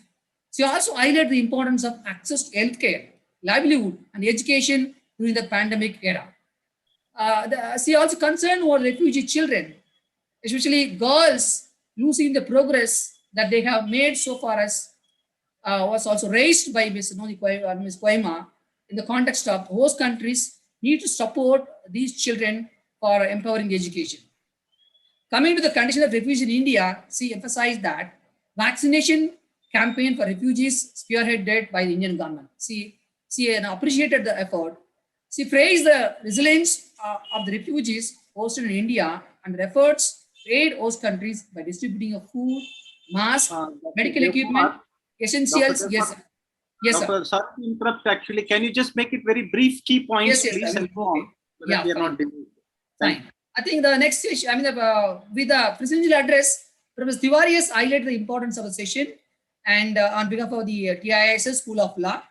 Moving ahead, the keynote address speaker, Professor Samir Kumar Das, he has highlighted the healing as never in history occurred in so much importance as it does today. Therefore, he emphasized the importance of healings, and Professor Das went to analyze the term together in a different context, namely the status of citizens, refugees, stateless persons, and so forth and so on. And he also opined that the rightful things needs to be given to the social governance and the community policing. He referred the examples of northeastern states country where local groups actively quarantined and conducted surveillance to keep the virus in check. And further, Professor Das in his address concludes by saying that underscoring the importance of coming together, the societies to protect oneself, one's family, one in the country is very important. Then the theme of the conference, the webinar was highlighted by Dr. Parivelan, which he has been emphasizing the importance of the GCR and its the takeaway by the different stakeholders, right from academia or NGO or a state apparatus, how they need to look upon GCRs, the conditions to empower the refugees and other migration groups. Going again, the first technical sessions, it is on a legal political perspectives. Session was chaired by Dr. Banerjee. The first speaker, South Asian geopolitics and refugee protection from national security perspectives, was done by Professor Surya Narayanan. He shared the comprehensive view on the condition of Sri Lankan refugees and the atrocities against refugees and the protection of the state on all the perfumes of the Arabia remove the stain of blood and our hands. These are the examples which this Surya Narayan has emphasized during his the opening session. The second speaker, Dr. Srinivas Gura, he share the perspectives on global components on refugee perspectives, how it can be related to Indian context, especially the refugee convention perspectives and the interrelated aspects he has highlighted. And going again, he emphasized that they consider the special rapporteur representation in UN in the UN Assembly, UN General Assembly, in the fourth report, which was not disregarded or nor considered fully. Those need to be refugee legislation as we looked upon that. And going again, Dr. Bernardisamy, who spoke about the migration, refugee protection, and its the policy impact, he emphasized that nuts and bolts on controlling the International Convention on the Refugee is nothing but 1951 Convention. Therefore, relating to this status of refugee, GCR policies, especially under Section 57 protocol, has to be clearly highlighted, and it has been taken care to the community.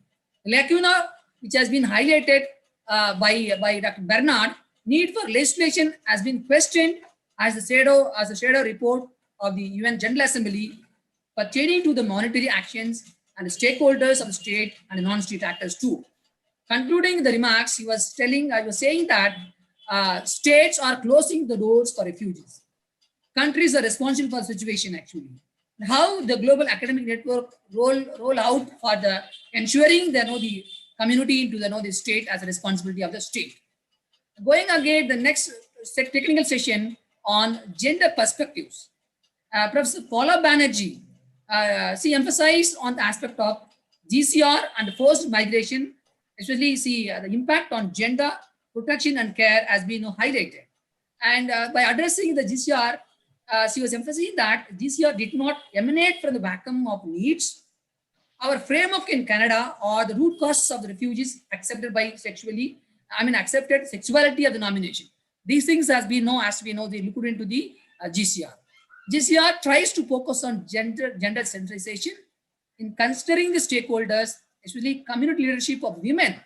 By looking at the 1951 convention, especially women asylum seekers' voices has to be as we consider the GCR.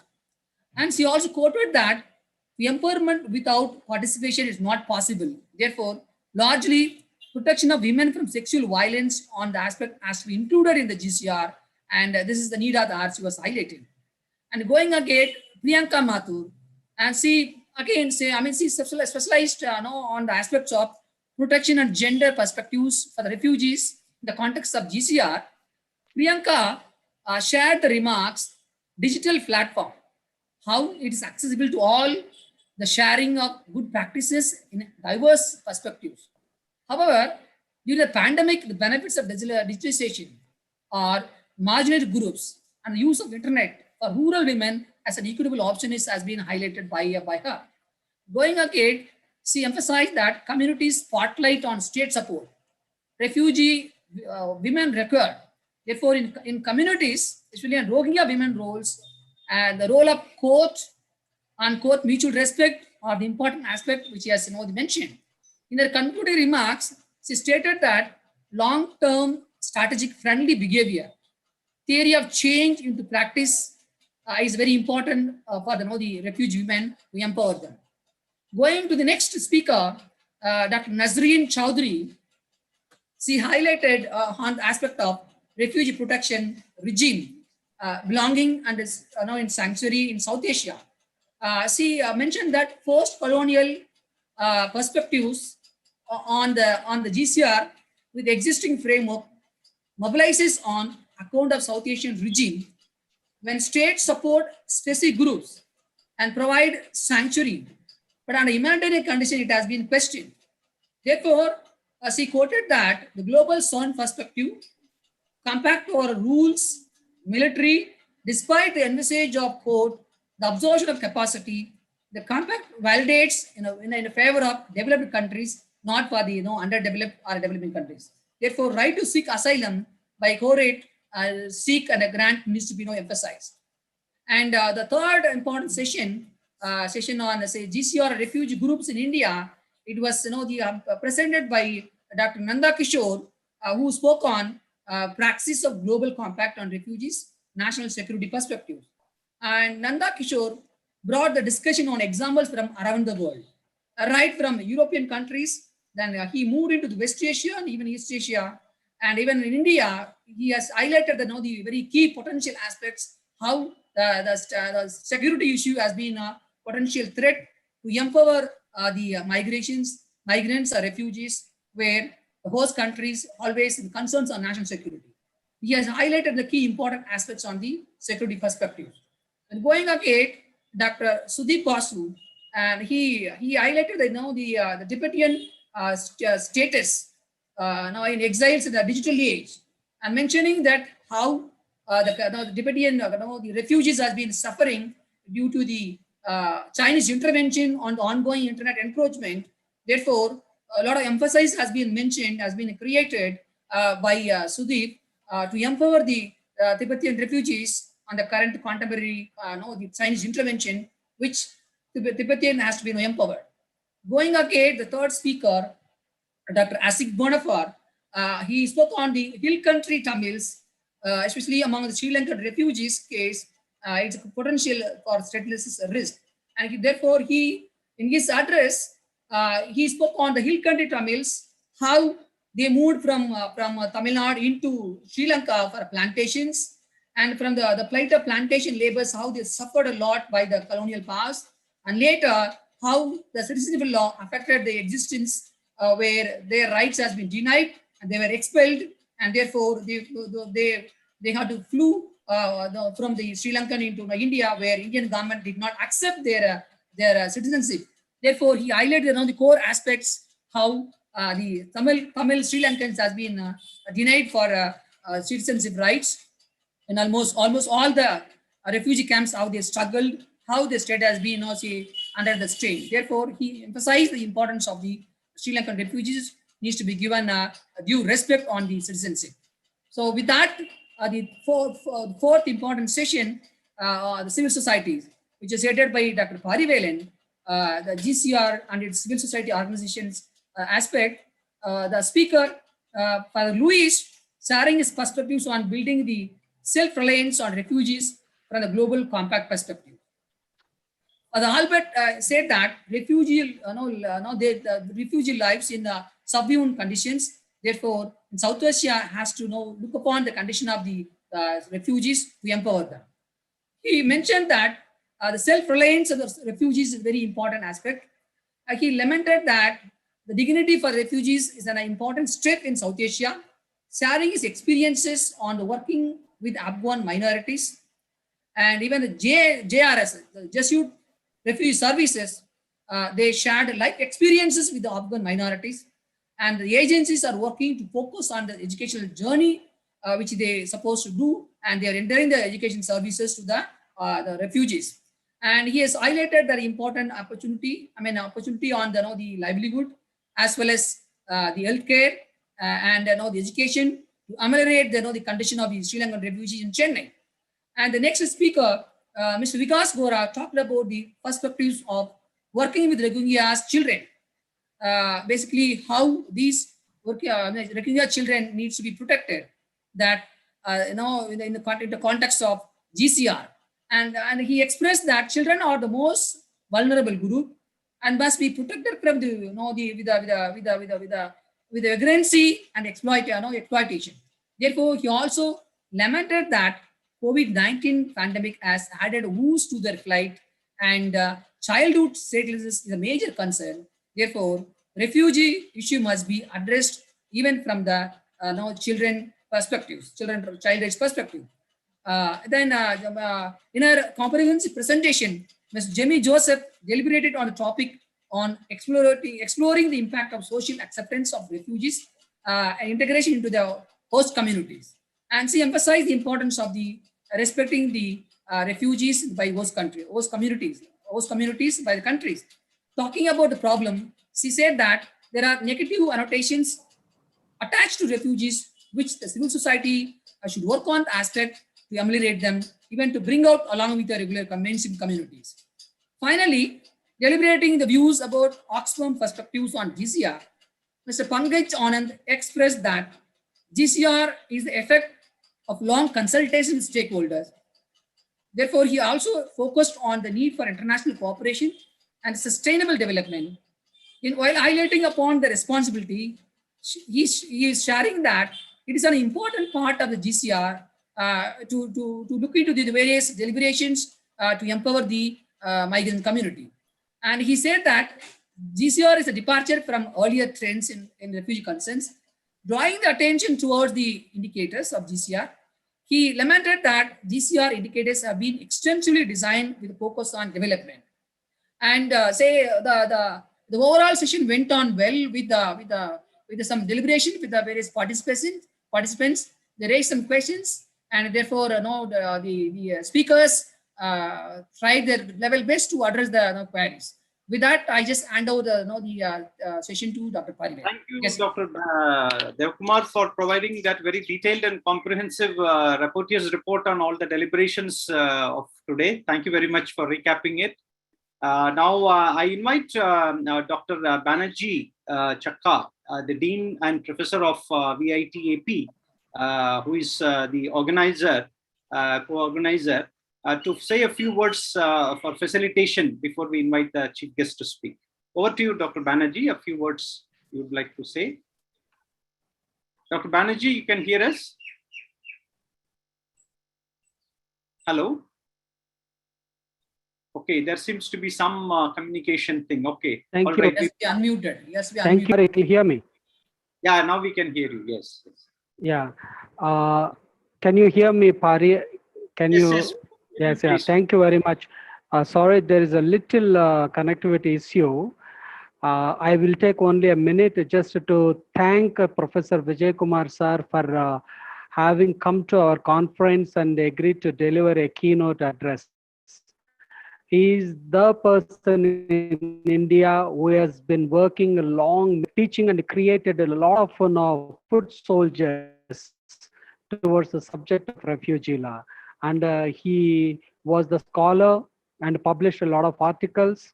And also he went to York University, worked on the refugee issues, and he has provided many policy guidelines to the government of India about having the refugee protection network in India.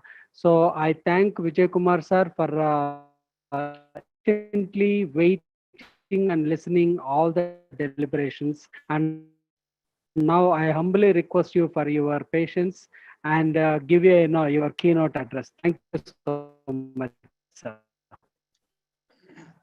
Right. Thank you, Dr. Banerjee Chakka, for your brief, presentation. I am very happy. Good evening to everyone present here. I'm very happy to see not many known faces in this conference, in this webinar, starting from Banerjee Chakka, with whom we worked when he was in ICRC, Dr. Parivelan, Dr. Suryanarayanan, then Bernard Sami from Loyola College, Paula Banerjee from Kolkata, and the Jesuit Refugee Services, with whom we have organized many conferences, including a training program for the soldiers, right, working with refugees on refugee rights. I still remember their place in Bangalore, which we used to go. Dr. Ashik Bonafé from Madras Christian College. Nice to see all of you together on this venture to address something on global compact on refugees and to find out where we stand. Having said that, let me very briefly mention as to what we have done as educationists. We are not social activists. We cannot go to the field, right? And when we try to go to the field, even for a study, we are prevented from going to the field, right? Lots of intervention, lots of supervisions, lots of permissions, so on and so forth. In spite of it, I started having some interest as a teacher of political science at the Madras Presidency College, and I was doing my LLM at the Madras University. I can, with some pride and inform the audience present here, probably mine was the first LLM dissertation, or what they call it as ML dissertation, on refugees, and particularly on Sri Lankan refugees in 1984. And that was the time from 83 onwards, people started coming into Tamil Nadu. And I had lots of paper clippings, that was my source of information, right? Legal and other things I had to collate. And that is how I created an interest for myself on this particular area. And when I went to National Law School, Bangalore in 88, when the final year students came to, the fifth year students to the final year in 1993, I had an opportunity of introducing a course on IHL and refugee law, because I was not very confident whether I would be in a position to teach a full course on refugee law per se, though I had sufficient materials. But I thought I will bring both of them because refugee law itself is a humanitarian law. So I wanted to bring that interface between the IHL, the International Humanitarian Law, refugee law, and human rights law. And that was my effort in the initial stages.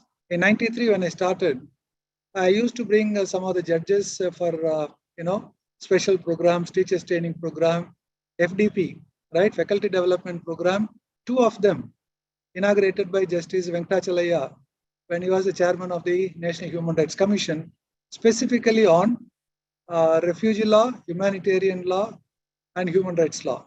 Three components, 3 different weeks, and it was so nice to inaugurate both the sessions, right? And that is how we have imparted some sort of, or created some sensitivity among the teachers, the faculty, not necessarily in law. We borrowed, we took teachers from other disciplines as well to begin with.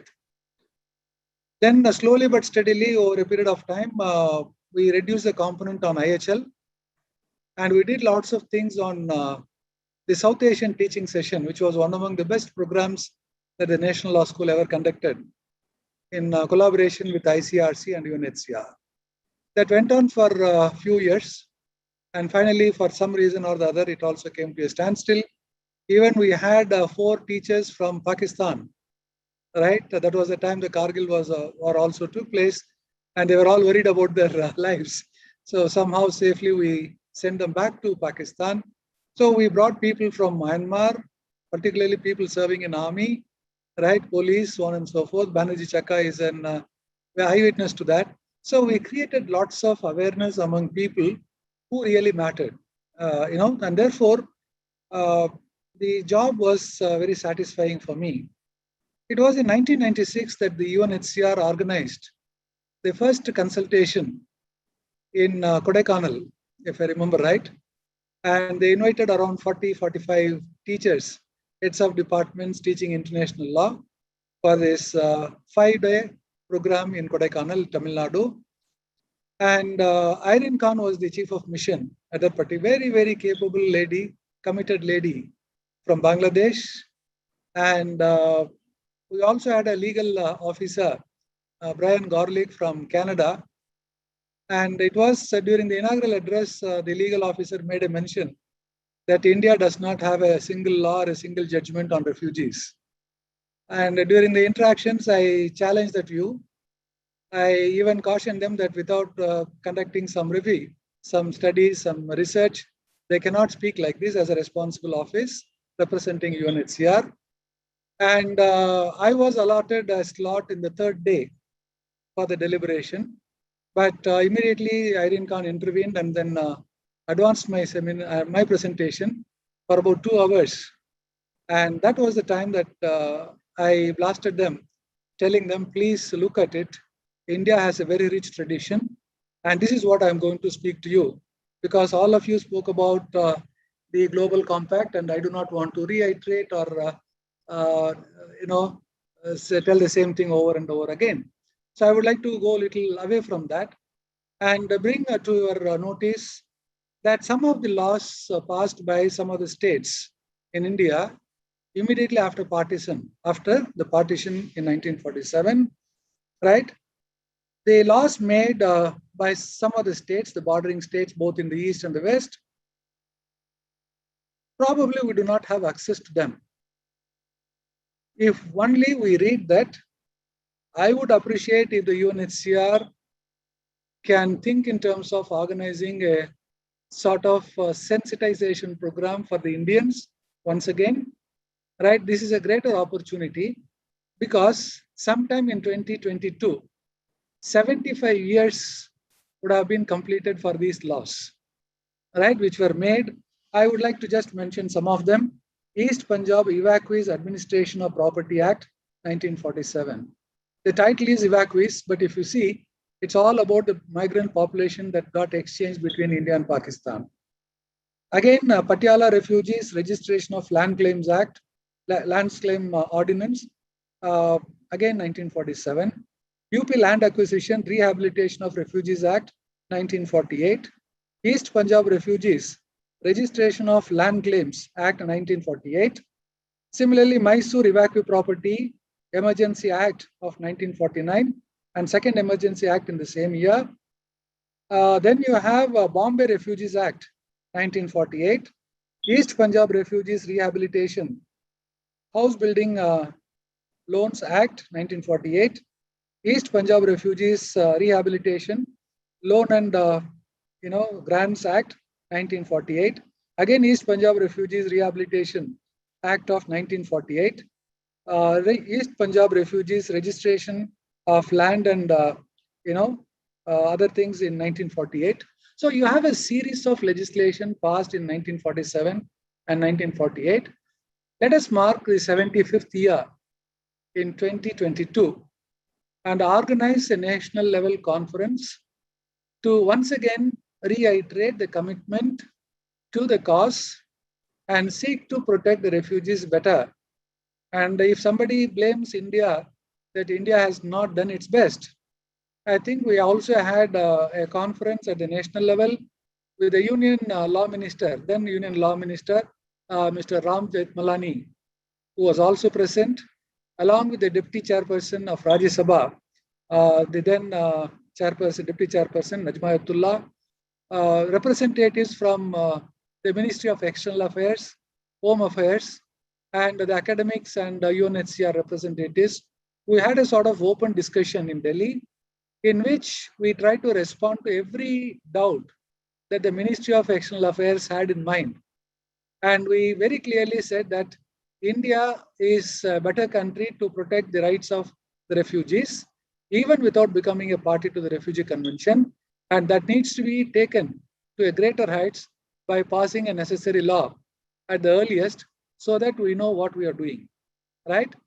They all promised, and our group, the Eminent Persons group, was headed by the former Chief Justice, Justice Bhagavati.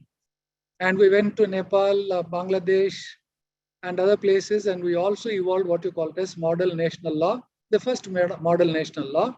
We discussed all of them. We came back. Somewhere, somehow, it got diluted, and the academic programs, I also had to move out of Bangalore, right? But these things, we need to educate the sensitive population, and particularly the youngsters today.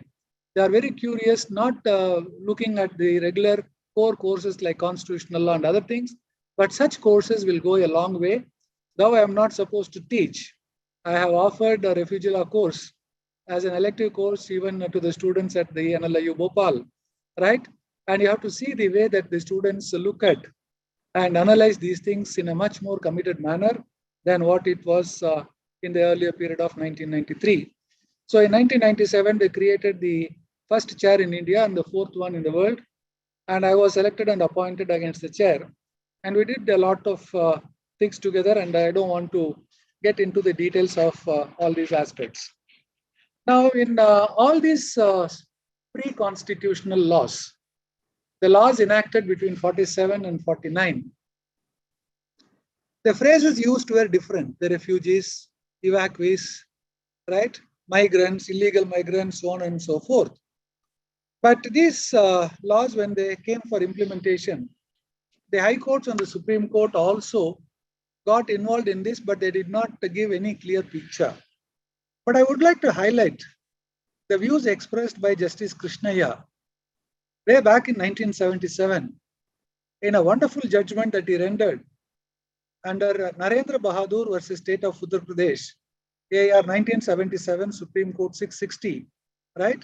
Where a notification was issued under UP Land Acquisition Rehabilitation of Refugees Act 1948, which was assailed by stating that the land acquired was for the displaced person and not for refugees, and that it is not in accordance with Section 7(1) of the Act. See the technicality that they brought in. And Justice Krishnaiah very beautifully navigated. And then they also looked into the definitions under various laws passed by the states. And finally, this is what he had to say. He said, the courts should be averse to strike down a notification for acquisition of land on the fanciful grounds based on hyper-technicality. What is needed is a substantial compliance with those laws, and the notification satisfies that requirement. He also lamented the considerable delay in attending to the needs of those refugees. See, the commitment from the Supreme Court coming from Justice Krishnaiah is as old as 1977. It still gets revibrated in different forms, right? Including the High Court. In some of the cases, I don't want to treat this as a class and refugee law, where the High Court even mentioned that non-refoulement has become indirectly a sort of part of Article 21 through the customary principle of international mode. So I think we have many judgments in support of the refugee rights in this country, but we need only to highlight them and inform the audience about the significance and why we have to work for the brotherhood of these refugees from whatever country they come from, right? Of course, there is also politics created by it. And followed by that, in the 1990s, The Supreme Court and the High Courts have done a wonderful job in the protection of the rights of the refugees. In the first of the case, again in 1994, state of Arunachal Pradesh versus Khudiram Chakma, the Supreme Court very beautifully prevented the atrocities committed and also protected the three important rights and three important statements which is worth reading here on this occasion. The state to ensure, the state here is state of Arunachal Pradesh, to ensure that the life and personal liberty of each and every Chakma is protected. See, who will tell this? I don't see any, even the state parties to the Refugee Convention saying such a language or using such a language. State to protect them, second one, state to protect them from forcible eviction by any group and not to be denied their domestic life and comfort. And finally, the state not to evict any Chakma till his or her application for citizenship is finally disposed of by the Government of India. Right? And followed by that was the most important and significant judgment of the Supreme Court, where the National Human Rights Commission itself became a petitioner, and the language used by the Supreme Court was something which I don't see even the American Supreme Court using it. What did the Supreme Court say? In the National Human Rights Commission versus State of Arunachal Pradesh, it mentioned, I'm not going through each and every statement, but I have culled out 6 different sentences from this judgment to make people appreciate how the courts are always in support of the people who really need this protection. The court initially observed, we are a country governed by rule of law. Our constitution confers certain rights on every human being and certain other rights on citizens. Every person is entitled to equality before the law and the equal protection of the laws. So also no person can be deprived of his life or personal liberty except according to procedure established by law. Thus, the state is bound to protect the life and liberty of every human being, be he a citizen or otherwise, and it cannot permit any body or group of persons, example, the All Arunachal Pradesh Student Union, to threaten the Chakmas to leave the state, failing which they would be forced to do so. Right? And what comes later in the paragraph, subsequent paragraphs, is even more interesting. And that is what touched my heart and my feeling towards the refugee protection. No state government worth the name, see the language, no state government worth the name can tolerate such threats by one group of persons to another group of persons. And then it went on to say, it is duty bound to protect the threatened group from such assaults, and if it fails to do so, it will fail to perform its constitutional as well as statutory obligations. It has become the duty on the part of the state through this judgment. Those given such threats would be liable to be dealt with in accordance with law. The state government must act impartially and carry out its legal obligations to safeguard the life, health, and well-being of Chakma residing in the state without being inhibited by local politics. Besides, by refusing to forward their applications, the Chakmas are denied the rights, constitutional and statutory, to be considered for being registered as citizens of India. It's a wonderful judgment. You read any number of times. I think it is a lesson to be repeated any number of times without any hesitation. And then when we did lots of other work with NHRC, and in one of the metropolitan judges, right? I hope you must have heard about this State versus Chandrakumar, right? The Delhi Metropolitan Magistrate, Dwarka Court, delivered a wonderful judgment in 2011 when a Sri Lankan refugee family was about to be deported back to Sri Lanka because he was trying to escape to Canada by forging the passport and the visas. And therefore, he was arrested and the family was detained. And I think the judge, who deserves to be in a higher court, right, elaborately and a beautiful judgment. I think these judgments, and the judge is Arul Verma, right? They are all available everywhere in the internet. One can see this. And finally, what he mentioned in para 96 is really heartening to read. Though I do not think that the judge is to do this, because possibly the higher court would have taken some sort of notice on this, right? The copy of this order be sent to the Secretary, Legislative Department, Ministry of Law and Justice, Government of India, to table a copy of the Refugee and Asylum Seeker Protection Bill 2006 before the Parliament. What else you need, right? And the NHRC also repeatedly in every annual report, you see that they have been in touch with Ministry of External Affairs, right, asking them to accede to the Refugee Convention. But I think seldom it has been done so far.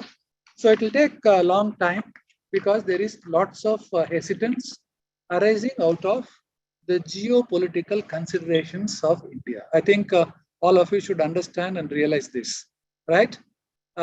India possibly is not a refugee generating country. Of course, for a brief period, many of the Sikhs who migrated out of India during the Operation Blue Star and post-Operation Blue Star, right? Otherwise, I do not think that India has been a country which created the refugees. From time immemorial, it has been a country which has received the refugees. A very good example took place about the Parsis when they came to India. And that is a place still in Maharashtra, if I remember right.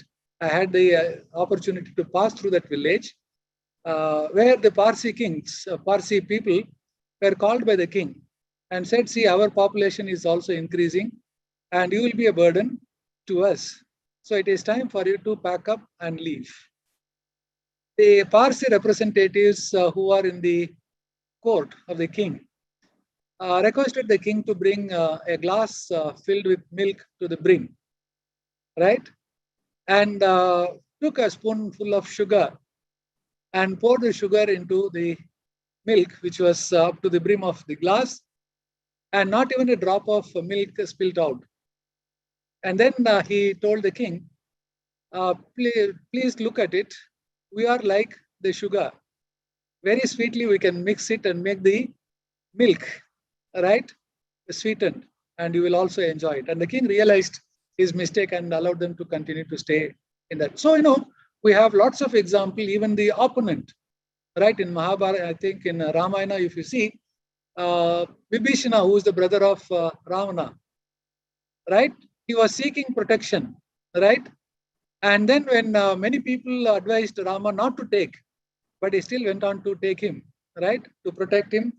And these are all illustrations which can be taught meaningfully to sensitize the people and the power holders that we have a rich tradition and let us not spoil that value that we have created over a period of time. I have been logged in at 5 o'clock, though I could not open my microphone or the video. I was listening to some of the presentations by Vikas and others, particularly about the refugee children, right?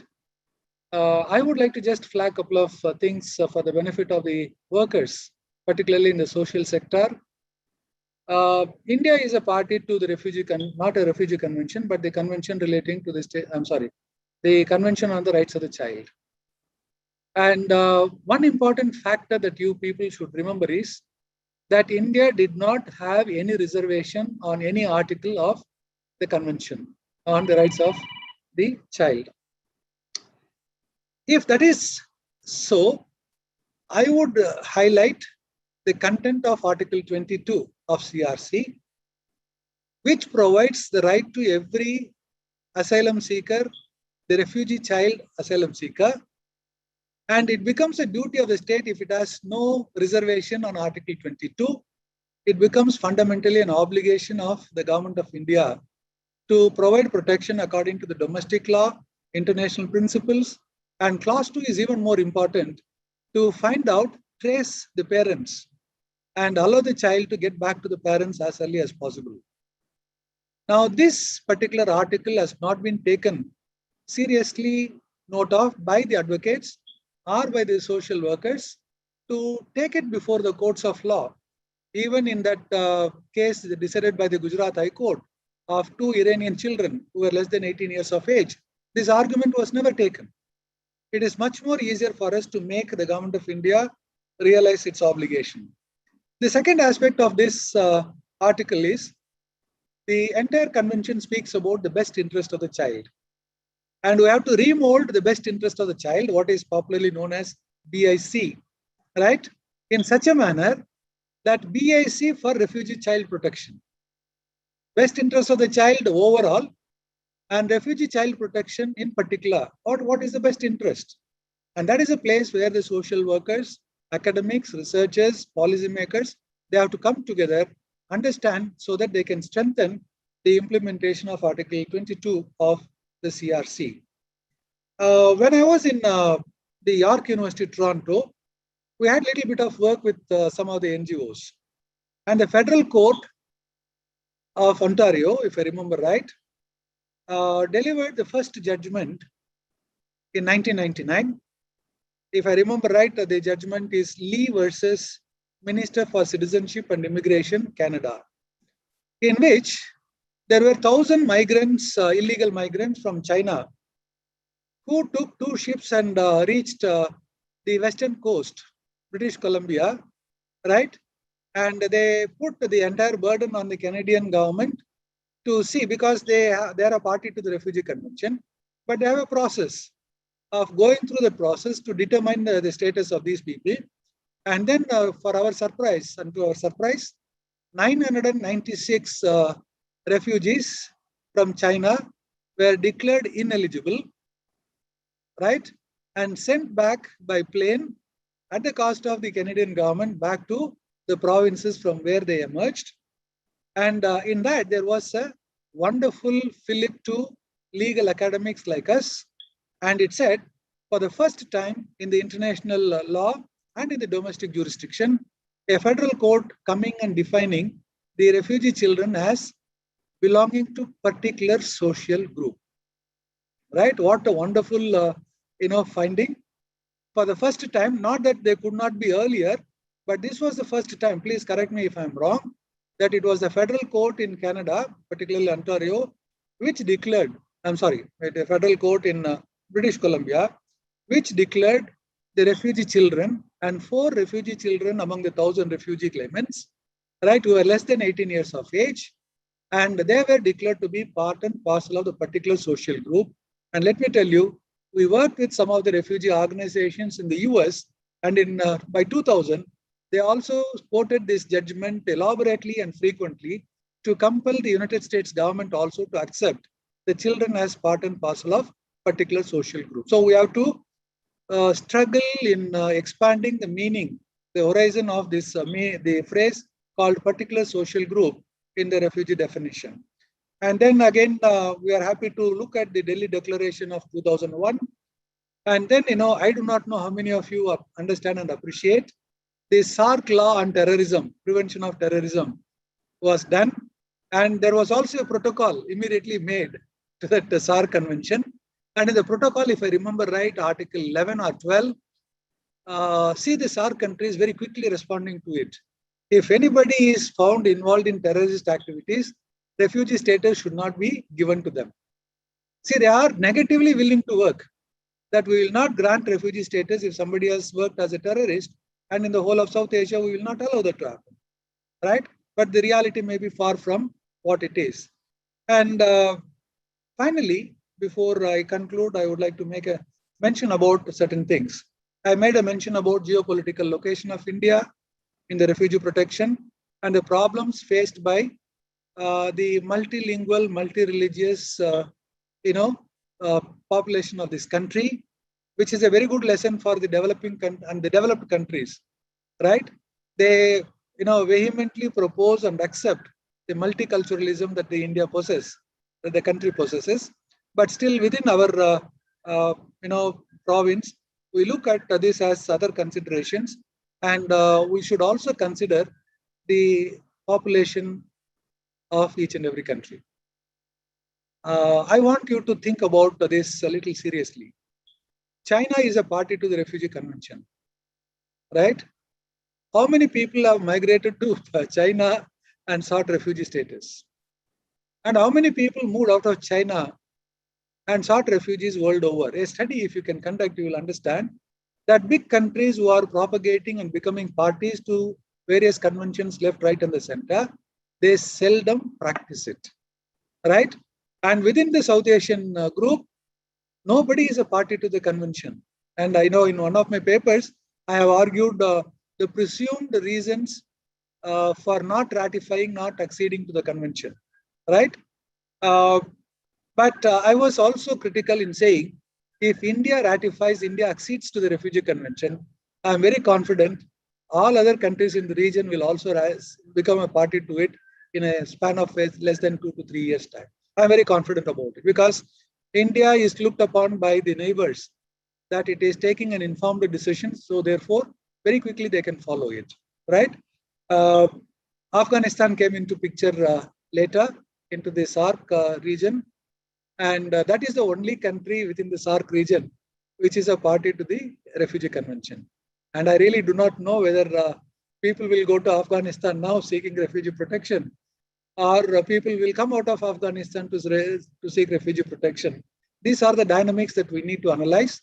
With the population growth, like what we have, we are likely to overtake China maybe in the next few years, right? Still it is under control. And China is also worried. Chinese people are also worried.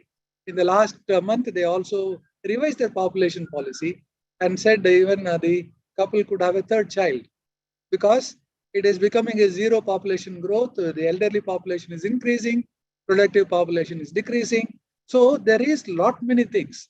And many Western countries, when they adopted the Refugee Convention, this is my understanding, I may be totally wrong, but I would like to be convinced that I am wrong. There was what you call as the labor policies, right? They allowed open door policy during the Industrial Revolution period, right? And for creation of infrastructure, for creation of what you call it as assets in all forms, they promoted people to come from all over the world, and in the guise of refugees status determination, they did lot many things, right? And now what happened to these countries? How many of them are taking the refugees now? They are contributing money. For example, Japan is one such country, the top 10 country, donor country every year. But how many refugees are taken in as refugees needs to be looked at. So it is not the money that matters. It is a conviction. And if you have a conviction, you should go ahead and relocate the refugee population in all these countries if they really show the conviction and commitment. Having said all these things, I also would like all of you to read a wonderful report submitted by Kennedy in 1971. If you really want to understand why India is not acceding to the Refugee Convention, right? Till I got this document on hand, read it word after word, used it as many times as possible. Let me tell you, we don't have to receive a Nobel Prize from anybody. But the work that we have done, very beautifully assessed by the Senator Kennedy in 1971 under the title, The Crisis in South Asia, right? Where 10 million population moved out of the erstwhile East Pakistan into various states of India. And then the method and the international assistance that was coming forward was not even able to meet the expenses, say around 20% or 15%, 15 to 20% maximum, right? Of course, there were states which showed the commitment. They even donated $1,000, right? All of them put together could not take a 10 million population and taking care of them, because food is very, very important. Life is more important. Basic health is more important. Then comes all other rights. And to understand all these things, one particular statement referring to the children, that report is really marvelous. That report very well mentioned that if the doctors, the healthcare workers, very simple, because they were all dehydrated when they moved away from East Pakistan into various territories on foot. There was no flight, there was no bus, there was no other mode of transport. They all walked through their miles, and when they reached the destination and various places, they were all dehydrated. And particularly the children between 5 to 10, right? Including the adults, old age. They were all dehydrated, and what was required at that particular point of time? A concoction of sugar and salt mixed with water and give it to them. And all the social workers administered that. And then the report says, if this was not done, if this was not administered, 5,000 children, refugees children, would have died every day, way back in 1971, right? So you have to look at the realistic way that we have operated and the way that we have taken the population in our fold, and then the politics of refugees and the refugee politics in whatever language we see. We have to understand all of them in having a wonderful understanding and appreciation of this. Having said all these things, I was also given that opportunity by the UNHCR to address the participants at the International Humanitarian Law Institute in San Remo on a very important theme, reconciling the national interest with refugee protection.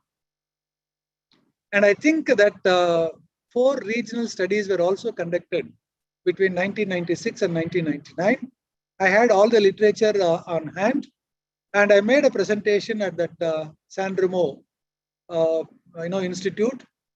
And then let me tell you, it is really a challenge for policymakers because they're also vulnerable or subject to public opinion in the state. And therefore, the states that took national interest was flouting some norms on refugee protection. And if they give more refugee protection, the state started, the public opinion started questioning the state authorities that you are overemphasizing on the refugee protection, so on and so forth. That continues to be an important issue in the refugee protection. Many states may challenge, many states may question, including Gambia taking the issue to the International Court of Justice on the refugees from Myanmar, right? Now, I would like to ask the question to the social workers. Treat this as a question, as an academic, purely academic question. How many countries have come forward to take them, to relocate? The state that is burdened is Bangladesh, right? It is not well equipped to treat this type of population. And it has been treating a long time, right? The West Pakistani refugees for some time, East Pakistani refugees, I think they are right from the beginning, right? They have been doing it. What was the support given by the international community? And therefore, if you speak literally to the Bangladeshi officials, they say, sir, we have done everything. What is it in return that we get? Neither financial assistance, not the support, so on and so forth. What do you expect us to do? So therefore, they all come to a standstill because of these developments. So we need to look at all these aspects. And finally, I would like to refer to the judgment delivered by the Supreme Court, a 3-judge bench, on 8th April 2021. Right? It is Muhammad Salimullah versus Union of India, a 3-judge bench, including Justice Bobde, right, and 2 other judges. And when these one batch of Rohingya refugees were to be deported from Kashmir, right, and they approached the court, and the court looked at everything, and it was favoring the government of India to a large extent. But finally, they made a mention, and that is what is important, right? Therefore, it is not possible to grant the interim relief prayed for. However, it is made clear that the Rohingya refugees in Jammu, on whose behalf the present application is filed, shall not be deported. See the language. Shall not be deported unless the procedure prescribed for such deportation is followed. Right? So still the courts are in favor of the refugee protection in some form or the other. We need to organize such programs. I'm particularly happy that Parivelan has started this wonderful exercise, bringing people from all walks of life. And we need to have lots of training programs. And maybe in an attempt to celebrate 75 years of those old laws, pre-constitutional laws that I mentioned to you, maybe we can even organize a national level or international level conference and look at those laws, right? And what was the effort taken by the government of India and by the states? And then where are we today? right? Take stock of the old things, look at it from the present circumstances, and make the government understand that we are one among the good states, and let us commit ourselves to the continued protection of these refugees, the unfortunate many, right? In spite of the local population also living under poverty line, right? So economic criteria cannot be the one. There are many international NGOs who could also chip in, right? So therefore, we need to reorient ourselves. And I'm particularly happy that a diverse team, different themes have been discussed since morning. And I hope all these papers that have been presented, Parivelan possibly could ask them to revise those papers in accordance with the inputs given, the questions asked, or the clarification sought, and then possibly bring out a publication of this conference proceedings, right? And whatever assistance is required from my side, I'll be too happy to render that, right, including publication. And I thank all of you for inviting me and giving me this opportunity to share some of my experiences. When I went through this schedule, I thought everything is being discussed, right, on the global compact, and I do not want to simply repeat whatever has been said. So I thought I'll take the valedictory address in a different mode altogether. I once again thank Parivalan for inviting me along with Banerjee Chakka, and let us work together and continue to educate the population the need for the refugee protection in this country. Thank you very much. Thank you, sir. Thank you very much for your wonderful, profound valedictory address, which captured a lot of legal, judicial point of view, the collation of various case laws which you had presented then with Dr. Irene at UNHCR. And recalling those points are something very good to consolidate in the end. And also your practical approach of working with children, Child Rights Convention, and the various facets of rights which are at different points of time being re-emphasized by the courts, laws, and judgments are quite fascinating, quite interesting, and quite important indeed to collate and have that perspective and move on. In terms of the legal vacuum, it doesn't matter whether we go for signing the convention, but you rightly said that already we are working, already we are doing quite a lot. I think that is something which we should, highlight and keep our track record in terms of how we have done historically, whether it is the Jews, Parsis who had come in the medieval period, or the Tibets or Sri Lankan refugees, or the recent refugees. I think we are doing our best, and we should not shy away from projecting the positive aspects, positive work, which even some of our NGO friends, NGO representatives highlighted, that they are doing good work with children, women, various other aspects, I think have to be highlighted, and we need to, bring out more positive stories. And your valedictory address, I think, is a befitting one in terms of telling the global compact and refugees is a kind of a multilateral, framework which has come in. But you highlighted very nicely about what are the things which we are already doing. I think we need to juxtapose it and then see what better we can do. And I think that's a valuable one for looking at various things. And you also positively appreciated the various speakers for today's session. And I think we will take the cue from you or advice from you, sir, in terms of collating all this. We didn't think about it, but we will perhaps work on it to bring out a small proceedings or a volume of these papers. We will do it. Thank you so much for your presentation and your experience as well, working for the last 2 to 3 decades on this issue, starting from your fascinating to know from your master's dissertation onwards, you have been working on this issue for such a long period of time. That's something very, very indeed touching and very interesting. Thank you so much. Now, before I hand over the thing to the vote of thanks, Ms. Mahati is waiting. I have 2 things to say. Those participants who are here, kindly you can switch on your video. The organizers want to click a group photograph. That's the only way we can do in online. So with our chief guest here and the organizers out here, if you all could open your screen, we will be clicking, I think, photograph. The organizers will take care. That's number 1. Number 2, we are making one important announcement. Besides what has been deliberated, presented today, a volume, we are also opening the floor now in terms of an announcement that on this day, commemorating the World Refugee Day, June 20th, that is yesterday, today we are hosting this conference. We also want to open up the opportunity for the young minds. The college, please kindly open the videos, others. I'm making an announcement to save time in the meanwhile.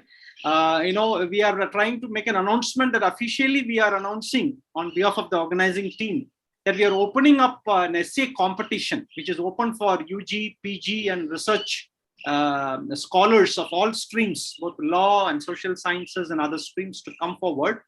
And you can write, the information is getting posted right away. There's a link, you can go and click there, register yourself, and then within a week's time, you can just propose what topic you want to work underneath the global compact on refugees, what topic you want to choose, any theme. It can be gender, children, psychological aspects, medical aspects, health aspects, nutrition, livelihood. You can choose a theme, and you can submit your topic and a brief abstract. The guidelines are given by the first week from now onwards, and within the fourth week, if you can submit your full paper, that will be scrutinized by a joint editorial team, and the best 10 or 12 papers will again go for a publication. So we are going to keep this as a contest for you, announcing this contest. So kindly take part in the essay competition and kindly circulate to others. We have almost time till 31st July time.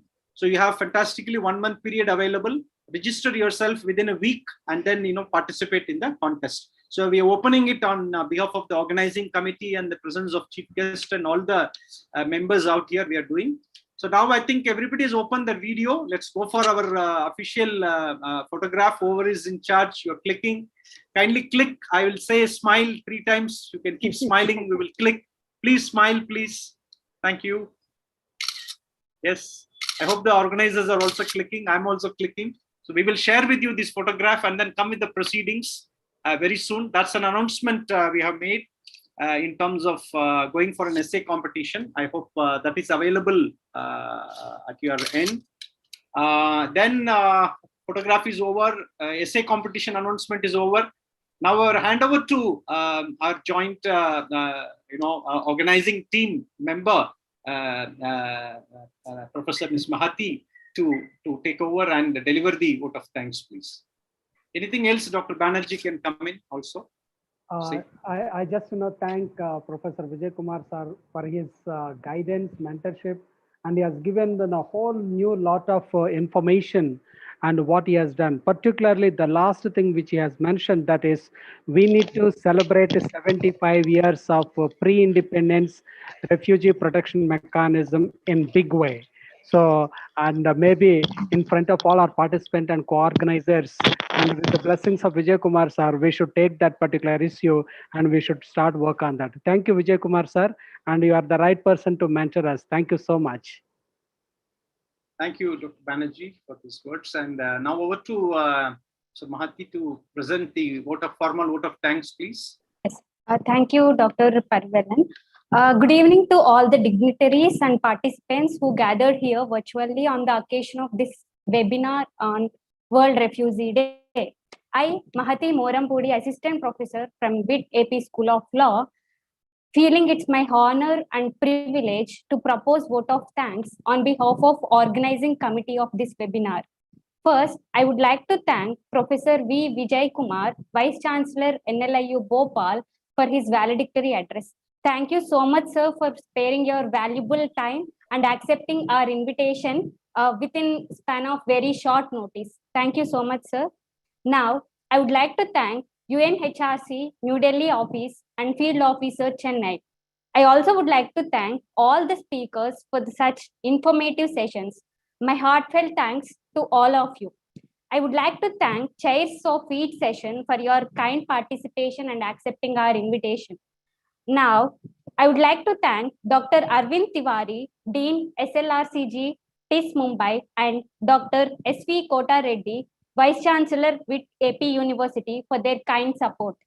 It's time to thank Dr. K.M. Parivelan, Chairperson, Center for Statelessness and Refugee Studies, and Associate Professor, SLRCG Mumbai. He has been working meticulously from past 1 week to organize this webinar. Thank you, Dr. K.M. Parivelan, for organizing this webinar. Thank you so much, sir. Now, I would like to thank Dr. Chakka Banerjee, Dean, VTP School of Law, for his efforts in successfully organizing this webinar. Thank you so much, sir.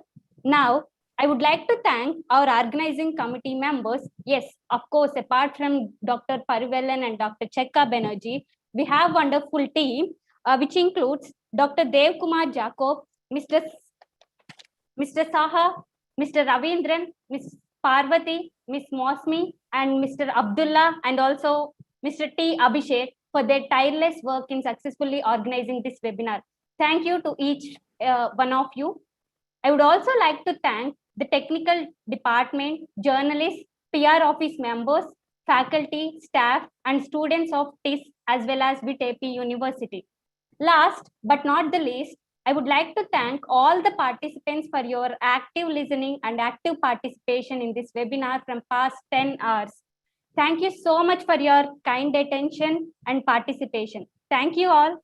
And sorry in case if I missed anyone. It's not intentional. Yeah. Thank you. Thank you very much, Ms. Mahati. Thanks to you also. You're also part of the organizing team. We add our thanks to you as well. And I would like to now put on record the initiative of good friend Dr. Banerjee. Just a week back, he said that why don't we do it together? We just pulled it actually. Probably this is more than a couple of months' work. We could just go in reverse and do it just within a matter of 5-6 days. We thank on record all the resource persons, including Professor Vijay Kumar, who had come in. He was supposed to come in the morning and deliver the keynote address, but he had to be, he had some other prior commitment, and he said that he had to be there. And he had kindly agreed to come in the evening and deliver this valedictory, which is very befitting one. And all the resource persons and all the, friends, colleagues, faculty members, our staff, and all the people who are behind the screen who are supported. And especially, the young students of LLM who are almost passing out have been, I think, day and night been with us. Similarly, I think from the VIT side, the faculties and students have been tirelessly working and putting everything in place. It's wonderful to be in this webinar. Thanks once again to Dr. Banerjee Chakka and the UNHCR, which is also behind this support, and they could come in the morning. Thanks to one and all, and we will formally close it now. Thanks to all the participants for your proactiveness and your participation. I think the feedback form is also there, and you will be able to get in touch with us and get your e-certificates also, those who have attended fully. You'll be getting it. These correspondence, we will do it a little later. Either you can contact me or Dr. Banerjee or any organizing member. You can do it. Kindly just put some contact details in the chat box as we are closing in a minute or two. I request Ravindran, please kindly put a list of whom to be contacted for certificate and other things, because participants may want to know. Put 2 or 3 members' name and the phone numbers and email, so let them correspond. Thank you so much once again, sir, for being here, and all the other members, participants. Still, I think we could see Mr. Vikas being there, and a few more people like Father Louis, Dr. Ashik are all there. I could see even some professors who are not directly part of the presentation, but they are attending it, like Professor Aarti is here. She was inquiring whether her students would attend. I said, why not your students and others should come? She's from Stella Maris College, Chennai. Like that, we have, I think, quite a variety of people still present.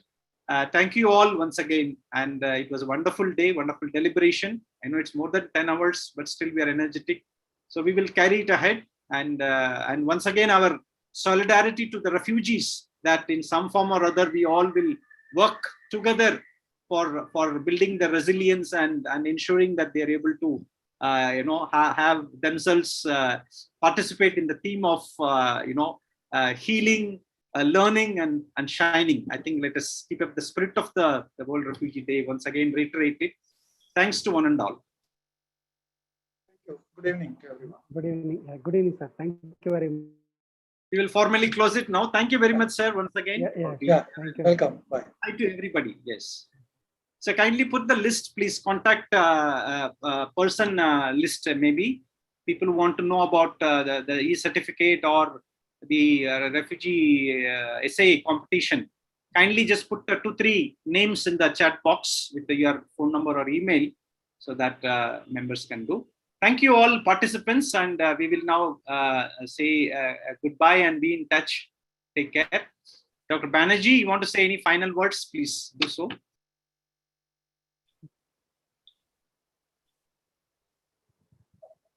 CTS to wait for a few more minutes so that we can leave our contact numbers for the purpose of essay competition and filling the feedback forms, and also leaving some contact numbers for the participants so that they can be in touch with us. And almost the certificate is ready, and by tomorrow evening we will be able to deliver. Before that, myself and Dr. Parivelan will go through once again for finalization. If it is done, we will try to realize that particular thing by tomorrow evening, hopefully. Yeah, thank you so much. Thank you, all of you, all the organizing committee members, everyone. My heartfelt thanks for having come and staying with such a long time. Thank you so much. Wonderful. Thank you all then. Bye. Take care. Thank you. See you all.